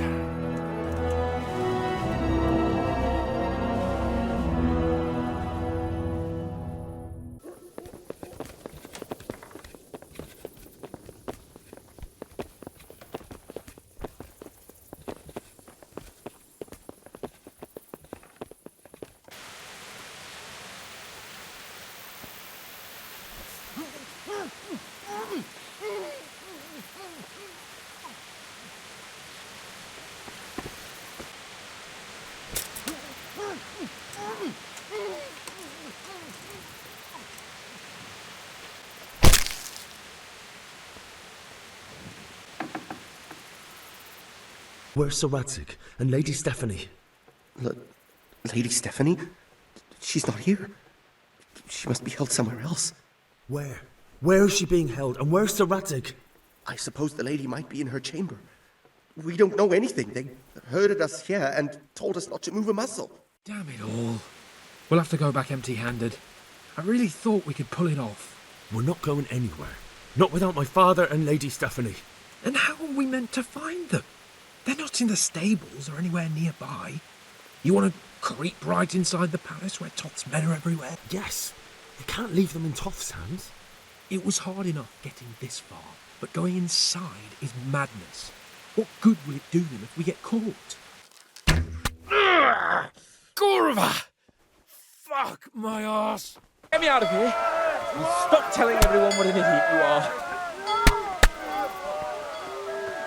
Hey, this isn't very comfortable. Can't you stop hopping around with me? You gather here! Raise the Quick! alarm! They're right behind us. That is, behind you. They're in front.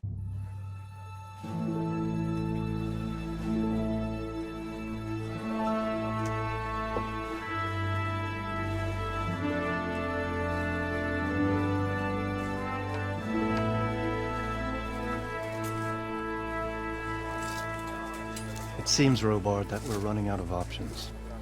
We don't have enough men to scale the walls with ladders. And we can't afford to lose any more. We can only take Talmberg by a ruse or with superior numbers. Ruses have failed, and we don't have superior numbers. Then we are left with no choice but to build a trebuchet. To demolish my own walls. Where is Master Fafar? He's waiting. We sent for him as soon Bring as... him to me. Let's not waste time.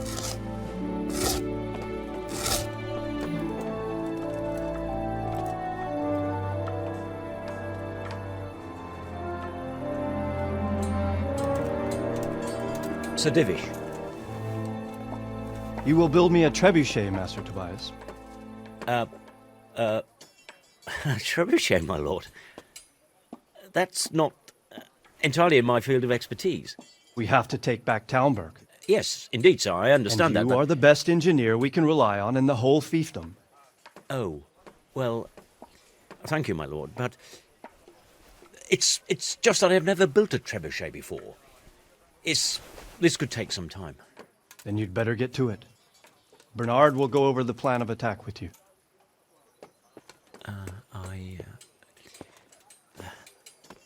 Oh. Well, Master Tobias, you have much to do and little time. I will not keep you any longer. Indeed. Of course, sir. Thank you, my lord. How are the preparations proceeding in the other camps? As well as can be expected under the circumstances. There are still many things that need doing, but I just don't have the time for them. No, you don't. Henry. Yes, sir. I would like for you to help with the preparations in the encampments. Gladly, sir. Robard will brief you. That'll be all.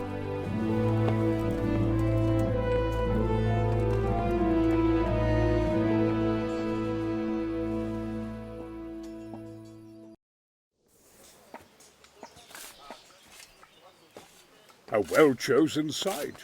You want to strike the gate, do you? True. We don't want to do more damage than necessary. I quite understand. Sir Toth is holed up there, is he? Just so, Master Conrad. I hear you have some accounts to settle with him. Ah, not entirely. I've done with him. Sigismund trusted him more than me in his campaign against the Ottomans, and we all know how that ended up. How did it end up? Badly, my lord. The flower of French knighthood was slain there. Sigismund fled for his life, and I did too, I must confess. Be assured we shall not make the same mistake here. We do not intend to starve them into submission, but to break down the gate. I am at your service, my lords. We will build the trebuchet quickly. It will be ready in a matter of days. And I can supply, for example, Roquetta to sweep the foe from the battlements. Roquetta? I do not believe I've heard of such a term. Roquetta are missiles filled with black powder with a touch hole at the bottom to ignite it. They shoot forward, something like a hand cannon, but without rocks. The rocket is the missile. I see. But we don't have black powder in these parts. Nor cannon. Indeed. It should have occurred to me. But I am very fond of Roquetta, and I always think what Alexander the Great might have accomplished with them. I understand. We find ourselves in a conventional situation that demands a conventional solution. I'm still hoping that Toth will see sense and parley with us. He may well do so, especially when we set up the trebuchet on his doorstep.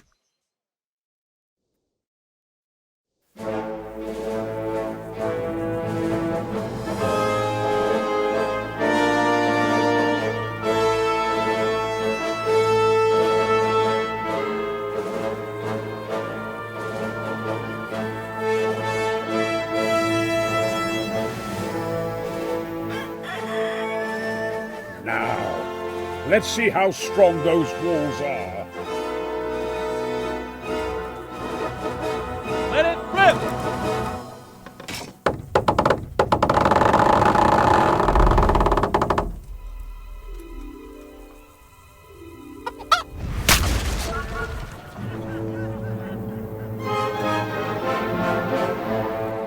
That was just the first shot. The trebuchet has to be calibrated. That's perfectly normal. I'll have the range in no time.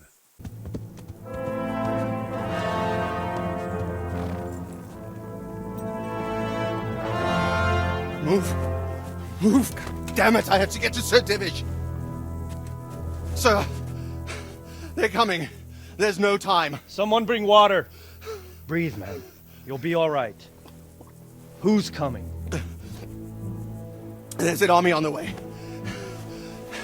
And they're carrying the colors of Havel Medic of Valdek. And they're very close. Havel Medic? He's surely not coming to help us. Not that bastard. I have a score to settle with him.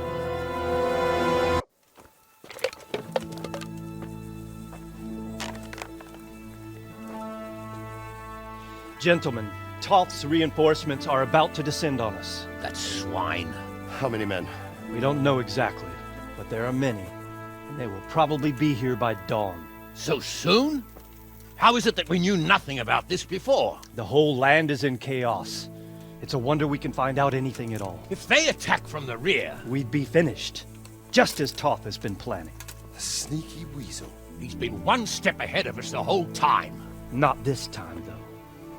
What are you thinking? Robard, how do you think the weather will be tomorrow? Well, sir, if my joints don't deceive me, and they rarely do, it'll rain. It'll rain buckets. Here. We'll make a stand here, I and Radzig's men. You will wait until they charge us, and then strike them from the rear. Here and here. If we succeed, we'll have it over and done with before they notice anything in Townburg. It might just work. But we'll have to leave someone in the encampments in case they do come out of Talberg. A few men will be all I need. Well, that depends on whether you can hold out. We don't even know how many there are. We will hold out. I'll give the orders to my men. We will be ready. I want to be in the vanguard. Now hear me well, Henry. There are whole cemeteries full of heroes who rushed into danger. And if the first human you meet runs you through, it won't be good for morale. Not to mention that Radzig would have my guts for garters. In the battle, you and a group of Skalitz men will be concealed in the woods over the road. But sir, I think I should... Quiet! Don't underestimate the task I'm setting you. You'll have to keep nervous men on a short rein and not attack too soon. And then conduct the attack on the rear so fiercely and quickly that the foe has no chance to react. If the line should start to break, we need someone with their head firmly on their shoulders to keep control of the men. Very well, sir. That's what I like to hear. When you're ready, go and join the Skalitz men. They'll be mustering in the woods above the road to Ratay. Just a little longer.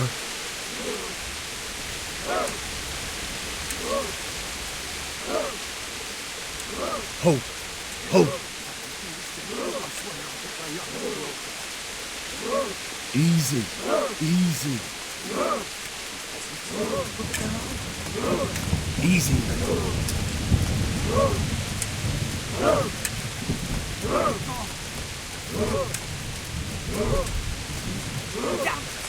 They were expecting us! First troops to the bridge! Break through! Vanguard! To the left! And the rest, come with me! We'll flank the bastards! At them! Charge! Grind those horsens into the dirt!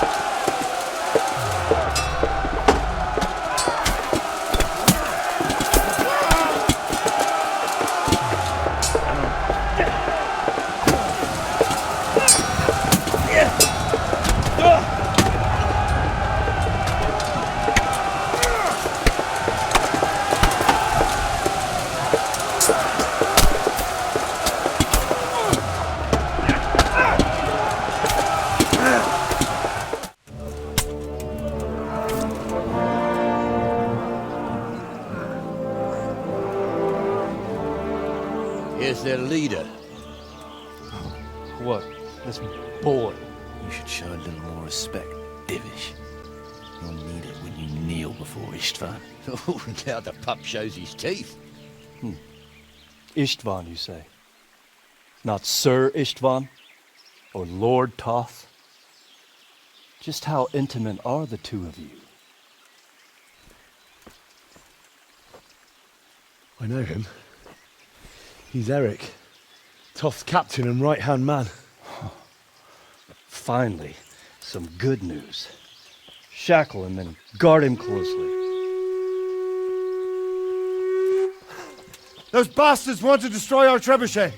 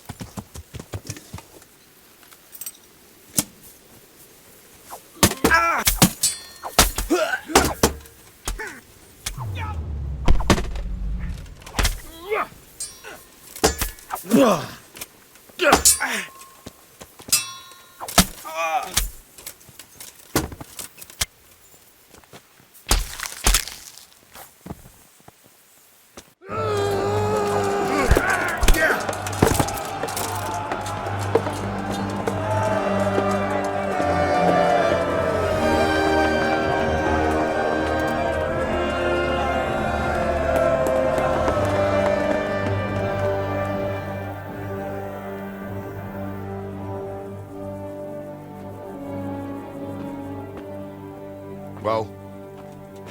The damage isn't too serious. So we can shoot. Not just yet. Sir, what are we waiting for? You've heard his threats, Robard. Do you want him to kill Radzig and my wife? We have to consider all our options. And it would be a shame to destroy the castle, too. But how do we get that rat out of there? So, I might have a solution. What about exchanging hostages? He was the captain at Vranjik, and he brought Istvan's reinforcements here. He seems to be on very, intimate terms with Toth. He might be able to tell us something. And he might even be as valuable to his lord as Lady Stephanie and my father are to us. You're your father's son, by God. You're a godsend, lad. You're right. We'll interrogate this whore son, and then decide what to do next. Come to my tent when you've rested. Well, Divish, I think the time has come to find out just how much Toth values our hostage. Do you want to parley with him yourself? I think I'll leave that to you, Hamish. So be it. I'll do my utmost. Bring the hostage below the battlements.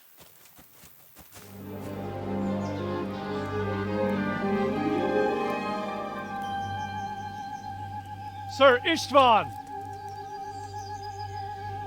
What is it? Did our neighbourly visit catch you unprepared? A little, but we've settled in nicely. And this fellow is enjoying our company so much, we simply can't get rid of him. It seems we are in similar situations. Perhaps it's time to send our respective guests home. Not a chance. Do you take me for a fucking fool? Be warned. If anything happens to Eric, I'll let every manjack here have his way with this bitch, and I'll dice Kobila into goulash meat. Nobly spoken, your grace. But for all I know, you may have done that already. Divish, I'm sorry.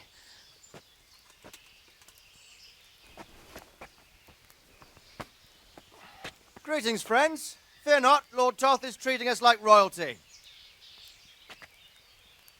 They're unharmed, as you can see. But don't try any tricks, or they won't be for long, Hanush.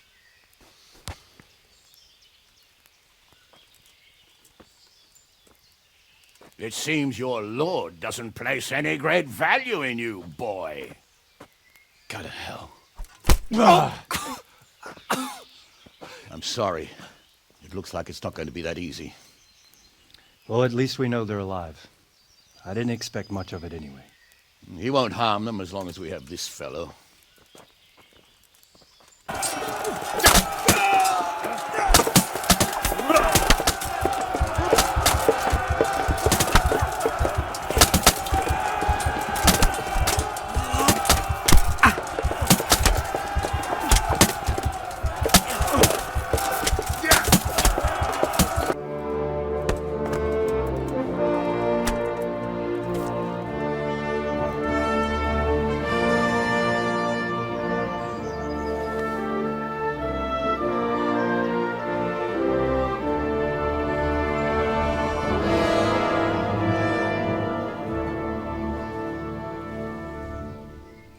Sir, we should give the order. Let's see if Istvan Toth can worm his way out of this one. Don't tempt fate, Hamish. Istvan! It's over!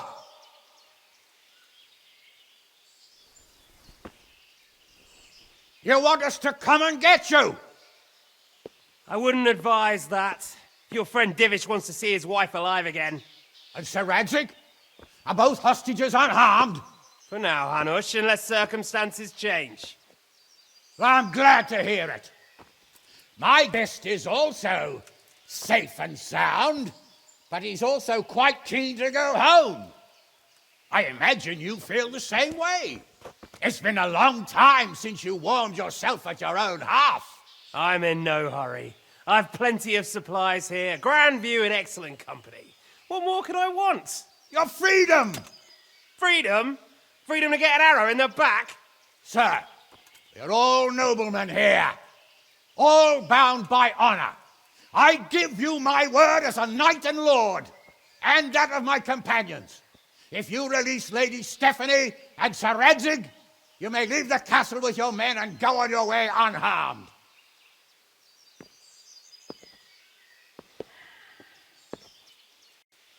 And just how far will we get? What good will it do me if your men attack us in the woods instead of here? If you give me your word of honor that you will leave and never return, I promise you safe passage to the boundary of this fiefdom. What happens after that is up to you and the will of God Almighty. Very well then, but I want a small safeguard. I'll give you her ladyship, but Radzig comes with me. I'll release him in Skalitz. Out of the question! Is our word not good enough for you? Is mine not good enough for you? I swear I'll release him when I get to a safe distance. I'll go with him, Hanush. Let the Lady Stephanie have her freedom now. Father! Don't worry, son. I trust Lord Toth's self-interest more than his word. He wouldn't be fool enough to harm me. If you're certain, Radzig. Prepare horses and supplies, and tell your men to pull back. We'll come down. You heard him. Get to work. And any man who breaks his truce answers to me. So, are you really going to let them go? My word is my bond, Henry. He's a cutthroat and a liar. Good men are dead because of him. What's to stop us from skewering him as soon as he sets foot outside? Our honor! If you let him go, he'll do the same again. Or worse. God's justice will find him. And then he'll get a taste of my mace. If we break our word of honor, we have none. And without honor, we are nothing. Never fear. Your father will be all right. We'll hunt down those vermin yet.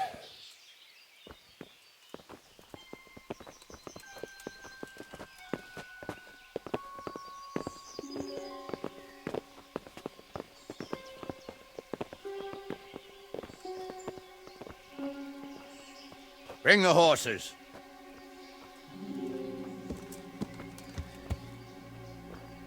Here she is, as I promised. Not a hair on her head harmed. Divish! Stephanie. Forgive me, husband. I'm sorry. For what? For letting them into the castle. Come now, my dear. You're not to blame. I didn't know who he was. He said he was your friend. Never mind. Did he hurt you? No.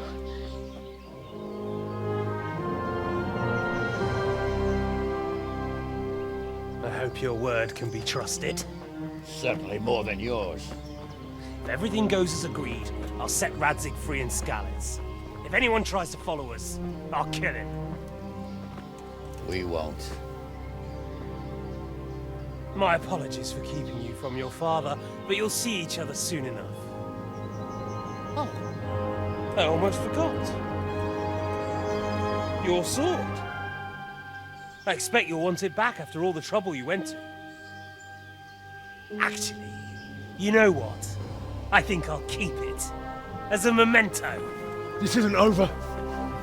I'll find you. I look forward to it. Yeah!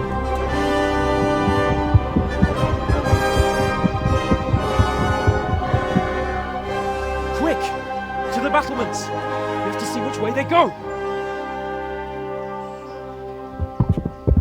Oh, they really are heading for Skalitz. Mount up, Henry. You've heard what he'll do if we follow them. We're not going to follow them. We just have to collect your father. Or do you want him to walk back here when they release him?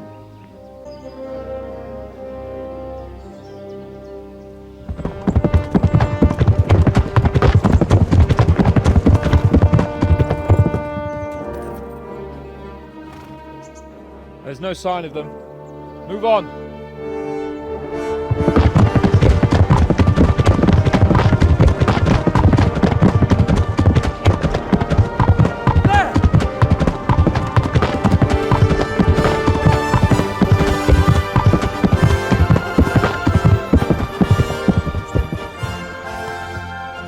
Glad to see Ishvan kept his word, sir. Not half as glad as I am, Your Grace. Well, we kept our word too. And now Toth has had his head start and he's fair game. Which way do they go? To the north, but I would be careful, Sir Hans. Fear not, Your Grace. I have twice as many men as he. Well, I won't keep you any longer. I'm sure the two of you have a lot to say to each other. Let's go!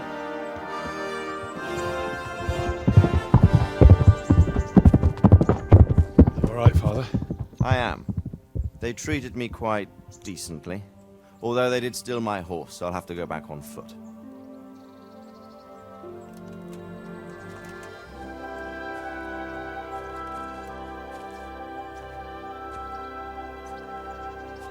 It looks like it's all over. Not by a long shot. It won't be over until we get this mess cleared up. And catch that bastard. How could we let him go?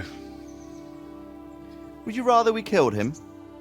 Even if it meant Lady Stephanie and I died too? No, of course not. But what was to stop us from killing him after the exchange? Honor? Honor? If the word of honor of a nobleman could not be trusted, then he would never have agreed to the exchange. And where's the honor in abandoning your son? You know how it is. We were young. It happened. And I couldn't marry a commoner. Then your father, Martin, came along and took care of both of you. Well, he knew it. What? That I was your father? Certainly. He was a great man. He took you as his own. And always kept an eye on you. Of that you can be sure. I know so little about his past. He told you nothing? Oddly enough, even though you don't have his blood, you're very like him. When he was around your age, he became bored of his trade and set out to see the world. He lived through many adventures, even fought in a war. In a war? Yes, in Poland, I believe. And I don't think he cared much for it. That's why he wanted me to stay at home. He spent some time in Prague, then settled in Kuttenberg. But it seems he quarreled with someone there and finally ended up here. You know the rest. I loved him, but even so, I somehow always had a feeling I didn't quite fit in. I lost the one thing I had left from him. Your sword. Ah, the sword. It's not my sword. It's yours. For a moment there, it was so near, yet so far. Oh, well, it can't be helped. It was almost within my grasp, but just then I had something else on my mind. Well, I think we may yet have a chance to get it back. This business with Toth is not yet over, unfortunately. That's a chance I'd welcome. Not just to get the sword, but that bastard Istvan too. And then I'll find that German whoreson who torched Skalitz, and I'll slay him with it. I'll never forget his face. Or his name. Marquardt von Aulitz. Those are noble intentions, son. But don't forget there are other things in this world that are worth living for. Like what? Look around you. Blue skies overhead, green grass underfoot, beautiful girls. good wine, a few good friends, and a fine steed under your backside. Those are things worth living for. Though I can't deny that swine who killed your mother must pay for what he did. But it's better not to dwell too much on that at the cost of those other things. On the subject of steeds, I think we'll have to ride like the Knights Templar. How's that? 2 up. One day I'll tell you how they got their seal. You can take the front.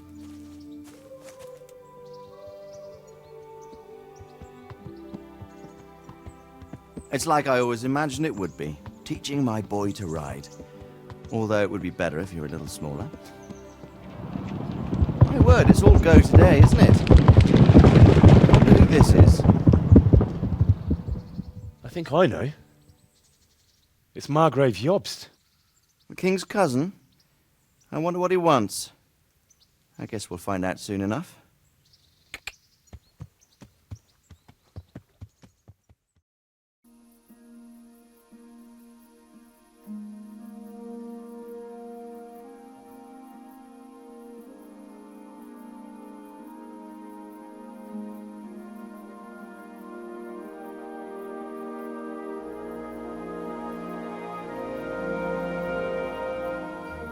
You're doing well, son. Father. Come now. You know who sired you. That doesn't matter now.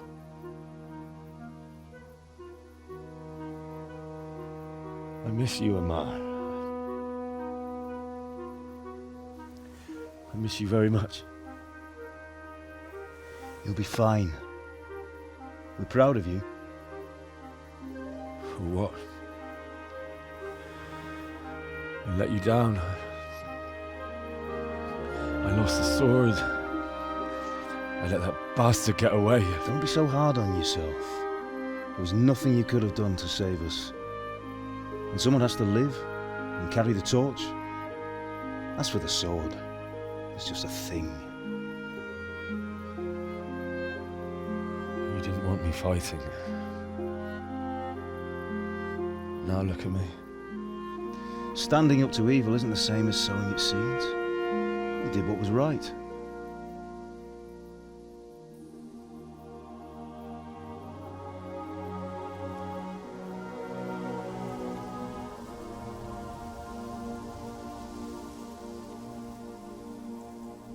I have to leave you now. Oh, please. You know I can't stay.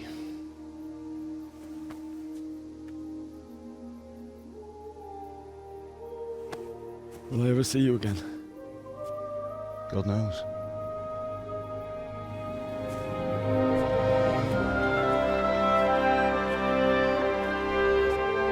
Make her proud.